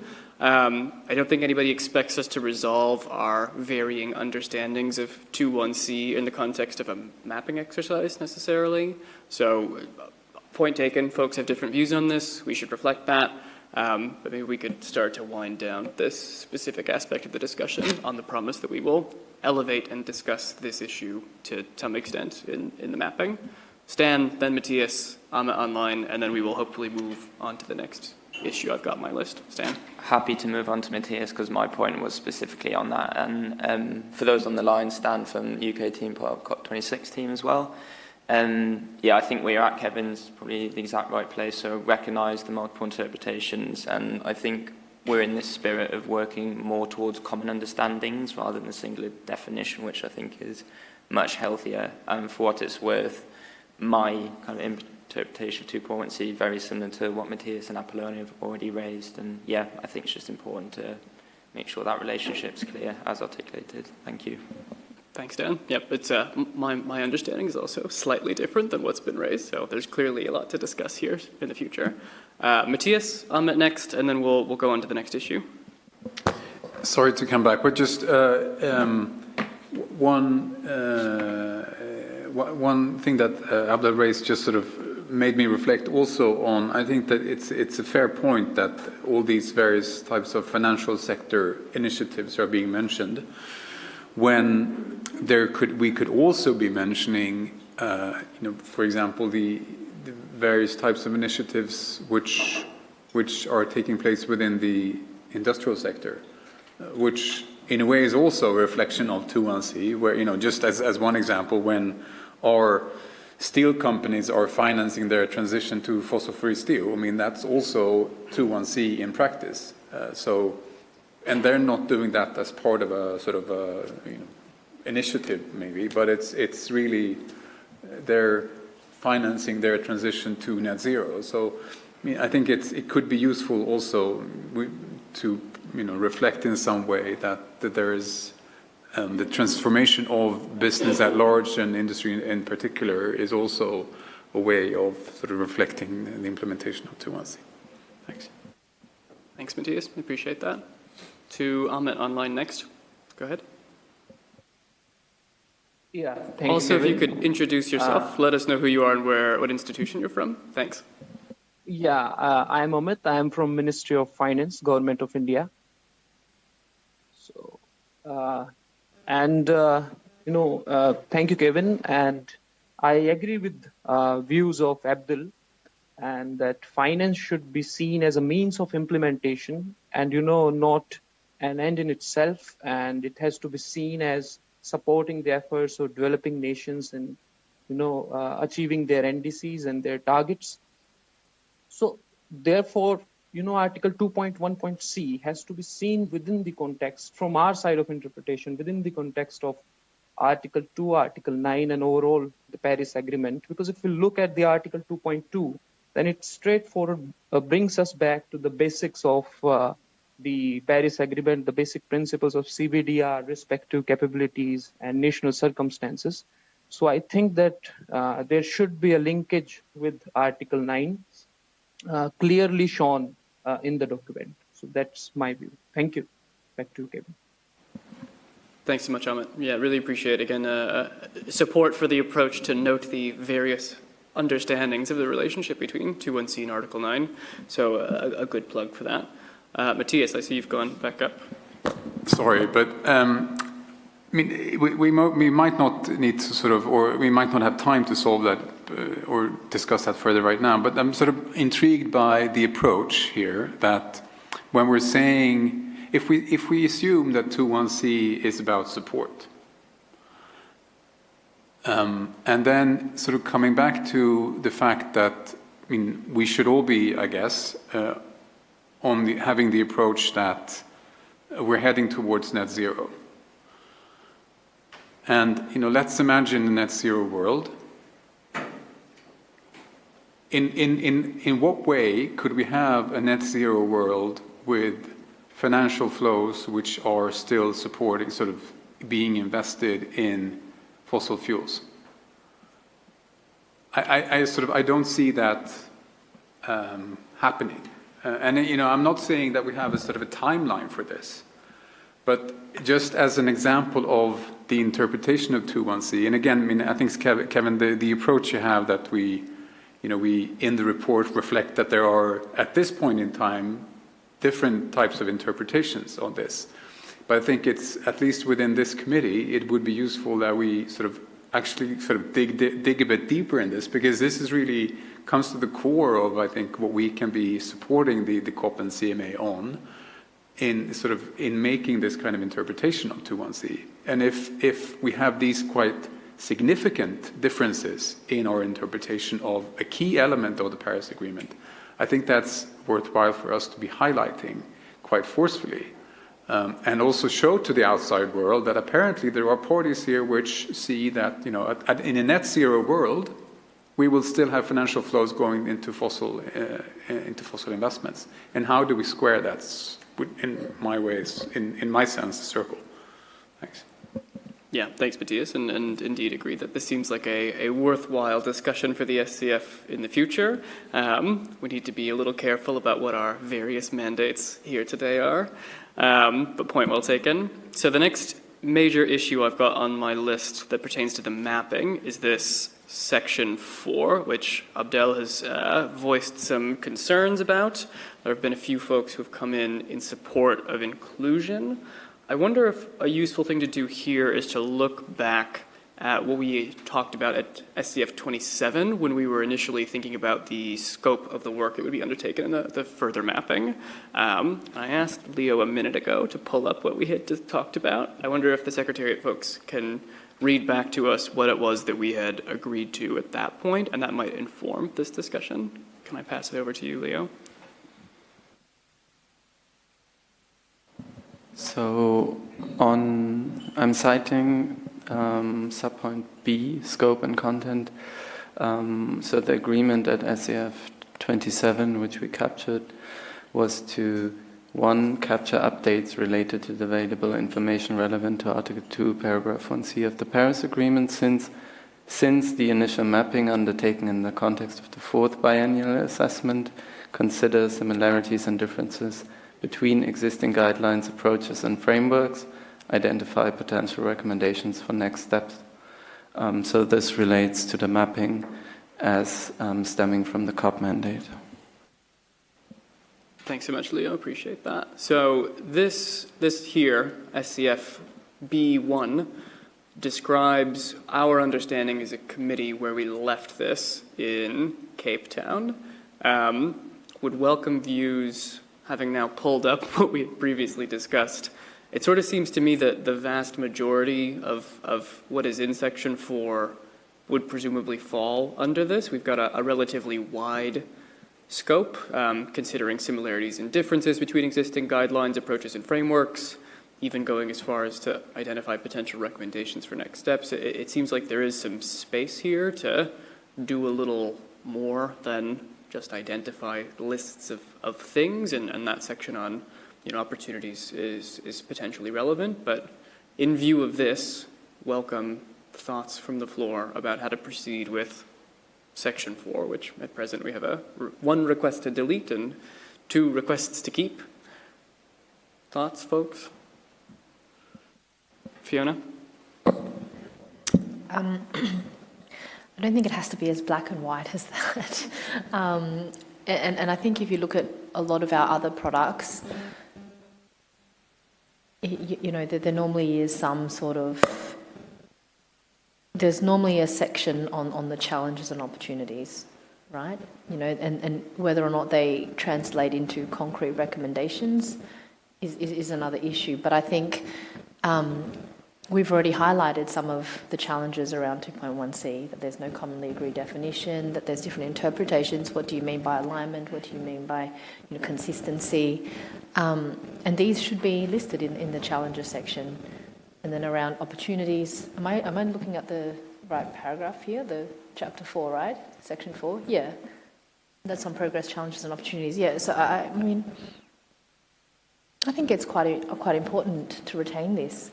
You know, if there are particular elements within it that we consider to be outside the scope of the mandate, we can look at that and have a discussion as to whether or not it's appropriate. But generally, you know, we've done all this mapping work. Well, what's it telling us? You know, it's telling us what the challenges are around this issue. It's telling us what the potential opportunities are. And then do we have some recommendations going forward? I mean, noting, of course, that 2.1c, it speaks to both governments and the private sector, and noting the private sector is not homogenous. And so, but to not have anything at all outlining what the challenges and opportunities are, I think is actually an opportunity missed in this report. Thanks, Fiona. Appreciate that. So I wonder if the next step is here, because I really do want to take Abdel's concerns about this very seriously and want to make sure that we're not overstepping our bounds here. I wonder if the next step is to sort of go through, or rather request the Secretariat to go through Section 4 with a bit of a fine-tooth comb and identify areas which would be seen as extending beyond our understanding as it was agreed at SCF 27. That might be a useful place to start. And again, I think inputs from Abdel on places where he sort of feels we might be a little bit out over our skis would be helpful. Does that make sense as an approach to move forward here? We can, sure, go ahead, Abdel. Thank you. I wasn't there in Cape Town, was it? Right. Yeah. It's just that I just have the mandate to go on, and this doesn't seem to fit with the mandate. The mandate, I can't seem to find it. It's basically mapping, right? And not in the context in relation to Article 9. And I don't know, maybe at the time during South Africa or Cape Town, there wasn't an expectation of a 2.1c discussion upcoming. So, I mean, it's not just, you know, sensitivity with regard to the content or anything. It's just, you know, you don't want to prejudge something. You know the COP is going to look at this. You know, this is an important committee. And we have a discussion, and we know we have, you know, differing views on this. We just want to, you know, make sure that that discussion is objective and we don't look at it through colored lenses. So that's what I'm coming from. It's just a matter of principle. And I'm just looking at the mandate. I don't know what the status of this slide here is. It doesn't look like an official document. I think maybe it was a report back from the group. I mean, okay, I could put something, report back, and turn around. But yeah, I just think we need to. It's still, you know, the issue is. I don't want it to be black or white, but it's really an important issue. And we know, you know, the demarcation lines when it comes to these, you know, 2.1c, you know, the sets of parties. And I hear a lot of parties in the room, but, you know, there's a whole other take on these things. So I just want to speak for, you know, those kind of opinions, right? So, yeah, I still don't know who we should... Thank you. Totally hear that and really understand it's especially difficult having worked off of the existing decision text to kind of ascertain what the committee might have been thinking back in Cape Town, so hear that. My recollection as co-facilitator is that we had a discussion about the slightly strange mandate to do a further mapping, having just done a mapping, and how we could make it most useful, which is how we wound up in this particular place. But point certainly taken, and I think we can really continue to take this up and we can exchange on this in the coming days. Yeah, I know. So next on my list, I've got Apollonia and then Fiona and Matthias on this point. Apollonia, if you wanted to come in. Yes, I read this section and I found the section very accurate and also very interesting. And on my point of view, this section is also, can be instrumental to identify potential recommendation. So I see this section coherent with the mandate that we have received. And in particular, I think that the first sections are just a list. It's really about a mapping exercise with a list of initiatives in the public and private sector, and etc.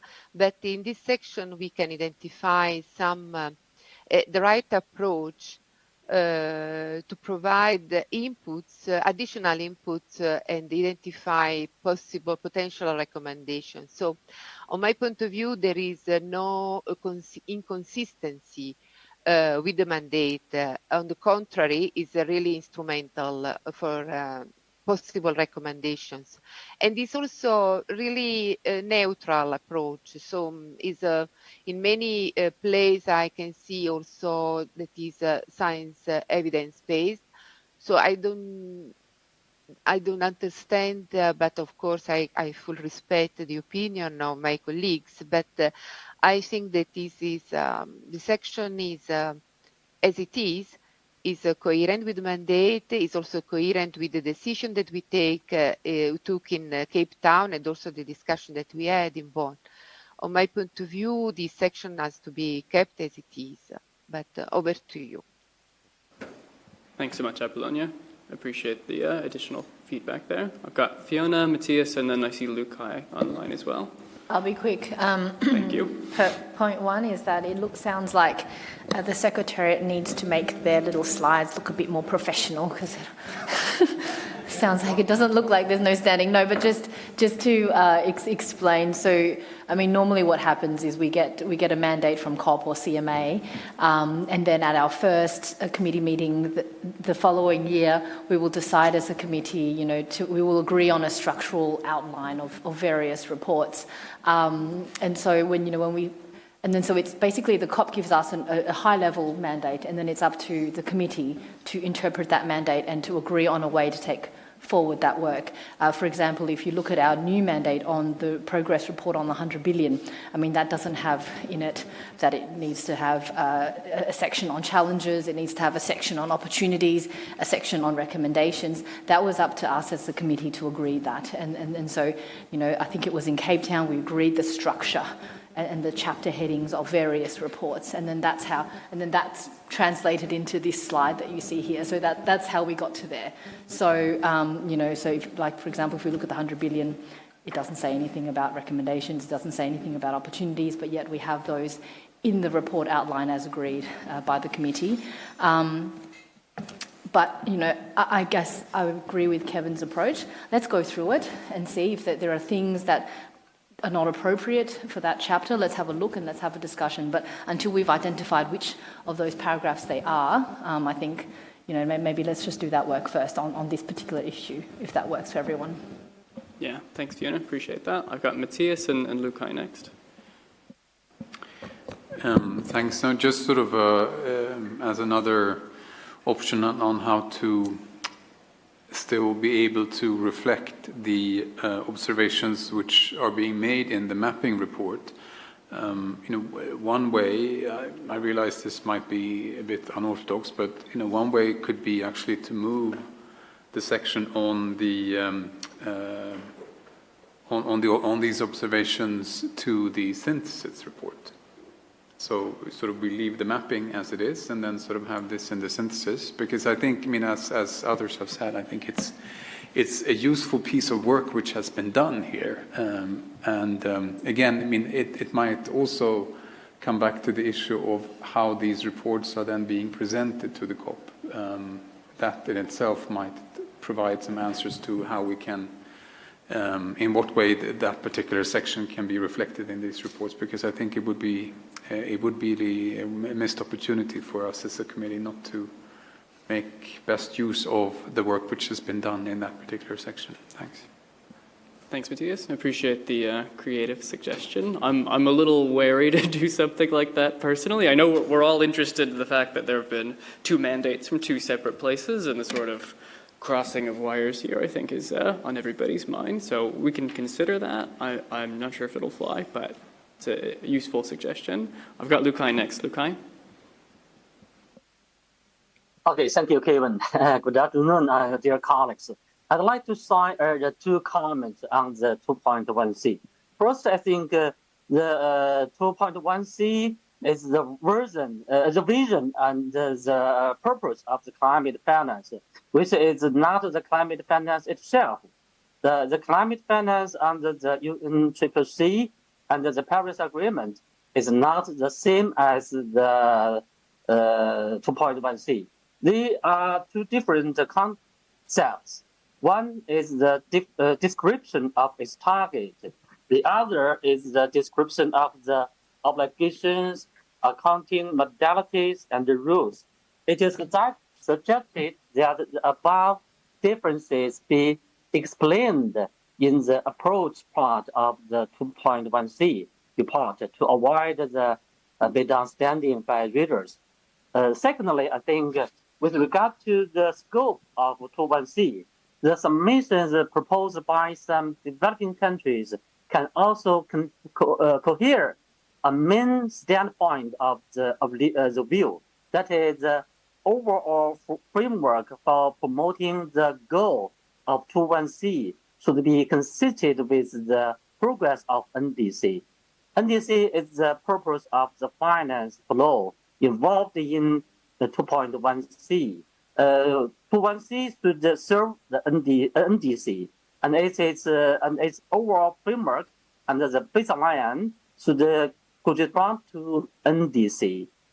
It is suggested that this expression could be included in the scope section of the final draft of the synthesis report. That's all. Thank you, Kevin. Yes, many thanks, Lukai. I really appreciate that. And actually, it was the next place I wanted to transition to was the scope section of the synthesis report. So I appreciate the excellent segue. So to round out the mapping discussion, it sounds like we have very clear consensus on trying to elevate the geographic elements to the next best place. We have very clearly identified that there's a need to think about the expansion of the Article 9 elements and also potentially elevate those. And we are looking forward to suggestions about other information that could be included there. That seems useful. And then on this final section, section 4, we're going to go through with a fine-tooth comb to make very sure that we are in line with both the mandate, what the SCF has agreed, and we can continue to converse about what we think should and should not be included there, so we're not overstepping our boundaries. So I think we've got a good way forward on mapping. In terms of issues to talk about for the rest of the session, we've got 20 minutes left, and I've got on my list, now all on the synthesis, we've got this actor group comment that Fiona has raised about the figure.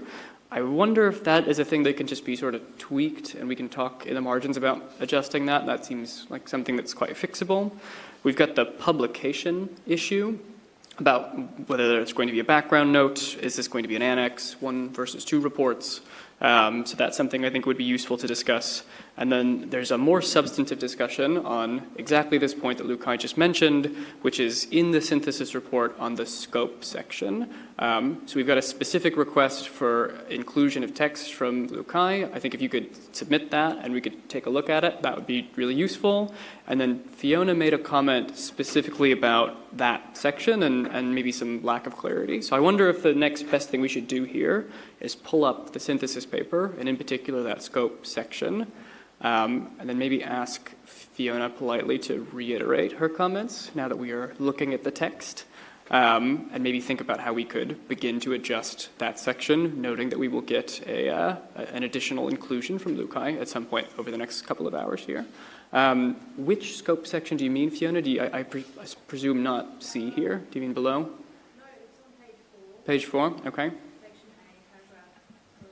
Do you want to go on, Mike? Fiona, go ahead.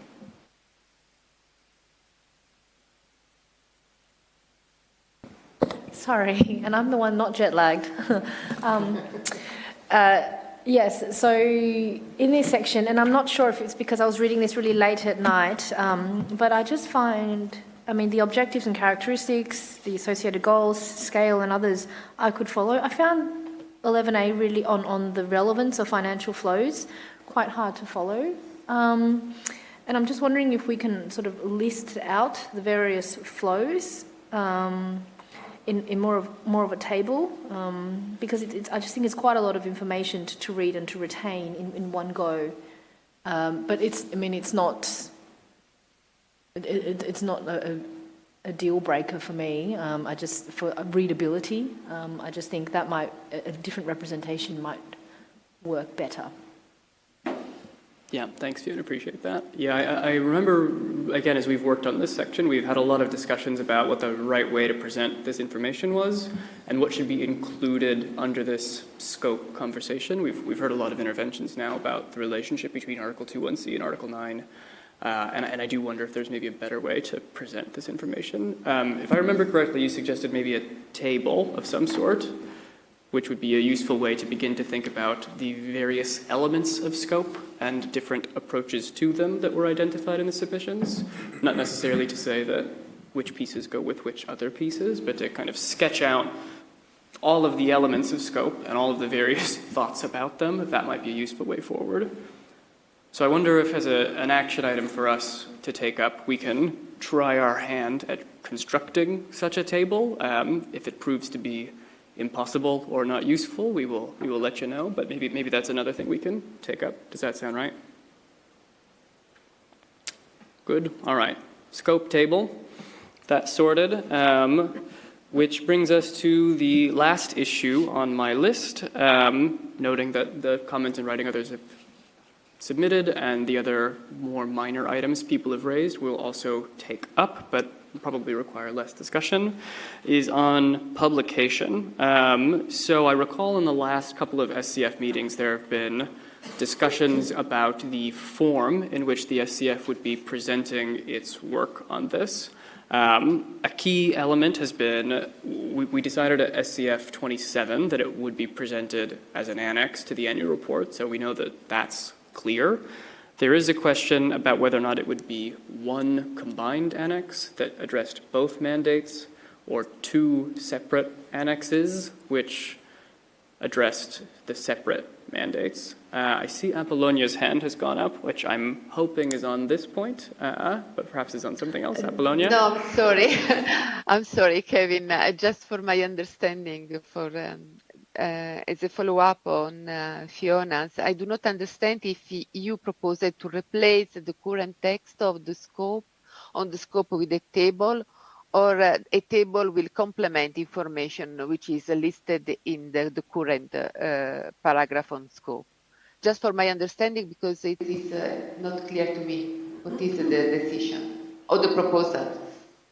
Apollonia, my proposal was just, I found that paragraph particularly hard to read and to follow. I'm flexible around whether or not it's a table and text or, just a table. Probably a table and text might work better because people have different ways of interpreting information. But I'm flexible there. Okay, no, because the text is really rich, just I guess how the Secretariat can extrapolate a table, but so I will support in case to have both the text and the table, because now the text is very rich and it's very important to have the information that is now there, because it's really important, it's very rich, and it's also the proof that there are interesting and also, even if it's a complex, it's really interesting to see the comprehensive picture. And in case you decide to have also the table should just complement of this text. This is my suggestion. I'm sorry if I back to this, but just to clarify. Thanks, Apollonia. I appreciate it. It's useful to clarify. I am not tempted to suggest deleting the text and replacing with a table until I'm sure it's possible to make such a table. So a compliment, it seems to be useful. And again, we'll try our hand at the creation of such a table first and see where we end up. Good. So that seems to be the whole list of substantive things, which brings us again back to this publication issue. Welcome thoughts on, most importantly, 1 versus 2 reports. Is it useful to hear from the Secretary? Matthias, you had more questions about the presentation and how that typically works. Maybe it's useful to hear from the Secretariat first on how the SCF typically transmits its work, and then we can talk about this 1 versus 2 reports element. Deb, go ahead. Thank you, Kevin. The usual, so there's no guidance as such because both options work in terms of process. So the SCF reports to both the COP and the CMA. So the annual report is your medium of communicating and reporting, and then you have the addenda, which are part of the SCF report. So whether you go with one report or two reports, it is part of the same report that you are presenting to the two supreme bodies.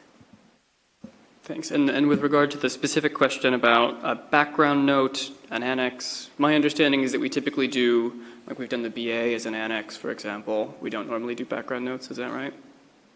I'm getting a shake of the head no for our online colleagues. So, all right, sounds like no background note, usually as an annex for these pieces of work. And the main question outstanding is one annex or two annexes. Yeah, just to clarify that when I say addenda, I mean the annex. It's just different wording, yeah. And you can always have text in the main report. And the addenda are usually separate because of the timing of the editing, and the reports get finalized a bit later, and so we just separate them from the main report. Great, I appreciate that. Strong thoughts on 1 versus 2?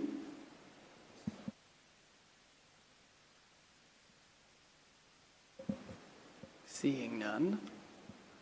I recall that there were strong thoughts about this at SCF 28, in particular from our esteemed colleague Ambassador Mo Nasser, who is not presently here, who advocated very strongly for 2 such publications. There was some concern at the time about whether or not that made sense, given the relationship between the 2 mandates, and we agreed that we would reconsider this issue at this meeting in order to let the content of the report drive the form in which they were published. And now that we've sort of seen both of the 2 documents, we hopefully have a little more information on whether or not it is worth combining them or separating them. I know Mo did feel strongly, so if other folks don't feel strongly, perhaps 2 clear publications which respond to each respective mandate would be good. Abdel? I support Mo's position. You support Mo's position? Fair enough. A second from Fiona. Yeah, I think now that we've seen, excuse me, the content, I think 2 reports is fine, one responding to each mandate. Good. Support there. Any objections? Not formal objections, breakout group objections? Good. Right. So we have now knocked through an enormous list of the most substantive and thorny issues that have been raised on this. I feel like we're in a pretty good place for Ali and I to proceed. I know Ali's been online listening. Ali, anything else we want to tackle here? Thoughts, feelings?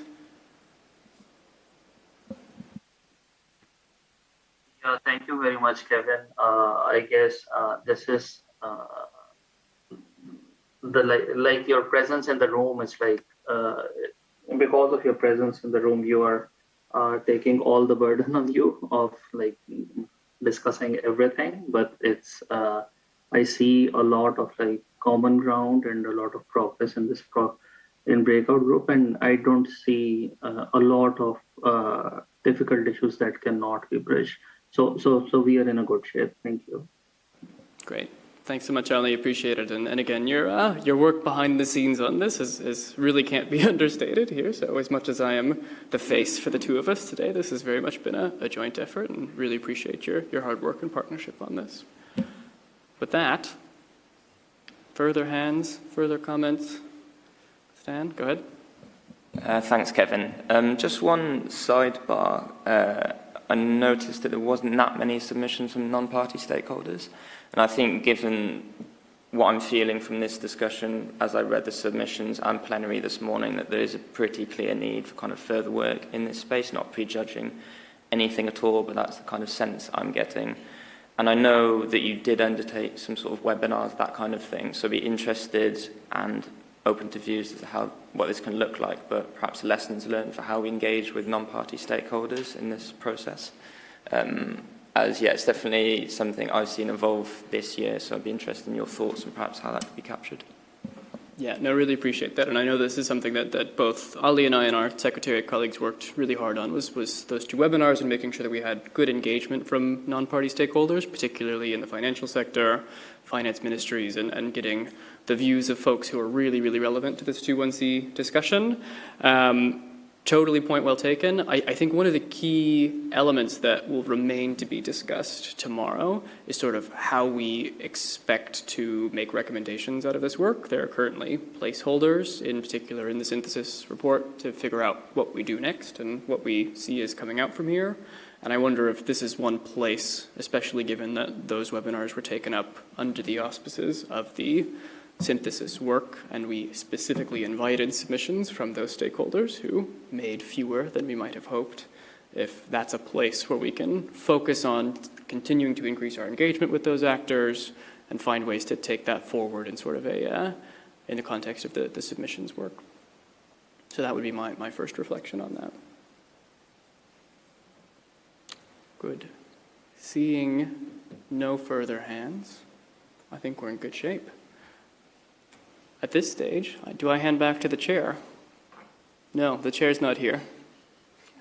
Chada from Austria is here, but the chair is not here. Abdel, go ahead. You could just go over section 4. Where are we? Do you want to go through section 4 on the screen? We have how many minutes? I think 3 minutes to go in this group. 6. Is 6 minutes sufficient to go through the whole of section 4? I'm slightly skeptical. You know what I stand on. Yes, of course. Still, I mean, the reason we have such strong opinions is because of the importance of 2.1c and the, the critical, nature of the discussions that will come up. I don't think we'll be doing ourselves, any favors if we have something that, so that's what I just want to. Yeah, no, appreciate that. And again, I think so my recollection is the way forward on section 4 is to really go through it and try to identify places which should be taken out, further considered, reflected on. I wonder if that would be more productive to do in a sidebar, and we can sit down and take a look at areas of biggest concern, rather than doing it on the floor here and starting to chuck out whole sections. But I see Ivan's got his flag up as well, Ivan. Just as a word of suggestion for your proposed way forward, it wouldn't do us any good if we have recommendations hidden as if they weren't recommendations. So when you analyze that section, it will be good to look them through this lens of the divergences we have. So no feathers are ruffled later, as Abdel pointed out. Yeah, that's it. No, completely appreciate that. I think that's right. And the clearer we can be about that, the better. Matthias? I, of course, appreciate the co-facilitators' efforts to come to conclusions on this. But again, coming back to this, these insights from the mapping, I think as some of us have said, these are equally important for us. So, I think one way of going about that I realize we don't have time now, but at some point at least to hear maybe more in detail from Abdel and others what the objections to those are. So we could be more sort of have a conversation about that. And then see, as you said, if there are elements that we should be taking out for some reason. I for one think that we could keep it all in. But if we are to take parts of it out, I think it would be useful to hear, which parts and why we should be taking them out so we can actually have a conversation. Yeah, I appreciate that, Matthias. So my suggestion here, if I can, I realize we're running out of time and I see a hand from Trevor and I know Abdel wants to come back. Okay, I assume Abdel wants to come back, but perhaps not. I wonder if the best thing to do is, again, when we go through it, to maybe even tag respective paragraphs as related to which aspects of the mandate, and we can really begin to identify how we, Ali and I as co-facilitators, see each paragraph as responding to what we previously agreed, That sort of tagging will make it very clear if something doesn't fit the bill and will allow us to discuss why we think something is inside or outside of the scope. So that is a sort of starting place for that exercise, and then we can use that as a way for those of us who are interested in this issue to sit down on the sidelines somewhere and say, right, we don't think you've classed this one right, knock that out. We think this is important, please keep that. And we can have the discussion about what stays and what goes. So that would be my suggestion. I know, Chowder, you had a hand up.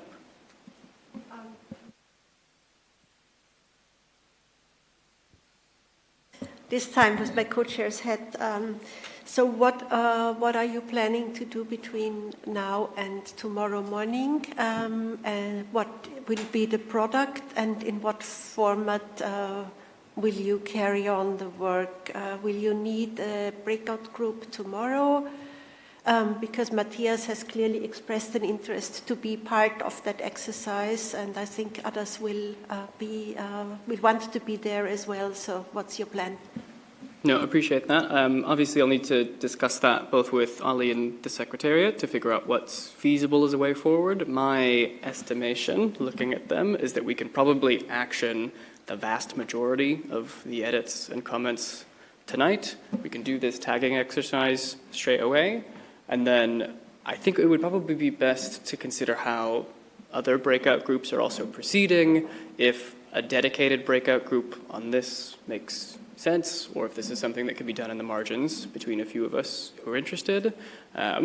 Recognizing I've been advocating for a guidance breakout group, which I think is very important. So I think we'll have to consider, one, whether or not it's possible to action all of the comments tonight. I think it probably will be. And then we would have a discussion among the co-chairs, the Secretariat, and Ali and I about whether or not we would need another breakout group where this could be done in the margins. That would be my proposal at this stage. Does that sound right? I'm getting some nods. Ali?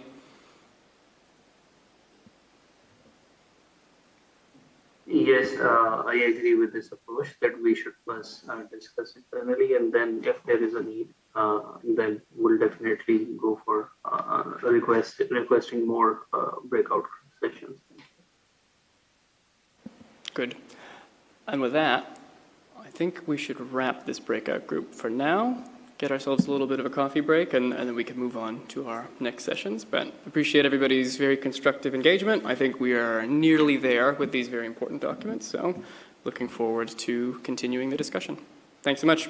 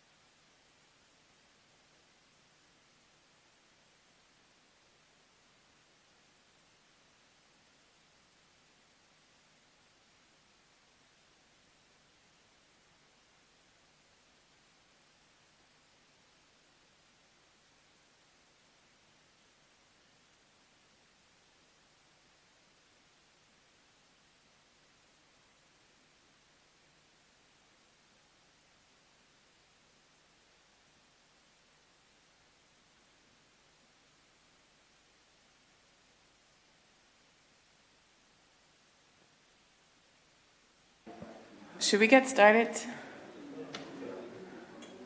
We'll go get the people outside.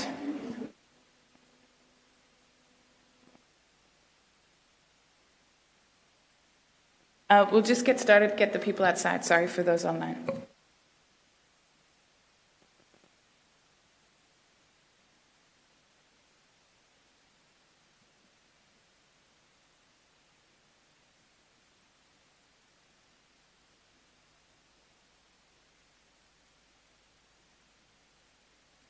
Okay, we're getting started on the progress report.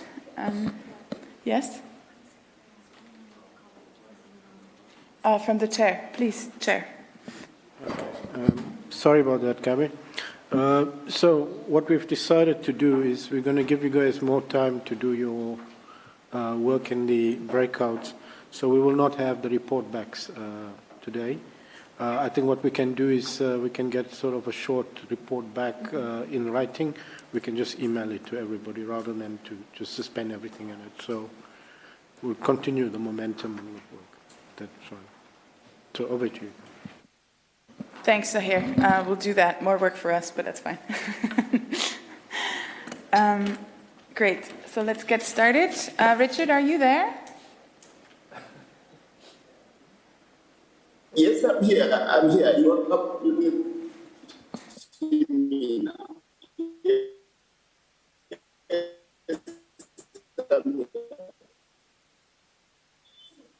Okay, your connection unfortunately is still breaking, but we do see you.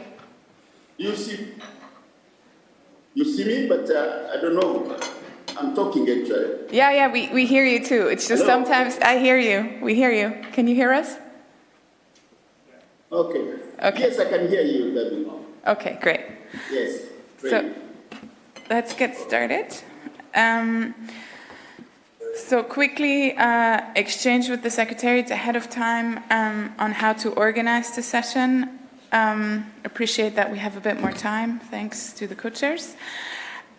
We suggest to focus on the executive summary, as I already mentioned in plenary, and then whatever we're discussing in the executive summary would, of course, also be reflected in the technical report in line with that. And we also suggest to focus on the primary political sticky issues that were raised also in plenary. And from the written comments we have received ahead of time, which would be the whole question on the needs versus the quantum, and how addressing the needs is being reflected as one topic. Then one topic, how the various sources are used within the report. And for that, we'll go to that lollipop, we call it the lollipop diagram, and discuss that diagram as well as whether you want to keep it or not, because there were some comments to remove it. And then at the end, focus on the recommendations. Having said that, you please send in all your written comments on the entire executive summary. And especially technical edits, we're more than happy to take up. If you have fundamental structural or structural comments or how certain things are being reflected in general, please also mention them now in the session. So when we do the new iteration of the text of the executive summary, ideally until tomorrow, we can already take that up. And you make our life much easier if you provide us with track change suggestions, so we can work with that. Thanks. Richard, did you want to add anything? No, not much. Thank you so much. Thank you so much, Gabi. I think you have summarized it all. Unfortunately, I was unable to join very early morning session. Okay. I think I had moved to another. Hello? Hello? Yes, we can hear you. Sometimes you're breaking. We can hear you. You can hear me now? Yes, we can. Okay, thank you so much. So I was saying that, yes, indeed, I agree with what you said in terms of moving forward. I missed the morning session, but I think the guidance we got from the morning session in terms of what maybe we need to look at, and maybe that's what we focus on, but also the fact that we need to get written comments tonight to your side. I think that's fine. We hope you are going to provide those written comments, and then we move from there. So you can go ahead, Gabi. I'll be on and off because of the line where I am. It's not as good as where I was before. I've been moving from one place to another, so I've moved to another place now. But hopefully I'll be there. Okay, great. Thanks, Richard. So I see Mohammed has his hand raised. Please, Mohammed. Thank you, Gabi, and thanks again for everyone who worked on the summary and the technical report. It's a massive effort, and it's greatly appreciated, of course, by everyone. I would just like to note that with regards to the figure, the lollipop graph, I'm not sure what that's referring to, but if it's referring to the common activities and so on and so forth, we would like to keep that graph and the references to that graph in the summary. We'll show what's being referred to. Okay, we'll show the lollipop diagram later. Let's start with the needs versus quantum conversation, and then the sources in the lollipop graph, and then we'll show you the lollipop graph so everyone knows which graph we're talking about. Okay? Okay, perfect. Sounds great. Thank you, Gab. Okay, great. So let's get started on the needs versus quantum.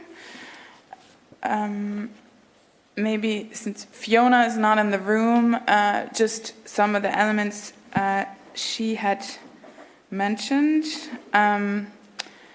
One important part for her was the whole question of costed versus non-costed needs and how they're being captured and reflected. So we'll make sure that that relationship is also in the executive summary. It is in the technical report for sure.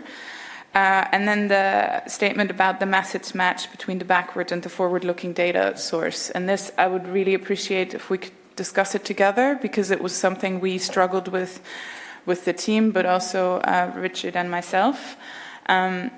Because as a committee, you said we should use data from 2009 until 2025, but the needs information is primarily more or less from now until 2030 or 2050, and it's not on a per annum basis. But we also heard from you clearly you wanted the NDR to be the main underlying source of data that we're using for the needs part, which is this data range. And it's impossible to say what it is from now till 2025. So we'll have to have this broader scope. And we're in your hands on how we should treat this discrepancy. One suggestion from our side is that we it is already clarified with a qualifier in general and in several places of the technical report and also in the executive summary, but we can make that even clearer. And also this notion that, and it speaks to what Fiona was saying in not backward engineering the goal, that the goal text says addressing the needs, which doesn't say the quantum has to be equal or anything like that. So we'll also mention that in a qualifier that the intention of the wording of the goal was not that the amount would meet the needs expressed, just to qualify that. And with that, happy to open the floor and hear your thoughts.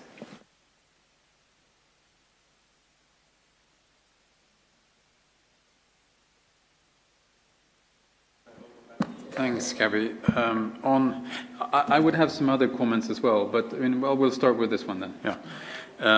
Now, so if we're just looking at the actual paragraphs, and I'm in the executive summary now, under the heading B, addressing the needs of developing countries, and I think the first two paragraphs there, 27 and 28. They're factual, so they're good. That's fine.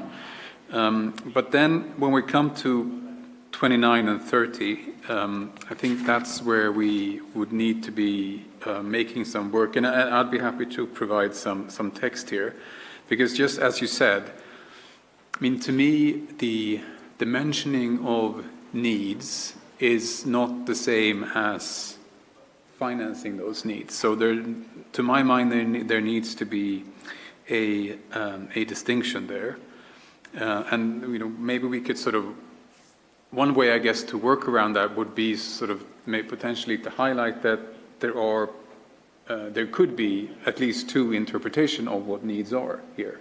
And that one way of looking at the needs, is the one which is then expressed here in the report, whereas another way of looking at needs, I think from our perspective, would be to say that when we say in the formulation of the goal that we're basing it on needs of developing countries, that is for us an expression of ownership on the side of developing countries, that we're keen to ensure that what we're financing are the needs and priorities which developing countries themselves have put forward, and not that we as a donor should be financing whatever we find appropriate, but rather we want to focus on the needs of developing countries.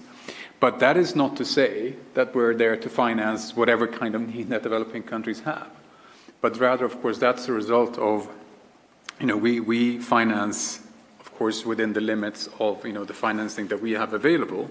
And in this particular case, the totality of that finance is, for the purposes of this report, is limited to the 100 billion. So I think we would need to find some text which could potentially express both of those approaches to how we see needs. I'll leave it there. Thanks. Thank you, Matthias. Yes, I know that, so we'll try to integrate in the executive summary something around the concept of national priorities and ownership, and addressing the needs in that context. I think it flows well with the paragraph 30, which tries to speak to this thematic split where needs or priorities needs are an expression of priorities of certain priority sectors, and that's also what we were trying to do in the technical report. So maybe we can integrate it in that. And then the quantum issue is maybe more on 29. We'll have to see how we cover that. Kevin? Yeah, many thanks, and appreciate that there are some serious methodological challenges around this section with the incompatibility of the timeframes. So I really recognize that, and I think that's an important challenge to highlight in this section, and I know it's in here in the text now, but again, kind of underscoring the fact that we are using a forward-looking needs assessment to try to ascertain and understand, at least from a topical perspective, what the needs are, I think is helpful, and at least making clear that we are not comparing apples and oranges, but we are using the oranges we have to try to learn a little bit about the apples. I like very much the section under needs in 4, geographical distribution. I think this is really, really helpful, and I really like this figure actually, where we can kind of see from the perspective of regions how things seem to line up. I think it's figure 3, and I wonder if something like this, which was pretty sectoral in nature, would be really useful, because again, to the extent that there are sectors where needs have been identified, and we can begin to sort of say, all right, of the finance that's been provided, does it go to the agriculture sector, does it go to water, does it go to transport, that kind of information I would find to be really helpful. So I think for me, I would really see a pretty significant expansion in 2 under sectors. I think drawing on figure 3 would be really helpful. In contrast, I'm not really sure here in section 3 what sources and instruments is adding. It's definitely the case that the 100 billion goal is about investment in particular activities, at particular issues, and the places to which that finance is going is much more important and relevant than the manner in which it gets there. To me, an expression of needs isn't really about the instrument, it's about what it is going to and where it is headed. So I don't really see a huge amount of value in this section on sources and instruments at present. And then on this geographical distribution question, I know that there are also some really useful figures about per capita finance flows, which tend to be really helpful for understanding, finance in certain contexts. So I think that would also be a useful addition in this particular section. So all to say, I think we recognize that there are some very clear methodological challenges here. The 100 billion goal was not set with, responding to the full quantum of needs in mind. And the more we can sort of link this to this sectoral or geographic question, I think that would actually really help us get some useful information about how the finance, which was understood as part of the goal, is being directed to the priority areas that countries have identified. And that kind of way forward, I think, would make the most sense. So very similar to some of the things that Matthias has said. Thanks. Thanks. Yes, we'll try to look into the instruments section. I think the sources and instruments, we can't not entirely talk about it. I think it's an important conversation, and especially for recipient countries, it is a very important topic that they keep raising. So it's not about excluding it. This is not about including, or so not reverse engineering the goal, right? This is not about saying it's only grant based or only loan based or the other one. It's really about expression of needs and instruments by recipients and what has been provided. So I think there has to be, and there's discrepancies depending on the source. So for example, if there's one source which was speaking about the public-private split, and it's an underlying scientific report which makes the assessment that at least 70% of the investment needed in order to implement the 1.5 degree target will have to come from private capital. And that's an important statement to be made. And it's not judging it or anything, it's just stating facts and reports. So I don't think we can remove it entirely, but we'll try to rephrase it. And if you have concrete textual suggestions, again, please come to that. On the sectoral split, we have a graph on this in the technical report. I was just trying to pull it up in parallel. Patty, do you remember the figure name? Sorry, scrolling through. It's a circle diagram. Just looking for it. We debated whether to include it or not and opted to not include it in the executive summary because we have too many pictures already, but happy to take it in if you find it helpful. Sorry, I'm just scrolling through on my screen. It's in chapter 4. Here it is. It's figure 22, sector distribution of expressed needs and climate finance provided and mobilized.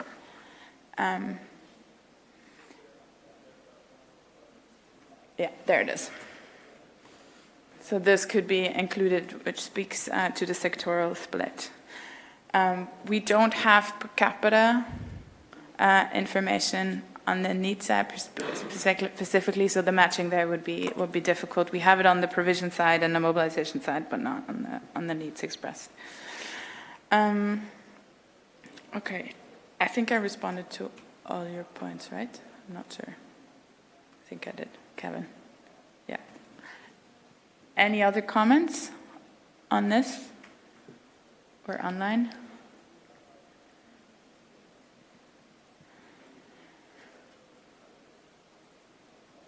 Don't see any, so thanks for this feedback on the needs part. We'll try to integrate that and also work with that qualifier on the data availability, maybe at the beginning of section B of the executive summary. With that, we'll move to the use of sources. So maybe, Patty, you can pull up the famous lollipop. Well, it's not that famous yet, I guess it is within the team. The lollipop diagram. We call it like that because of the various little lollipops that you can see.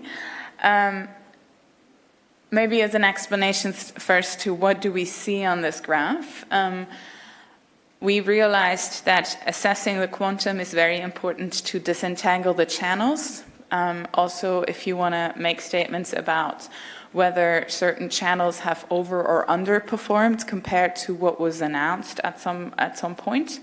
And you'll see the dotted lollipops are ex-ante information, so kind of announcements or models or simulations of data or expressions of where countries want to be at a certain point. And the straight lines are different sources and data points in an ex post manner. So with that, you also see that the different data sources that we have make different statements about where the quantum is. It gives an indication of the range, and that's why we displayed it like this. And it also helps to see which channel, well, there's different expressions in the different sources we use, but overall, a certain trend, which channel has provided the largest volume or mobilized the largest volume in the context of the overall quantum. And you can, for example, see the very important part the public finance has played in the past and is also announced to be played in the future. And there you also see, now we come to the question of which sources to integrate or not, and questions which were raised. We did not say we include this source, we don't include that one. We just included all sources in the literature which are there, which speak to the assessment of the 100 billion goal. And we didn't judge them. And we reflect them as data points. And our suggestion would be to continue to do that in an agnostic manner. Now, we heard from Fiona in the plenary, she's coming in, no, it's fine, that some of these reports use methodologies which are not in line with the actual language of the text of the goal. For example, those which exclude certain sources or exclude certain instruments. So we're in your hands, what to do with that. The approach of the co-chairs was to take an agnostic approach and just display the information and make it available. And if you go into the methodology section, there's the oversight table at the very beginning on the methodology chapter where you actually see very explicitly what is included and what is not included in each of the sources to make it very transparent what's there. And then it's up to the reader to judge whether they like one data point or not, I guess, or think one is more accurate than the other. Ivan. Yes, I don't know if it's possible, but I understand that in this graph we are using both estimates and projections, right? And that not may give the most accurate picture. I wonder if you can have two graphs, one with projections and another one with actual estimates. Because obviously the assumptions are different when you are doing projections. And if you see in a couple of places, you can tell that affects the overall picture that we are portraying. Thanks, Ivan. Maybe you can scroll down and show, because these graphs, as well in the executive summary as well as in the technical report, are right behind each other. So this graph speaks to the ex post and the ex ante. So you see like the ex post estimates and then the ex ante. What we tried to do with the lollipop graph was to bring everything on the channel basis in one graph, so to actually see the various channels and to see the estimates as well as the projections on a certain channel. Because with that you can also make a statement, for example, the roadmap, which was issued in 2016, as far as I remember, made certain statements about which channel would be at which level in 2020. And one of the channels performed really well, actually even slightly overperformed, and the other ones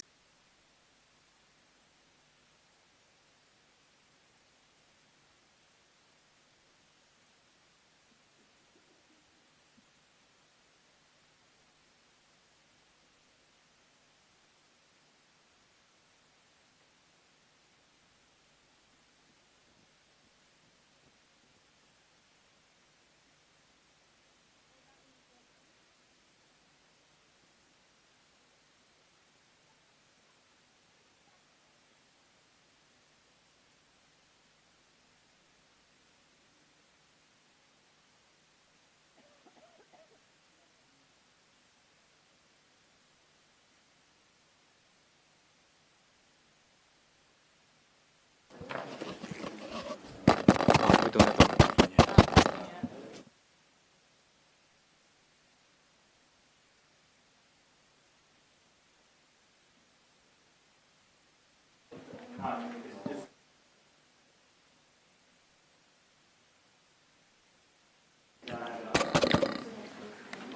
Colleagues online, can you hear us?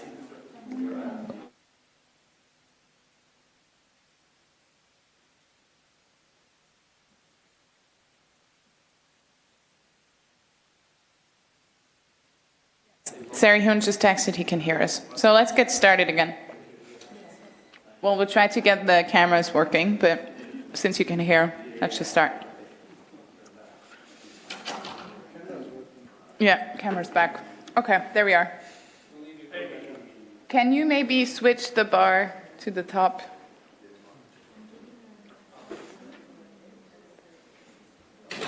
Anyway, okay. So well, Ivan's here, that's good. So we were on the lollipop diagram. We were on the lollipop diagram, and there was a question of whether we could have two different graphs, one with the forward and one with the backward-looking data. And I was just arguing why we put in the lollipop diagram both at the same time, whereas in the graph right after, in the technical report as well as in the executive summary, you see the separation of ex post and ex ante data on the overall quantum. Whereas in the lollipop diagram, what we're trying to do is disentangle the channels and get some information on the channels. Ivan, does this help you with your comment? Yeah, thank you, Gabriela. That clarifies a lot. I have a suggestion, but maybe I will make it when we get the graph on the screen. For those online, we're still trying to get a graph on screen because the computer which has the graph is not connected to power yet.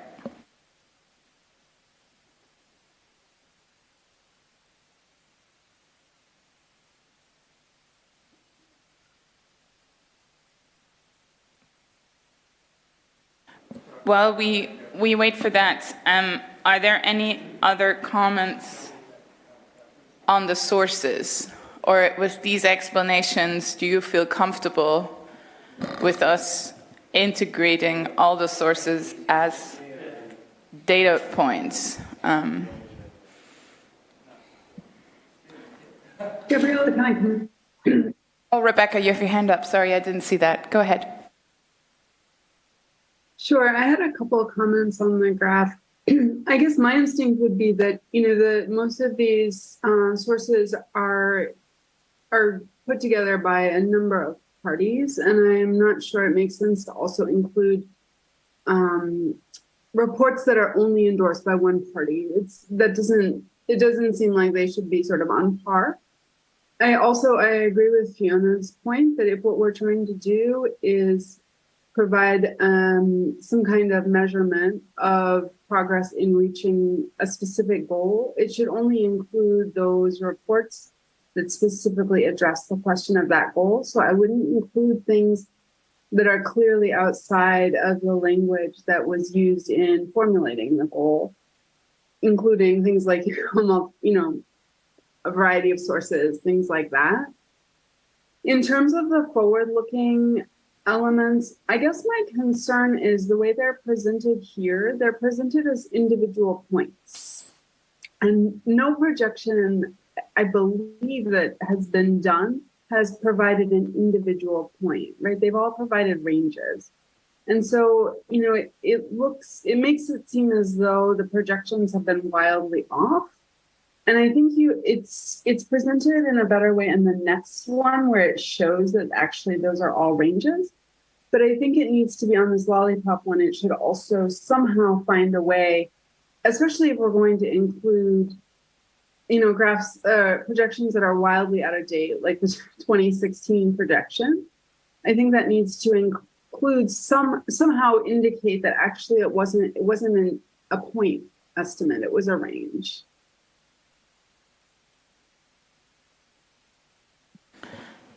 Thank you. I think I know what she's hinting at.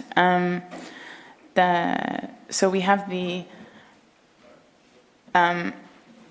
ex post, and well, I'm looking at the next graph. There you see the range. For example, for the roadmap, we have two different colors to indicate the range. And the roadmap only made an assessment for 2020, not for the entire time frame until 2025, because and we tried to integrate that by using two, for example, on the roadmap projection, I thought we had two lollipops, for example, on the public finance, or we only have it. I do see that point, Patty. I think that's included in the 2021 Climate Finance Delivery Plan, but it's not in the roadmap, and I think it should be.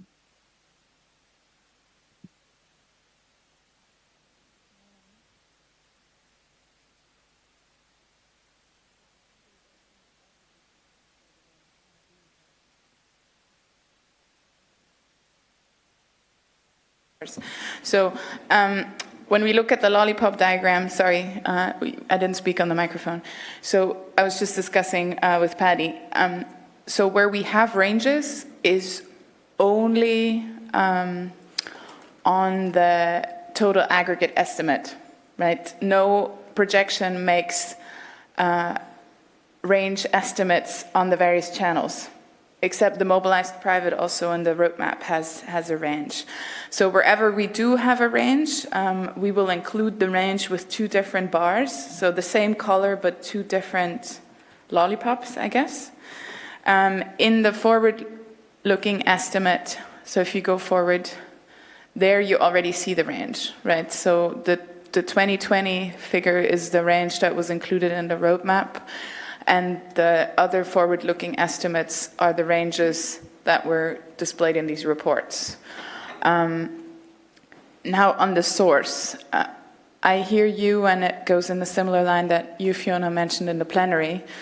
You're suggesting to exclude sources which have not been endorsed, or which have been endorsed only by one party, as well as those sources which are not in line with the language of the goal in terms of various instruments and sources. That's a suggestion. We're in your hands. Are there any other views in this regard, whether or not to include these sources?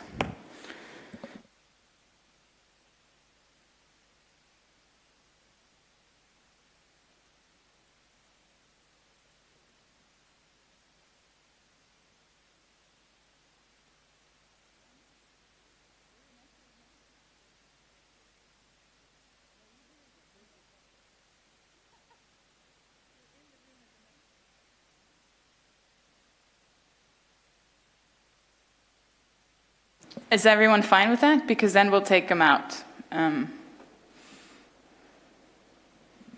So we would only include sources which have been endorsed by more than one party and which are in line with the language of the goal, which is various instruments and various sources.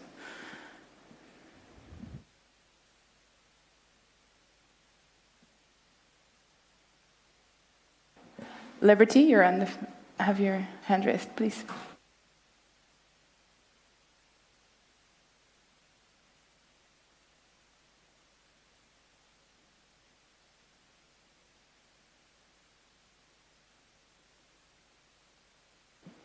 Richard, are you still on the line?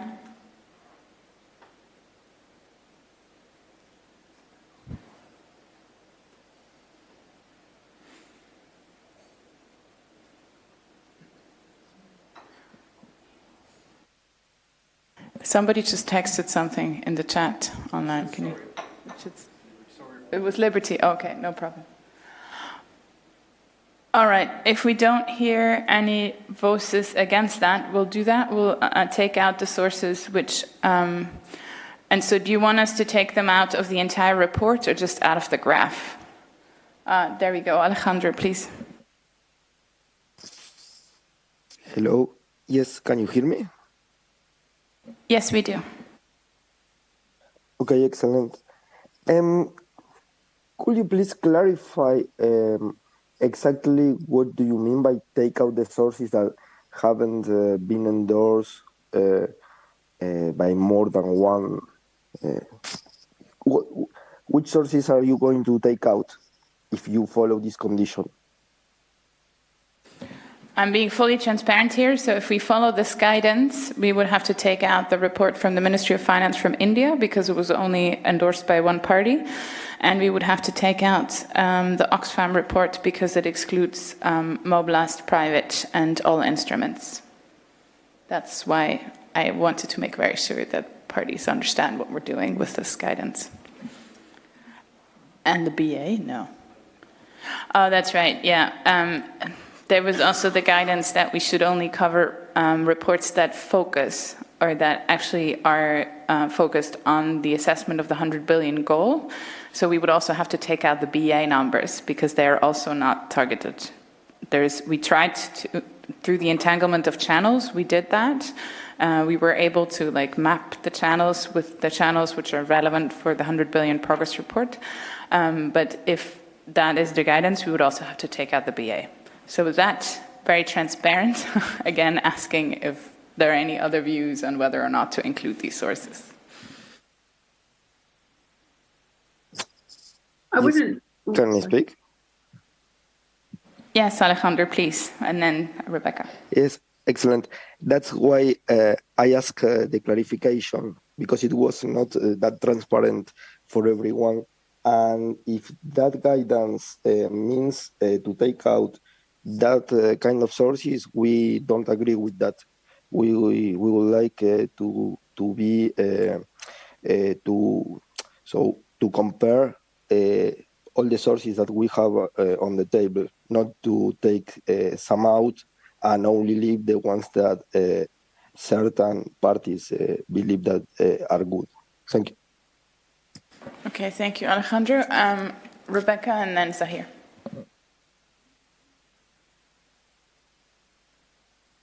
I'm sorry, I just wanted to clarify that I wasn't suggesting removing the BA or other reports that weren't directly and specifically aimed at the 100 billion. Okay, thank you. I think that was someone else who had suggested that we should only focus on those, but thanks. Zahir, please. Yeah, and maybe not to add to the discussion here, but if I look at the decision, it is less about who endorsed. I think it's more for the committee to determine whether the report is relevant or not, because it says here, and other relevant reports. So, maybe the approach should be as to whether we think it's relevant or not. But I leave that up to the committee to decide. Thank you, Zahir. Yes, I think that was the framing, because the statement was that if only one party endorses it, is it relevant for the assessment? And the other one was if it doesn't include all sources and instruments that are framed in the question, is it relevant? And we have, I tried to explain to you what our approach as co-facilitators was. We were trying to be agnostic and just transparent about the data sources out there. And because the BA doesn't have a chapter on assessment of the 100 billion, we went, but you also said in South Africa, we should take the BA as a key input, source of input. It was evident for us that we should take it into account, and that's why we did also this channel disentanglement, because that way you can integrate the BA very well, because the BA has very clear and transparent information about channels. Zahir, please. Yeah, I think the problem is the issue of endorsement, because let's say many think tanks produce reports that nobody asks for or kind of endorse, but we make use of them, right? It's maybe to be crude, like take there's a situation now where we're going to get another report also from not the UK, but Germany and Canada. But nobody had asked for it in any decision from that, but you're going to have a report there. So I don't know if it's going to... I don't think we should maybe go down that path too, because then we might tell Barbara, Listen, Buchner, CPI was never, we didn't endorse your report, so it's not relevant. But I leave it to you guys to take it out. I think at the end of the day, you just want to get a broad picture, and I don't think by us including the report from India or wherever else, we are actually, how would one say, endorsing the report or anything like that. But what we merely is just giving to all the members is this is what's everything out there. I mean, you make up your mind whether you agree with it or disagree with it. Thanks. Yes, this was also the approach we had chosen so far. Maybe in response to those who have requested the removal of the source, would it help you if, well, in the methodologies and approaches chapter, it's very evident what the report covers and what not, and how that relates to the language of the 100 billion. And whether it will be helpful for you if in the footnote, which is already huge, the description of the lollipop graph, but we include whether or not certain sources are covered. We'll have to see how we could do that, but kind of referring in the footnote in the description of the graph, which source covers which literature source covers which financial source and or instrument, for example. Yeah. Thanks for that, Gabriela. And I think, so there's a couple of points here. The first one is on the endorsement. It's not so much whether or not, and I think this is a slippery slope, right? So if we can say, what's to stop me saying I might do my own report, and I insist that for the next, if we do another report on the 100 billion, that my report is there as well. No one asked for it, but I can do one, and if we adopt this approach, any report can be up there, whether it's relevant or not. I might reframe the 100 billion saying, well, actually the 100 billion was about whether or not finance increased at all, and it clearly has. It may not have met the 100 billion, but if you get 83% on a test out of 100, that's rarely considered a failure. Slap that up there and then expect it to be integrated and expect it to have the same status as the Oxfam report, the OECD report, the BA and others. So I think it's actually a question around how we determine whether a report is relevant. So that's the first point. The second point is on re-engineering the goal. And so, we all know that there are faults with the way that the 100 billion was established, that there is no tracking system, no formal tracking system, no sub-goals and whatnot. And so to come back now and say, well, like the Oxfam report, it failed because it, is more loans than grants. I mean, there was nothing binding developed countries to provide only grants or only loans. Like there was no guidance on instruments, no guidance on sectors, no guidance on anything. And so, this is a conversation we can have in the context of the new goal. And you can have different positions on it, but the way it is now is that you can't go back and say the goal was something that it wasn't. And so, in terms of another footnote, I mean, and my third point is, I could just on this graph, like we are all pretty embedded in this issue, and even we can't really figure it out and understand exactly what it is, what's the dotted line, this lollipop, that lollipop. Is it worth just taking the graph out completely? This whole picture, because we've spent a lot of time on it. I mean, you really have to delve really deeply into it to fully understand, and even then it's not entirely clear. Could we just stick to figure 1B instead, which is much clearer, and just maybe just forget about this one? And in terms of referencing other reports, you already, I think, in this executive summary and in the technical report, you outline already that Report A looks at the 100 billion from this perspective, Report B looks at it from another perspective and doesn't include this, doesn't include that. So I think if those caveats are there, then that's fine. What I have an issue is with reports, with methodologies that are not tested, with looking at the 100 billion in a way that it was never designed or committed to, and then putting them all up together in equal status like that. Combining ex post, ex ante, I think actually that undermines what we're trying to do, which is the 3 pillars, right? Was the goal met? No.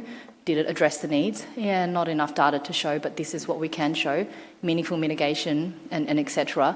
Not enough data, but this is what we can do. Let's focus on that and the mandate rather than, we don't really want this report to be an assessment about which report is better, because we will all have different opinions, and that's not really that wasn't the intention of this mandate, and that's certainly not what we heard in the rooms in Glasgow when this work was called for. Yeah, thanks. Okay, thanks, Fiona. For transparency reasons, Trouder made the same suggestion to actually remove the lollipop graph because it was too complicated. We really liked it as a team, but we hear you, so I guess we'll just drop it. But I see Alejandro and Richard on the call. Alejandro first, and then Richard, help me. So the suggestion is to just delete the lollipop graph. Yes.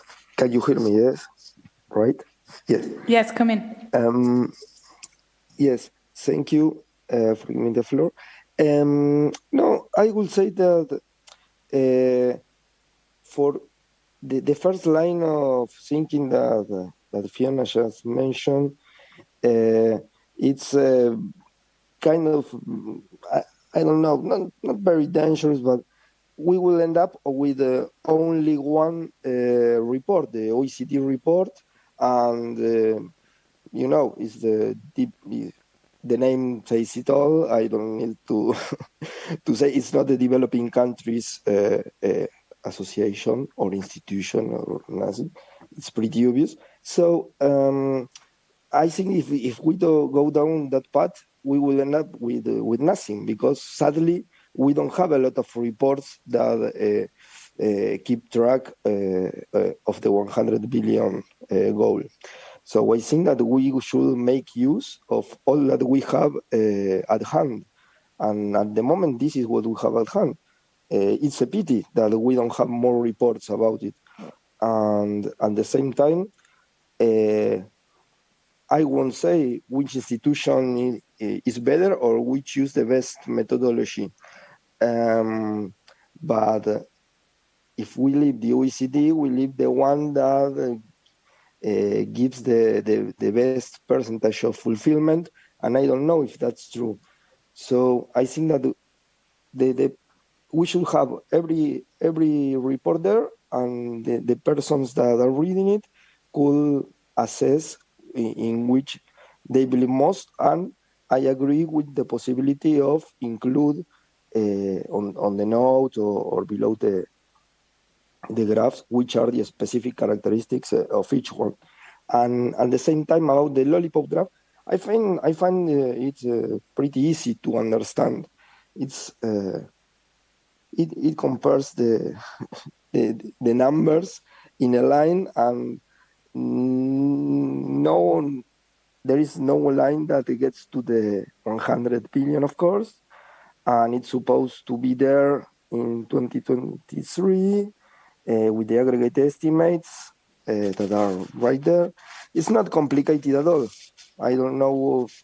I wouldn't go for the option of dropping it, because it's a nice graph. And in fact, I don't know why you and the ones that made it want to drop it, because I almost thought that you were kind of very engaged with the lollipop graph, like you loved the lollipop graph.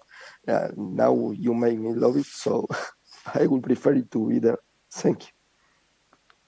Just to clarify, I love it. I actually wanted to drop, also for transparency reasons, in the iterations of the text, I wanted to drop the other two just to be fully transparent, but we're in your hands. So we've heard multiple voices to remove it, and we're fine to also remove it. But Toru, no, sorry, Richard and then Toru.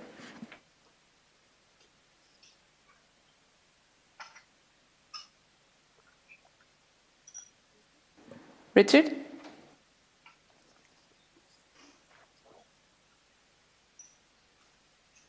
Richard, we can't hear you, so maybe I'll continue with Toru and then give the floor to you, okay?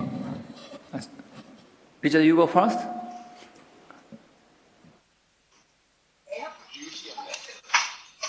Okay, we can't, your microphone doesn't seem to work very well. We see you waving, and we hear some noise, but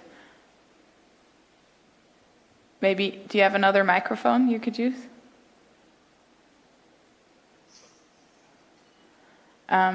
Let's do Toru first, and then you try to change your microphone so we can hear you, yeah? Okay, Toru? Thank you, Gabby.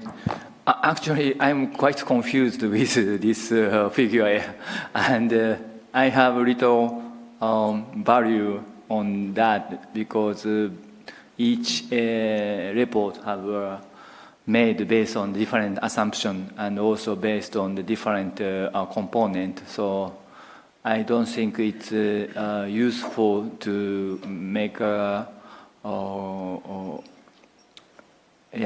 comparison with that kind of diagram. So I would rather suggest deleting it or more simplify it, because it really requires quite in-depth understanding on those who read. Thank you. Richard, do you have sound now?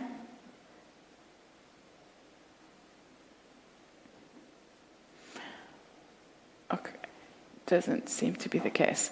All right, so Richard also was never very fond of the lollipop graph. Seems that I am the one convincing everyone, but we hear you. No, I understand. It is a very complicated graph, and it has a lot of information in there. And to be honest, if you don't understand it, I would assume the average reader will certainly not understand it. So even though personally I'm quite attached to the graph, happy to take it out. So with that suggestion, going back to Fiona, if we go to 1B, would you feel comfortable still with 1B? We take out 1A, we keep 1B. Hello. Oh, now hello, Richard, hello. we can hear you now. Go ahead. Yes, please. I'm sorry, I got lost. So I think it's important to keep it. I love it, and as you said, you love it. But important to understand that this gives us a sense of why the reporting on 100 billion is quite complicated. You can see from that graph that you have different entities, organizations reporting differently, and therefore I don't see any complication in terms of understanding this graph. It gives, for example, who reports on what and what the sense you get in terms of going to the 100 billion. And then, of course, we have the aggregate sort of analysis estimates. So for me, this is quite important. And I don't speak because I was part of working on this. And as Gabriela said, we love it. But I think it helps also all of us to understand the challenges of reporting from the various entities, and maybe at a later stage we can work together to find the best way to report on the 100 billion. So I think it's important, and we better keep it, as also the previous speaker said. Of course, I didn't hear what Toru said, but I think we can keep this. Thank you. Okay, Toru was also saying it's too complicated, I don't understand it, please remove it, just because you didn't hear it. Okay, well, we have a Pat, and maybe just to comfort those who want to keep it, will also comfort myself.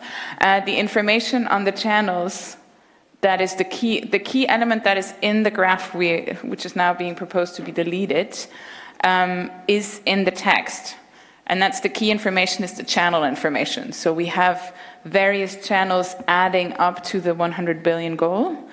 And it's important to recognize that these channels have various volumes and contribute at various levels to the goal itself.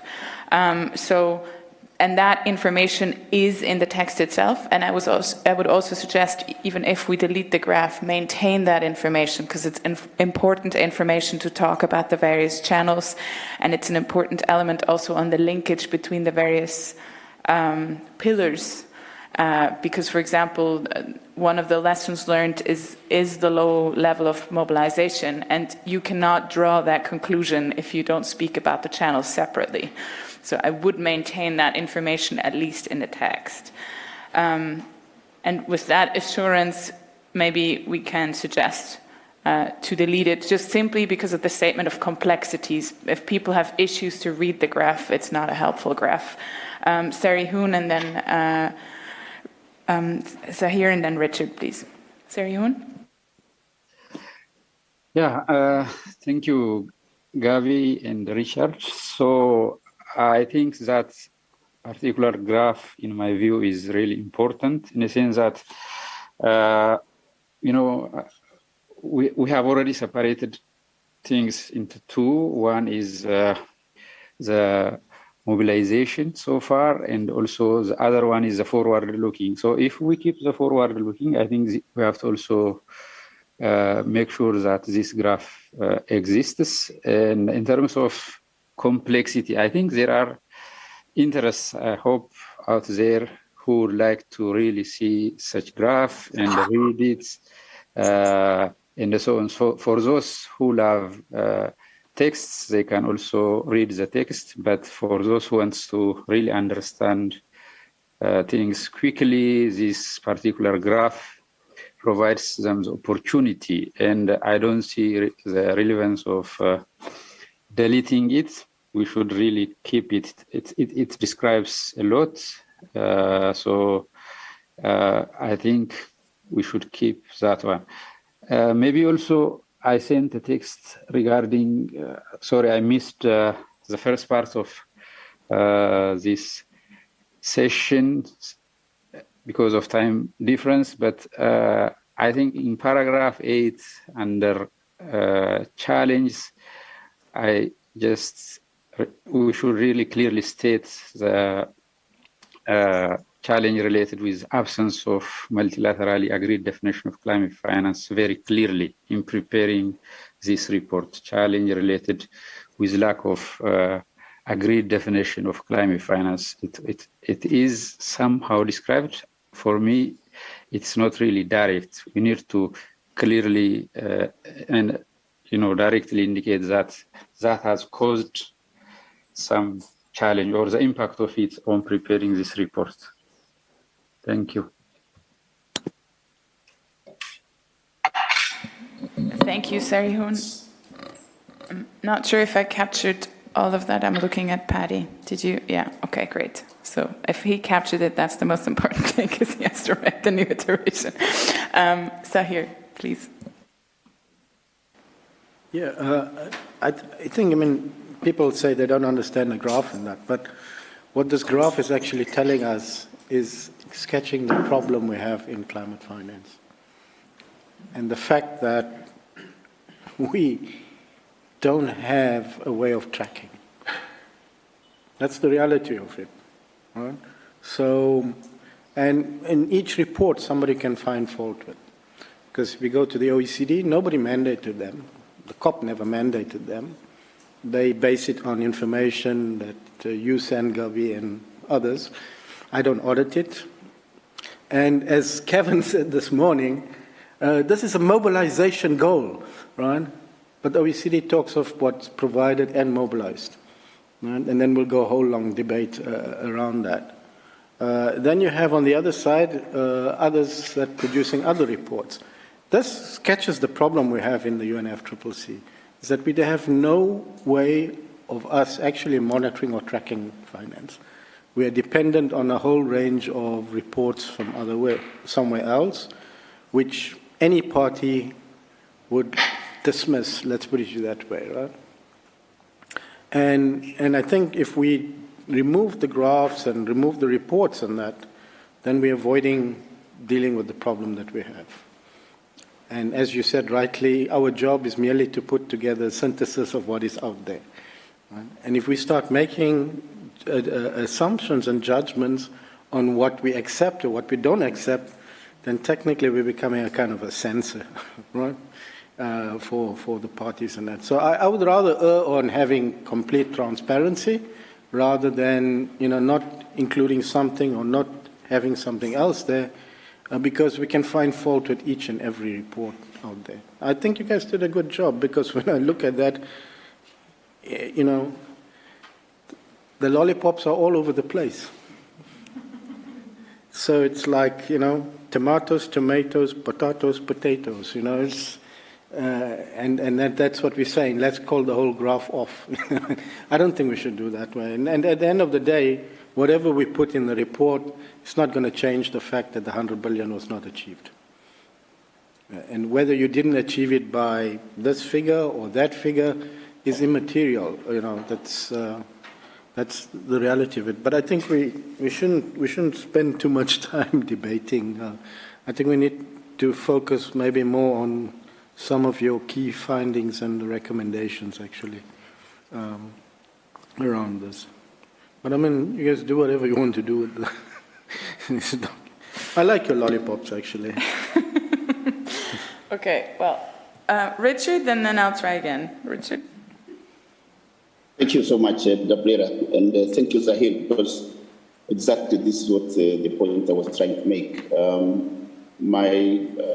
My understanding is what they're saying, and this is what we see in the graph, and this is why you said you love it, I said I love it, because it gives us a sense of what we have gone through, me and you, in terms of trying to sieve out all the information we have from the various sources and putting them together so that everybody can see which source says what.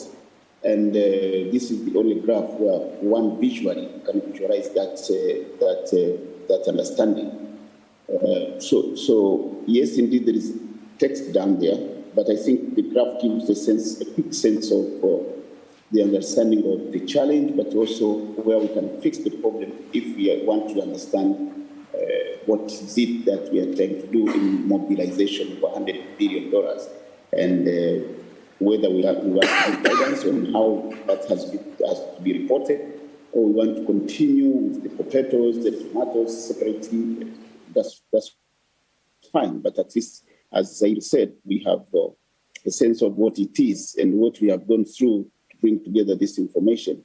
And for me, this was one of the areas where we remember we were really keen to see that the SCF understands the challenge, but also appreciates the fact that there are a lot of institutions out there reporting on the same objective, but with a similar approach, and therefore with different figures.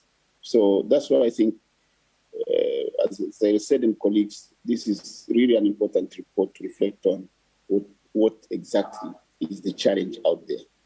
Thank you. Okay, I see Alejandro, and then I'll try again. Okay, thank you very much for giving me the floor, Gabriela. I totally agree with what was said by Zahir and Richard. I think that even as it was mentioned, there is text that mentions almost all that it's included in the graphic. As they say, one image is worth, I don't know, 1 million, 1 billion, or trillions nowadays of words. And this graph is pretty clear. In fact, I think that it's absolutely clear. I absolutely trust the capacities and in the knowledge that everyone in the SCF have. And I think that why don't we speak the truth? The real reason why certain experts wanted to take it off, it's in fact because it is pretty clear, and it shows clearly the differences between what one report says and what says another one and what says the other, and that there is not only one truth there. So for me, it's important because it shows in only one picture, in only one graph, in only one figure table, not table, in one graph, it shows exactly what, as it was mentioned by Zahira and Richard, is one of the problems. You don't have a unique report that could or that has been mandated to catch everything or to track all the 100 billion or how it has been fulfilled. I think it's a very important graph, in fact, and it's pretty easy to understand what it means. You have the colors. You see one report is here, says this is the amount, the other says this, so it's clear. Thank you. Great. Thank you, Alejandro. So I'm trying again. So can we keep the graph and rework it? So I suggest we keep it, we rework it, and include the ranges in the aggregate and in the mobilized private from the roadmap, for example. And also the Oxfam has ranges included, so that gives even more lollipops, but at least it's fully transparent, the actual data and the reports of the lollipops that we're trying to reflect. I've also just now realized that the total multilateral climate finance bar is not long enough. It's weird that MDB climate finance is longer than the total. So that bar, because what we're trying to reflect with the bars and colored bars is a reflection of the volume that comes from each channel. So that should be.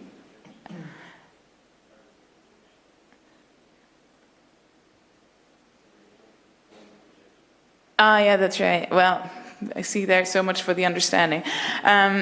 So the color is the projection. Patty just reminded me, the color is the projection, and the strict line is the actual data points.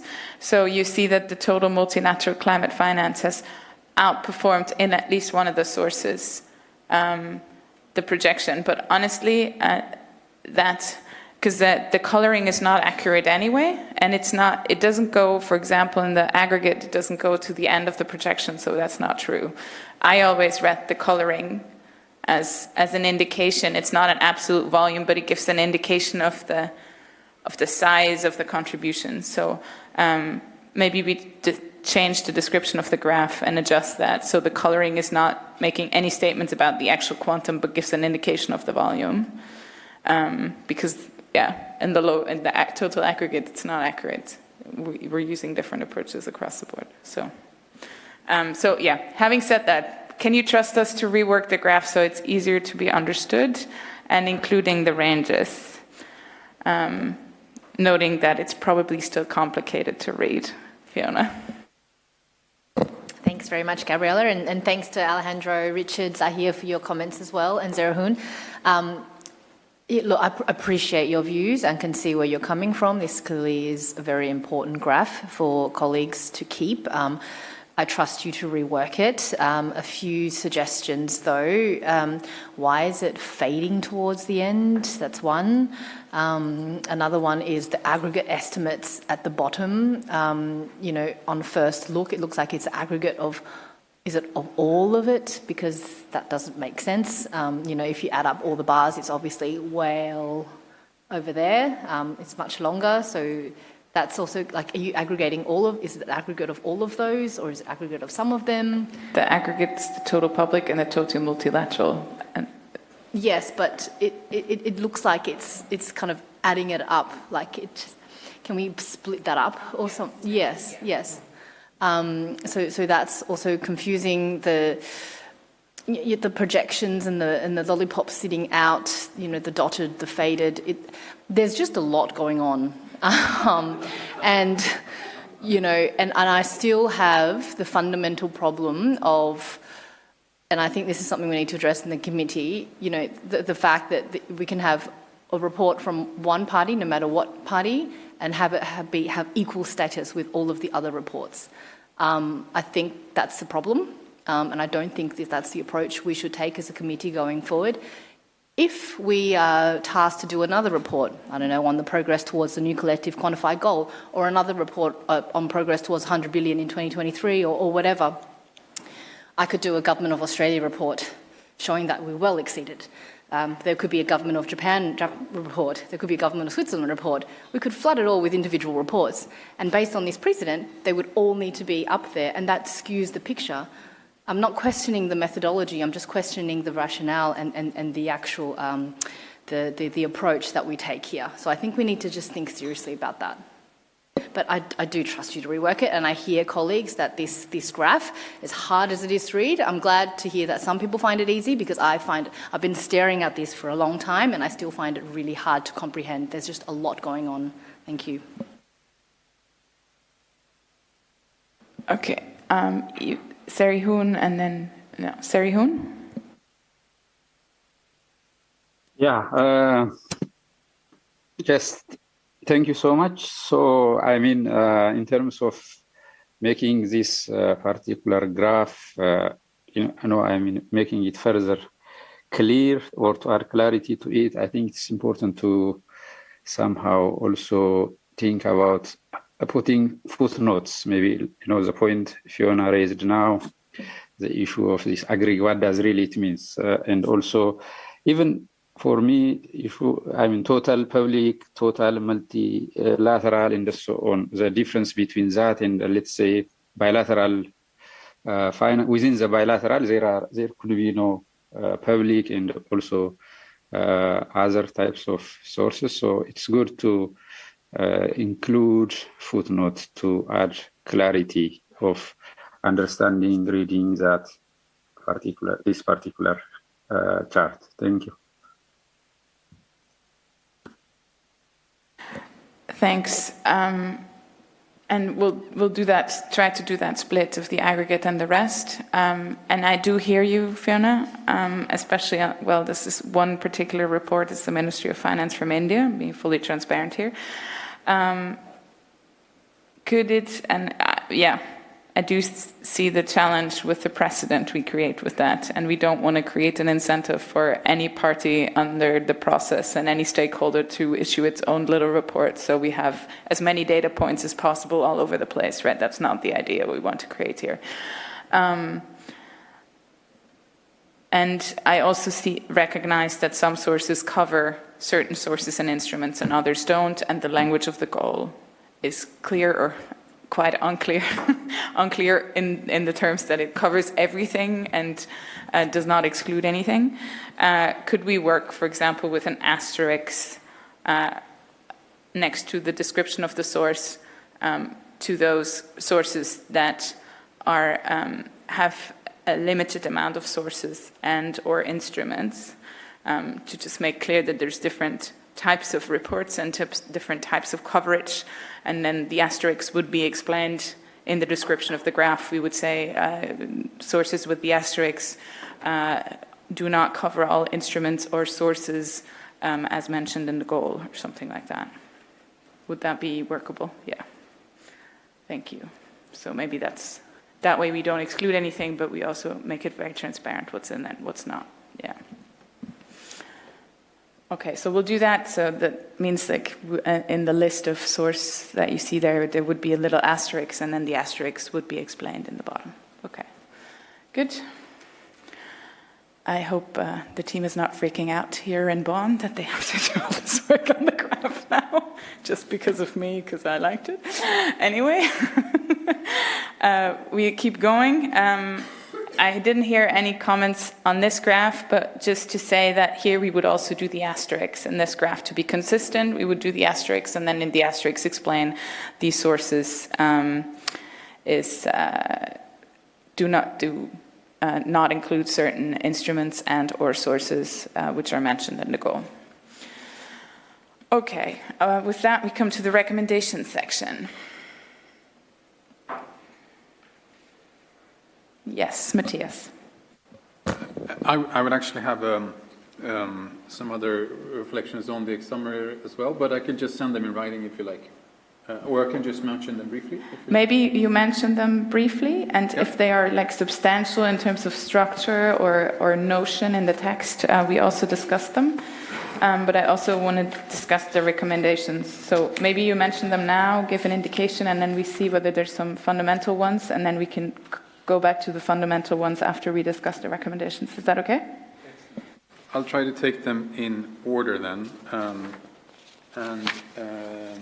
Let's see. I think first one is on paragraph 51. So this is in the section on challenges and lessons learned, where it seems to me that there could be scope for a recommendation. So I mean, it relates to recommendations, but based on paragraph 51, where we state that there's this further disaggregated analysis would be helpful in understanding further. So I'll be happy to provide a thought on that when it comes to recommendations. Sorry, in paragraph 51, towards the end there's this sort of reflection that further disaggregated analysis would be helpful and so forth. But I'll be happy to include a suggestion for a recommendation there.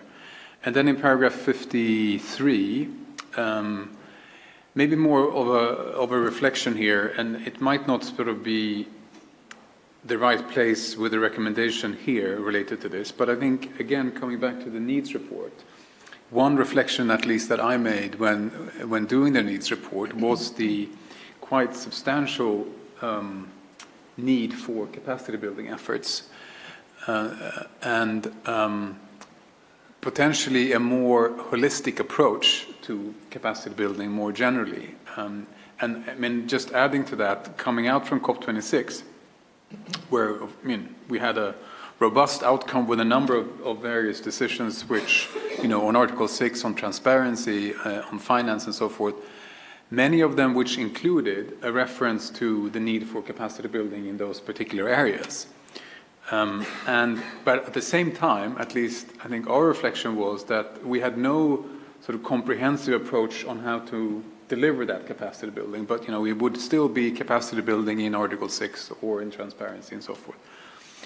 So again, coming back to, you know, this might not be the right place, but I just thought it could be useful maybe for the committee to consider whether we, from the SCF side, in some format could be presenting those kind of reflections as to how we can be supporting a more comprehensive approach to capacity building.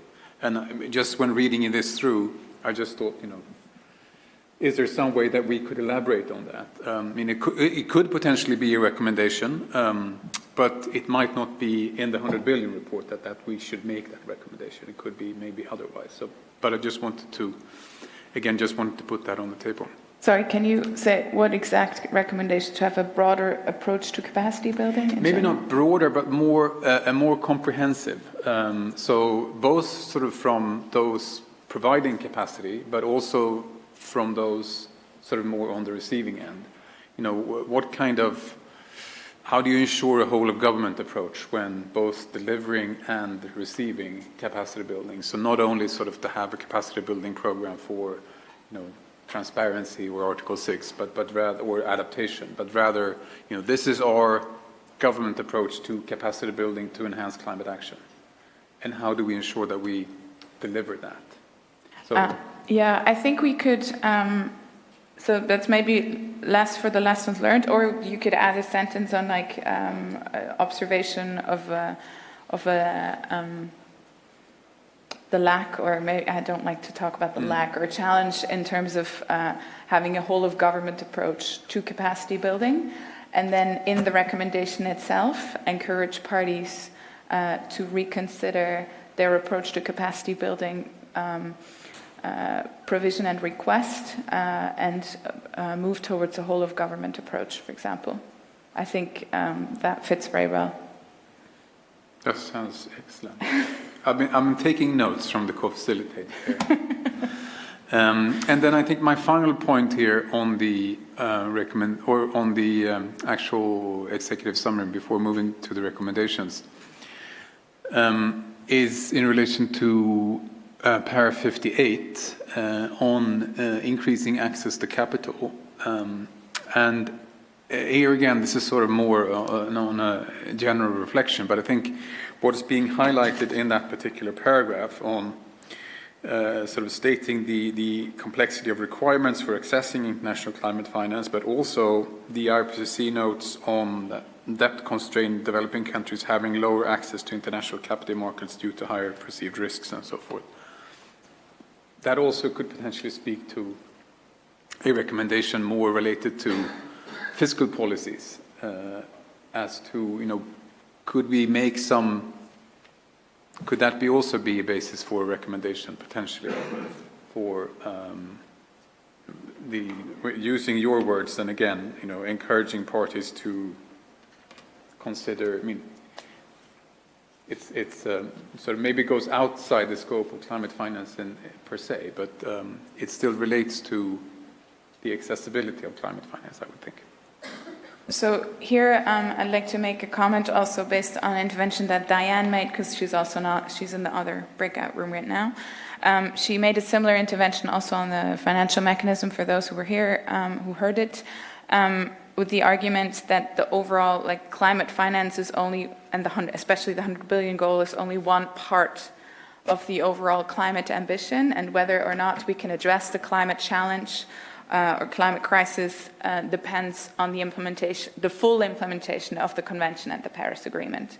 And in that context, she made a very clear statement that she would appreciate to have a recommendation speaking to the broader policy framework and enabling environments at large, or broader policies at large.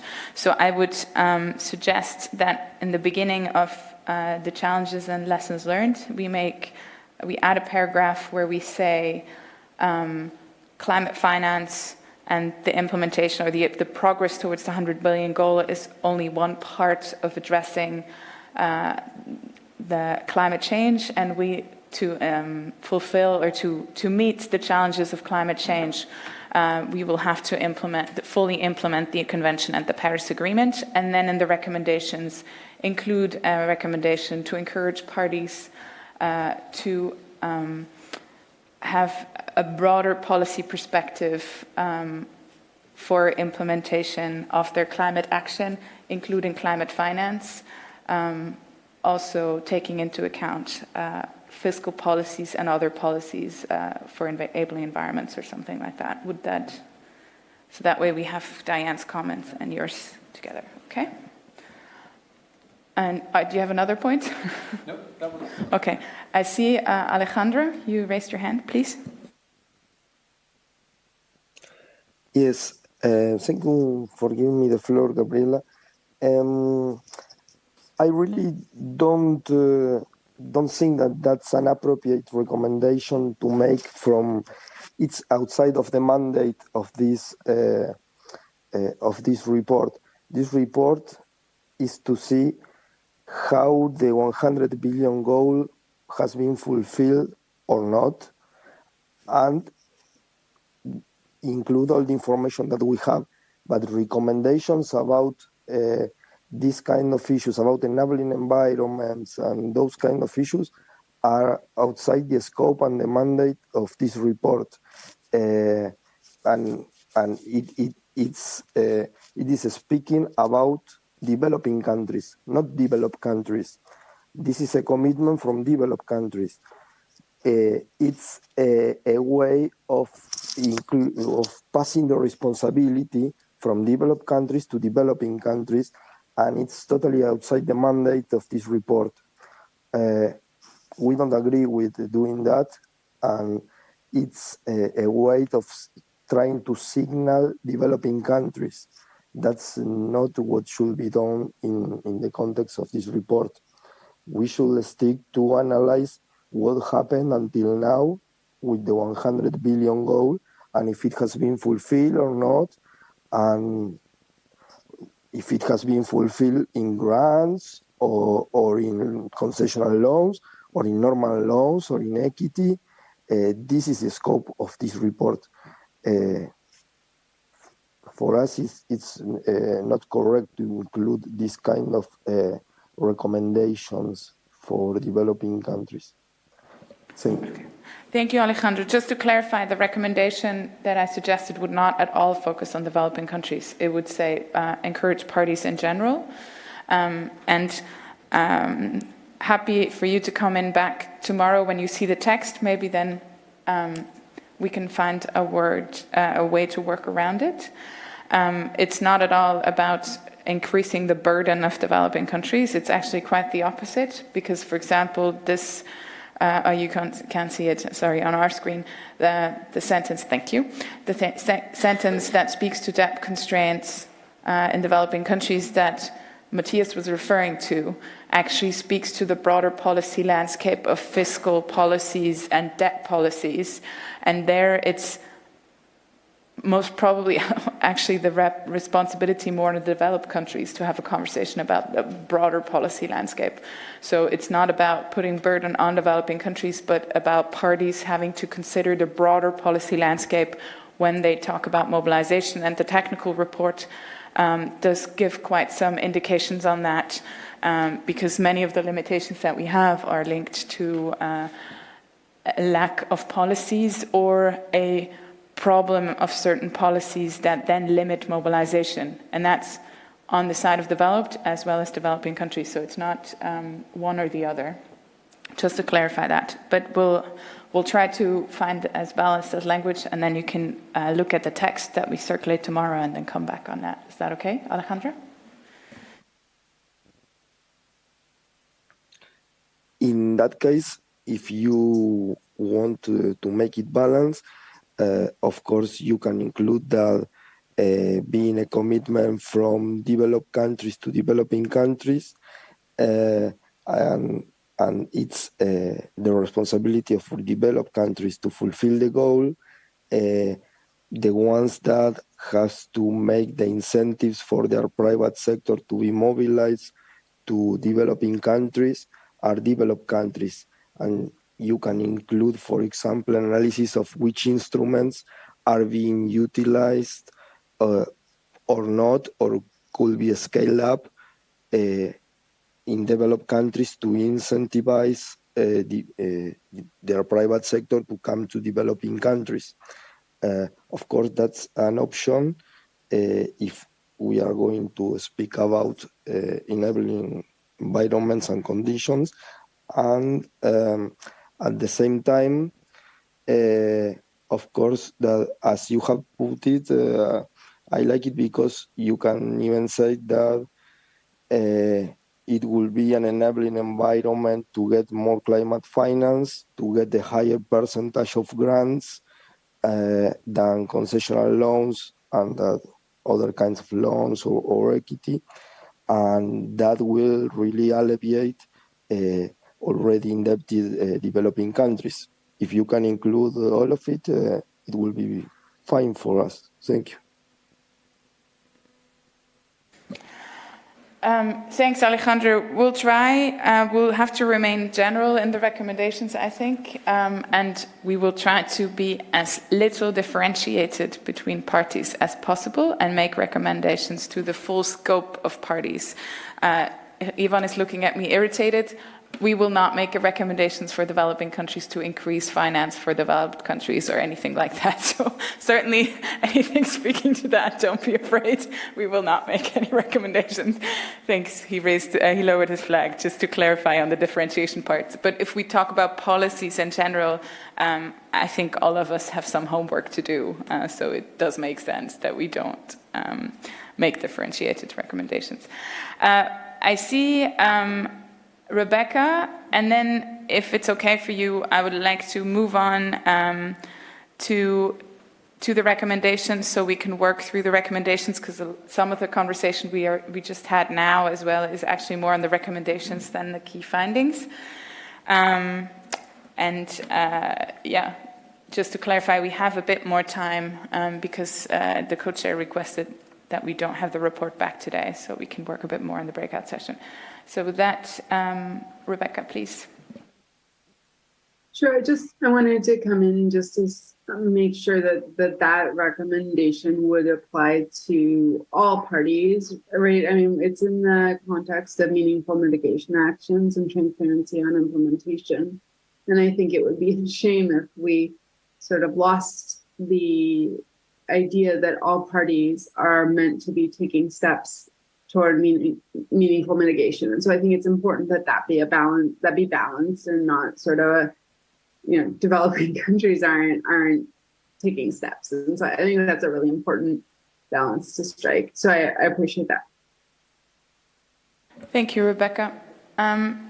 Fiona, is it still on that or on the recommendations? On this one. Okay, Fiona. And then Alejandra, is that an old hand? Yeah, thanks. Okay, Fiona. Thanks very much. On the recommendations, I have 2 questions and 1 suggestion. So the questions are on D, where it says strongly urges parties, blah, blah, blah, to conduct analysis to deliver insights on the most effective use of available climate finance to address the needs and priorities of developing country parties. Insights to who? Who are they providing insights to? So that's 1 question. I'll just move on.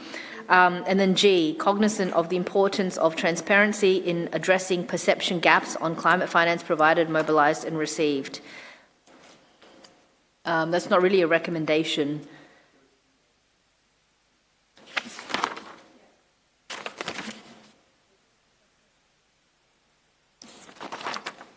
Sorry, that's the chapeau to the ones below. Oh, okay, but it goes over a different page. It is not a recommendation. It's kind of the framing of the ones below. Yes. Right, and then it's okay. Well, then scrap that suggestion. So that my question on D stands, and then my overall point is on private finance mobilisation. So I know you want to keep the recommendations high level, and I agree.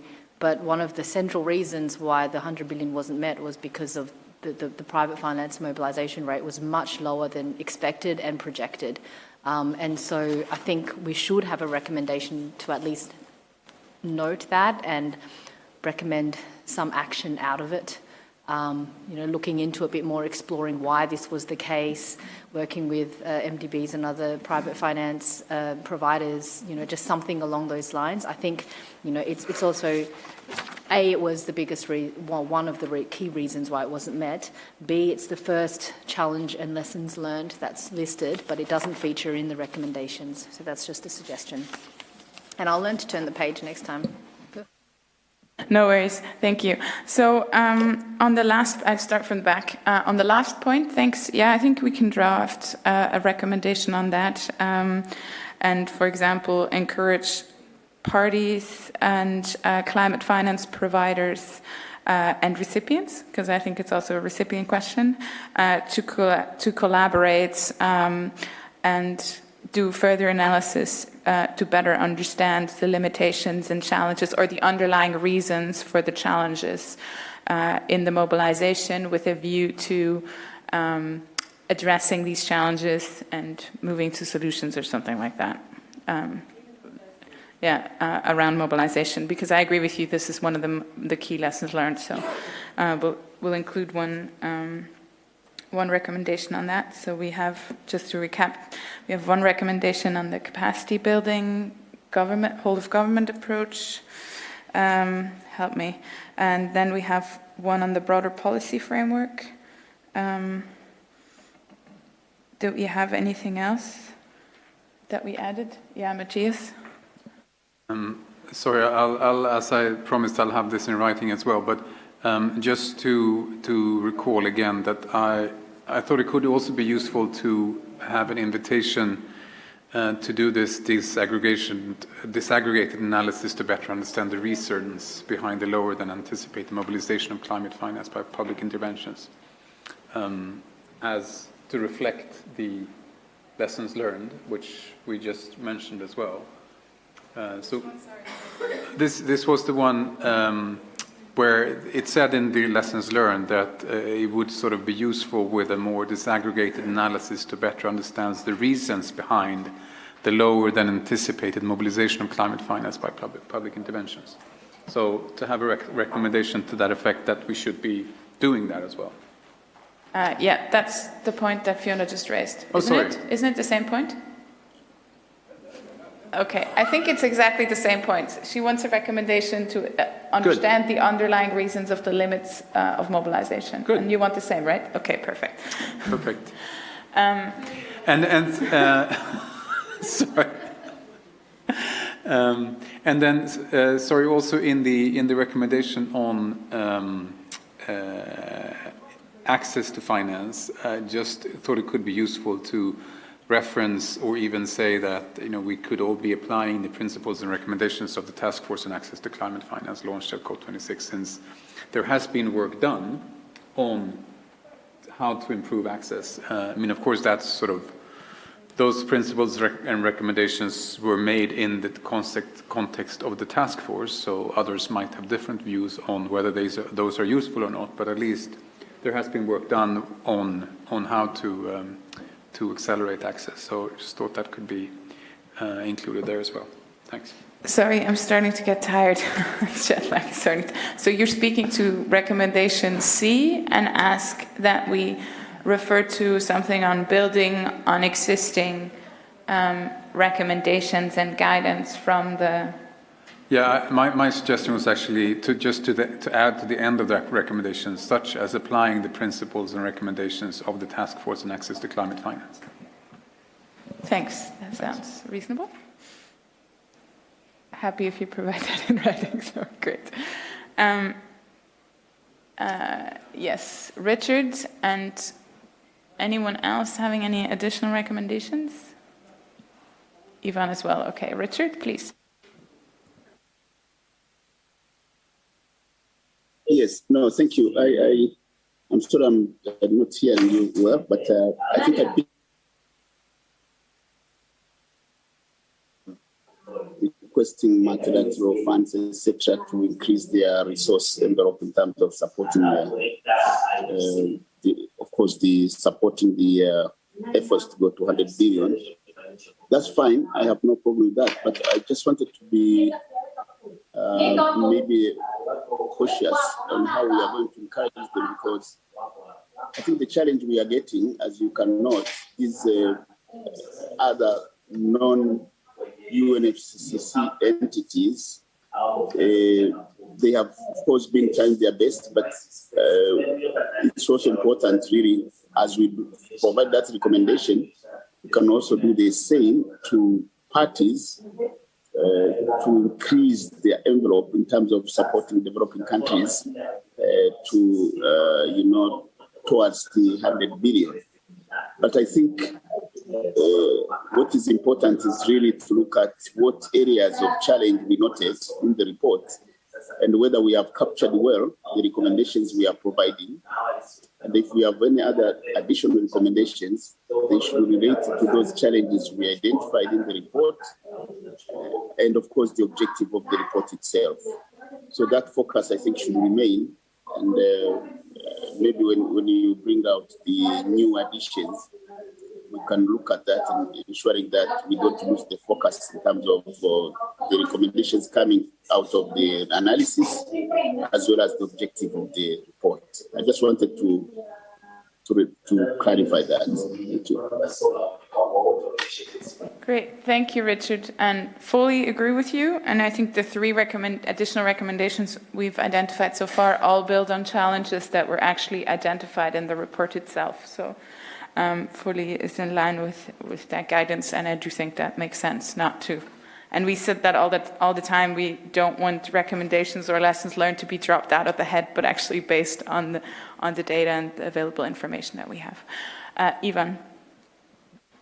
Yes, I have a suggestion for a recommendation that is based on this whole process, not just in the data, and that is to encourage, as it was mentioned this morning, encourage the creation of a mechanism that could monitor progress on the 100 billion to 2025, and also do it once we have a new collective quantified goal. So we don't have to have, so we avoid having these methodological discussions every few years. Thank you, Ivan. So there is recommendation H at the moment. which actually gives this task of tracking progress towards the 100 billion to the future BAs. Sorry for the BA Co-Facilitators piece. But in accordance with the decision that was already taken at COP26, and maybe you can make a language suggestion building on this recommendation, because this recommendation was particularly targeted to exactly this observation. And then a broader question. So right now we don't have any recommendations that speak to the future goal. So we don't make recommendations to the future goal. But I hear you, and I think that needs a further discussion in general, whether we want to do that. We want to give recommendations on the future goal in particular areas, or whether we want to give a general recommendation that the deliberations on the new collective quantified goals should take the lessons learned into account on the 100 billion, so it would take the entire report into account and the elements, because there are many in there that give indications of where we had challenges in approach to the 100 billion that should be taken into account in the context of the new collective quantified goal. Yeah, I think we can do something like that. We can give a general recommendation, but at some level we should point out what we believe is most important given the outcome of this process, right? This assessment, because different work streams of our committee is going to provide different lessons for the quantified goal. And in this case, we are arguing precisely because we didn't have this tracking or assessing mechanism set in place beforehand. But yes, we can work something out from this language as well. Yeah, thank you. Thank you very much, Ivan. Richard, you have your hand up, and then Serhiun. Yes, no, I just wanted to, I think I understand where Ivan is coming from. And in particular, when we noted in that graph, I say 1A, where we said that you got different reporting systems providing you different, numbers. And therefore, I think what Ivan is saying, which is fine with me, is that if you have a sort of a normalized system which can help to provide clarity on those reporting entities, what exactly we're looking at and what exactly we want to get from the reports, then we can get a better sense of what it is that we are doing, going towards 100 billion, which means all the entities will be having sort of guidance, not prescriptive, but a general guidance which can help them provide the information which could help us to understand whether we are up to what we want to achieve or we still need to put more effort. So I think, Ivan, if you can come up with a language which can speak to that, I'll certainly have no problem with that. Thank you. Great, thanks, Richard. So yes, Ivan, if you can amend H in regards to the monitoring element for the current goal, for the 100 billion goal, and then we'll include an additional recommendation saying something recommends to consider the lessons learned and challenges in the implementation of the 100 billion goal in the deliberation of the new collective quantified goal or something like that. Yeah. If we could add in particular on the tracking of progress. On the tracking of progress, okay. Thanks. Serhiun. Thanks.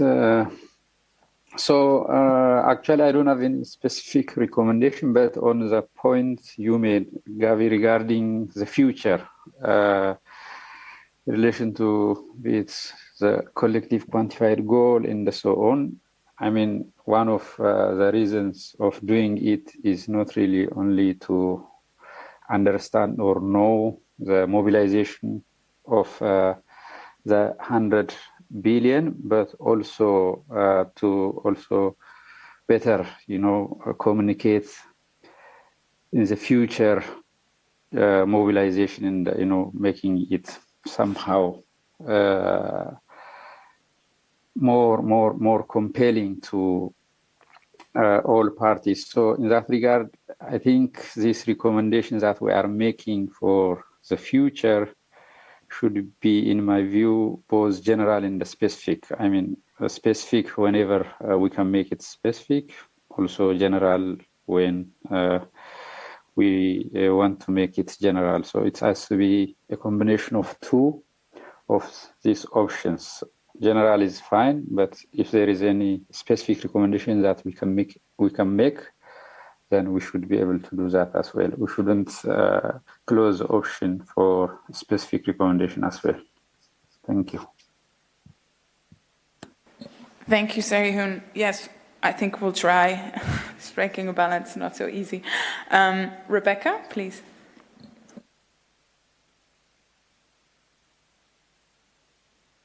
Thank you. This is small, but I'm concerned about the recommendation to provide terms from the multilaterals. I don't think that's likely to happen, and I'd rather we not include an encouragement to something that's unlikely. That's in G2. So it's increase the transparency of climate finance at a disaggregated project level, including activities, terms, and conditions within their projects. I think activities is good. I think we should remove terms and conditions. We're including private sector projects, and that's not something that they will release. So I'd rather not request it. Additionally, I think it would make sense to have one recommendation that focuses on meaningful mitigation actions. So maybe something like underscores the need to better focus on meaningful mitigation actions and encourages parties to enhance their reporting of information in this regard. Thanks. Sorry, which recommendation is that? The last one? I mean, I caught the one on G2, so there you're suggesting to delete terms and conditions within their activities, so just be disaggregated project level, including activities, right? And what was the mitigation action part? I didn't catch that, sorry. You say it again? Sorry, there was a suggestion that we add a recommendation on meaningful mitigation actions. Well, there is one already. It is in F, mindful of the need to limit future climate impacts and adaptation costs, encourages parties to further increase their mitigation ambition and anchor it in concrete implementation policies based on the best available science and in line with the goals of the Paris Agreement to further increase meaningful mitigation action. And the transparency on implementation is all over the place because it's a lot of recommendations on reporting and increased data. Yeah, I was trying to focus more on this issue of the lack of information on it. So to say, encourages parties to enhance their reporting of information in this regard. So focused on just kind of the lack of transparency on mitigation.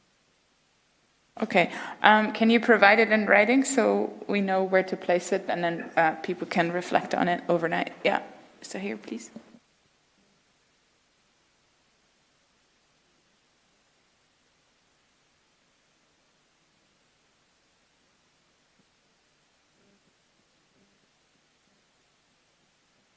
Systems around that. On the other hand, we don't want to make any recommendation for transparency from the MDBs on this very information that we're asking, not only from the MDBs, from the private sector. So I think we need to have that balance. I think the other problem also is what we're not talking about here is the fact that we talk of the importance of the MDBs, yet they are very dismal when it comes to leveraging and mobilizing. The fact that they're mobilizing at $1 at 29 cents is pathetic. And then to have the expectation that multilateral funds, such as the GCF and the GEF, to be mobilizing at 1 to 13 and 1 to 7, and the demand is so. I think there are also some things that we don't have in there that are really. I mean, this is stuff that the Secretary General is raising, and if we are not raising it in our report in relation to mobilization, then I don't know, then we're missing the point somewhere in this. Because what is the whole disclosure issue about? The whole disclosure issue is about, as we heard in the forum, shining a light on something. Surely we should be asking to shine that light on the MDBs as well, right? So I'm just trying to get a sense of how we're wanting to move forward on this. Thank you, Sahir.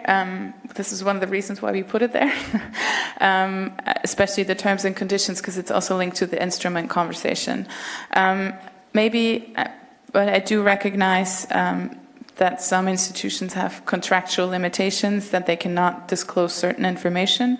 So maybe, looking at Rebecca again, we could alter G2 in saying, while recognizing confidentiality agreements or something like that, taking into account that if agencies have certain agreements that they signed, of course they can't disclose certain information.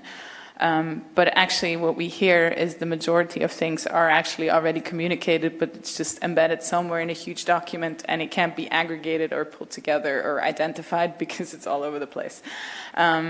So that's also one of the reasons why assessments sometimes are really difficult. Why? No, because now I'm hunting other roles of the pushing the issue of disclosure.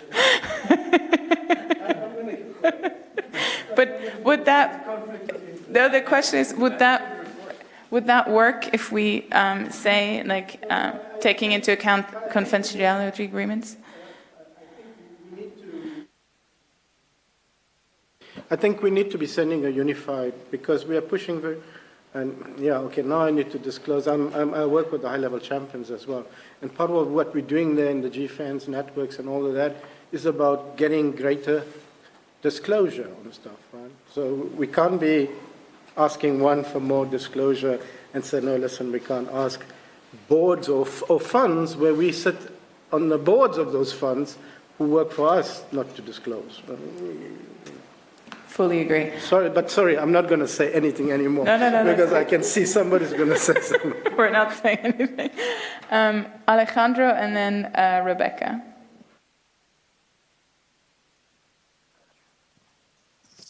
Yes, Gabriela, thank you for giving me the floor.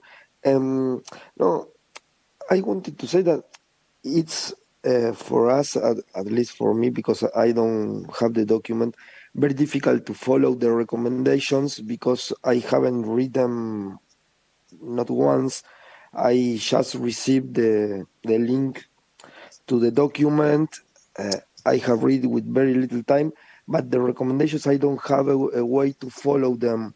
And another, I think another person kind of put it in the chat too, that it will be good to have the recommendation that we are speaking about. We all have it at least in the chat or somewhere. Because I said that because I have I was going to make a comment about one recommendation. Now I don't have the text there, and I don't even remember exactly. But what I was going to say is that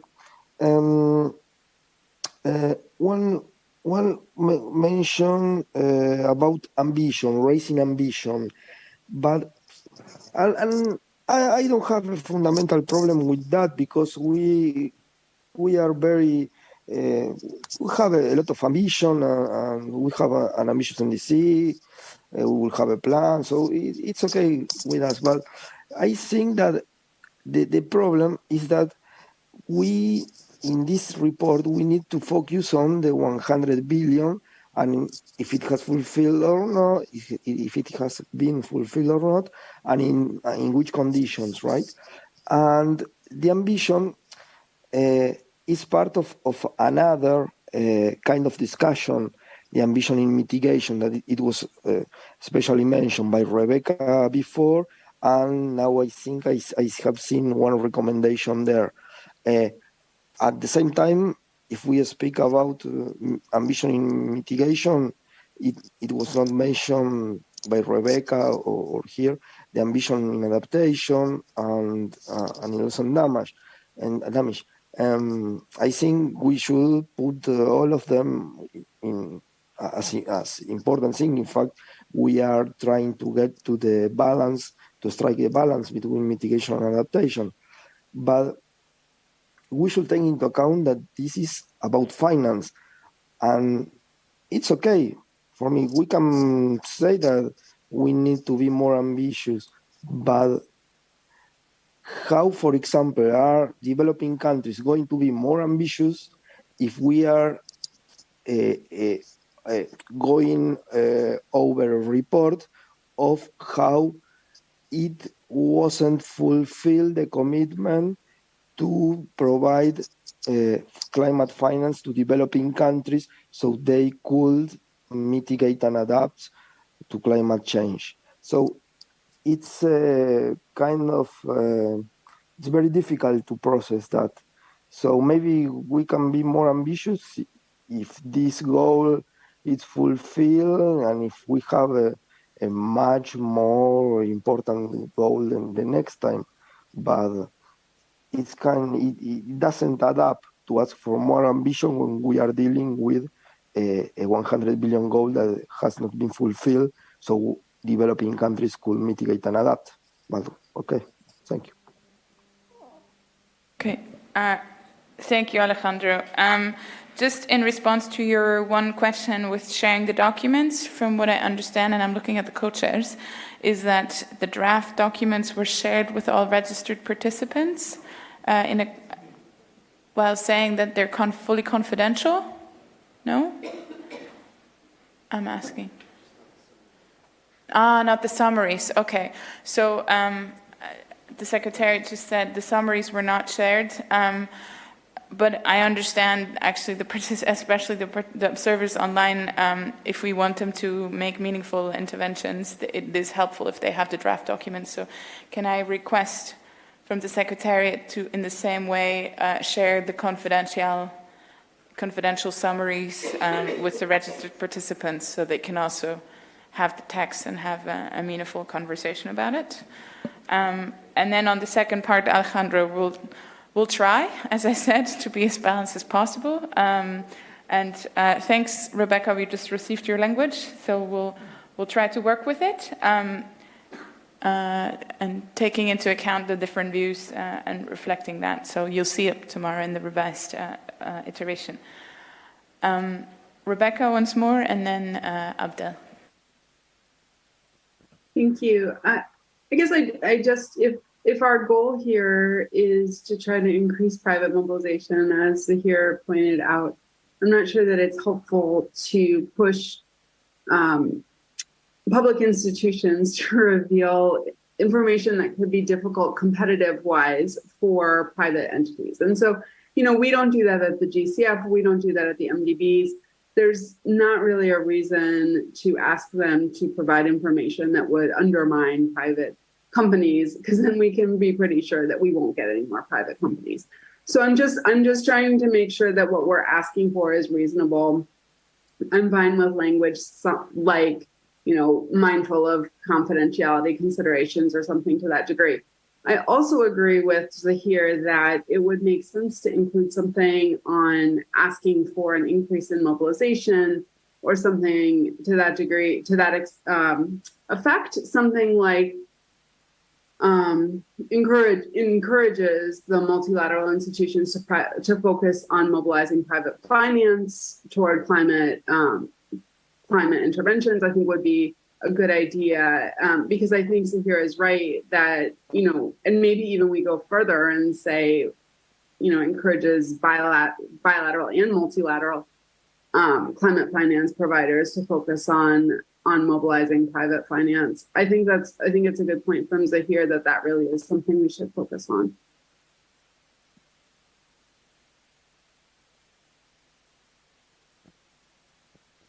Thank you, Rebecca. Sorry, I was typing. Thanks. I'll note that, encourage mobilization. Maybe thinking about mobilization, so we have the recommendation to better understand why the mobilization was limited, and maybe we can also have an encouragement to MDBs and climate finance providers at large to, in the light of the limitations or the limited mobilization so far, to further take action to further increase private finance, mobilized climate finance, or something like that. Abdel. Thank you, Gabriela. I walked in a bit late, but I managed to hear something about meaningful mitigation. I just think that the word meaningful might not be helpful here. And I caught discussion or back and forth on transparency with regard to MDBs. I think maybe an area that should be looked into is the relatively low leverage rate of MDBs. Maybe that should be, compared at least to other operating entities of the convention, like GCF. And also to emphasize the needs of developing countries according to the needs determined report. I'll stop there. Thank you. Thank you. Just to provide some context on the meaningful and meaningful mitigation action, that comes from the language of the goal itself. So the meaningful was not introduced by us. It's actually multiple times reiterated by COP. So that's where the meaningful mitigation action comes from.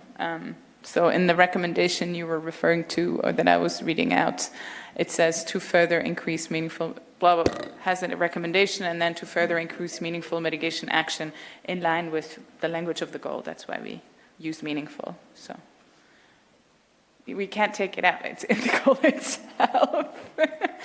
But yeah, it's up to the perspective, I guess, what meaningful is. But yeah, all right. Are there any more requests to the floor? I'm just looking at the co-chairs again because of this issue of draft summaries being shared or not shared. Can you maybe give us some guidance? From what I was advised, that the summaries on the BA and which other one, Nova? And the progress report was shared? Or was it not shared?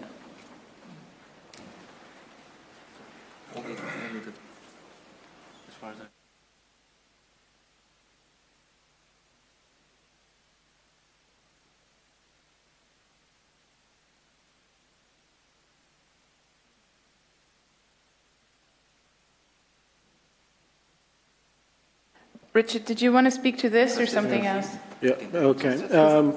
Maybe sorry, they come back. Yeah, so I'm being advised that the technical reports were shared, but not the summaries. And the reason for the summaries not being shared was that was the practice of the SCF, as these are documents of it. But I do understand that it's difficult for people to engage in the meeting if you don't have the document before. And it's not just, because Richard Sherman kept on sending me messages. It's hard for me to follow without the document. So, we're in your hands as co-chairs. Do you think that we should be sharing it or not? Yeah, Gabby? So, honestly, I don't care. I'm fine if you share it. Just to the observers on the call, the recommendations of the 100 Billion Progress Report are in Chapter 4 of the full report already, just to make you aware that you have the language, at least on the recommendations, so you can actually have a look at them.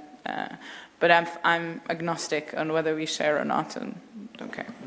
Let me ask it another way. Is any of the members opposed to us sharing the documents to them, so that people can effectively engage? I don't see any. So, okay. Secretariat, can you just share it with those participants that are? That's Mayungi-san. So, thank you very much, co-chairs, for clarifying this. I have Richard, and then I think we'll wrap up because the co-chairs are here and want to wrap up for the day. Richard, please. No, thank you very much. Thank you very much. A place where there's a bit of background noise, but I think you will hear me. I think I have no problem with Gabby said, as Gabby said, that we can share the document for now. I only think it's important really when we look at, I was not well connected when you wanted to conclude on the recommendations, but what is important as we maybe take additional comments on the recommendations and what we want to put on is that we really want to ensure that the recommendations should be basically focusing on the intention of the report. Understanding, of course, where we are with the 100 billion, of course, that's key. Therefore, whatever we recommend upon, we can do away with the reports, how it should look like or whatever. But I think what we need from you is that the report should make clarity on the recommendations in accordance with the objective of the report itself, which is basically looking at where we are on the mobilization of the 100 billion and what should we do towards that objective. So those are the key recommendations I think we need to focus on. Whatever language we use, to me, those are the areas where we need to indeed focus on so that as we get the report out, if there will be any additional paragraphs or whatever, those paragraphs should speak to that indeed the reports, the recommendations have been made dependent on the understanding that we need to provide clarity on where we are on 100 billion and what we think has to be done to achieve that if we think we are well below what we are supposed to achieve within a given date. Thank you. Great, thank you for this concluding words, Richard. With that, I would encourage you all to please provide your comments in writing, if possible, so we can fully capture everything and come back to you tomorrow with a revised iteration that we can continue to work through. Thanks for the very good engagement through the session, and with that, giving back to the co-chairs. Thanks. Okay, thank you very much, Gabby. We're not going to do a long summary, but just in terms of actions going forward, as you heard, please provide inputs to Gabby. Gabby and the other facilitators, if you can just give us a short summary for the report backs. Remember, we didn't do the report backs. We'll circulate that by email so that everybody is at least on the same page as to what is transpired in the different groups, because some people were in one group and not in the other, so that at least everybody is on the same page. What time do we reconvene tomorrow? 9 o'clock? Okay. So the Secretariat will circulate the schedule together with the report backs. We'll convene at 9. When the Secretariat will circulate to the participants the summary so that they can engage. Anything from your side? Yes, Gabby? I have a question, since several of us have the task to come up with a new iteration, at least of the executive summaries. By when do you want those, just so we have a feeling of how late or early we have to work? Maybe before people go to sleep. I'm not sure. So that they at least have the ability to see it. Because I think it'd be useful for people to see it before they come for tomorrow's session. Otherwise, they will spend some time still going through what. So I don't know, what time do you think is reasonable? The problem that is you can provide it, because you've got to provide it to the Secretariat, and the Secretariat will provide it. The problem is primarily that we have to wait for the comments, and then we can do the iteration. So that's the main issue. So can we get the comments within an hour? Can the comments be provided to Gabby and then within an hour, so by 7?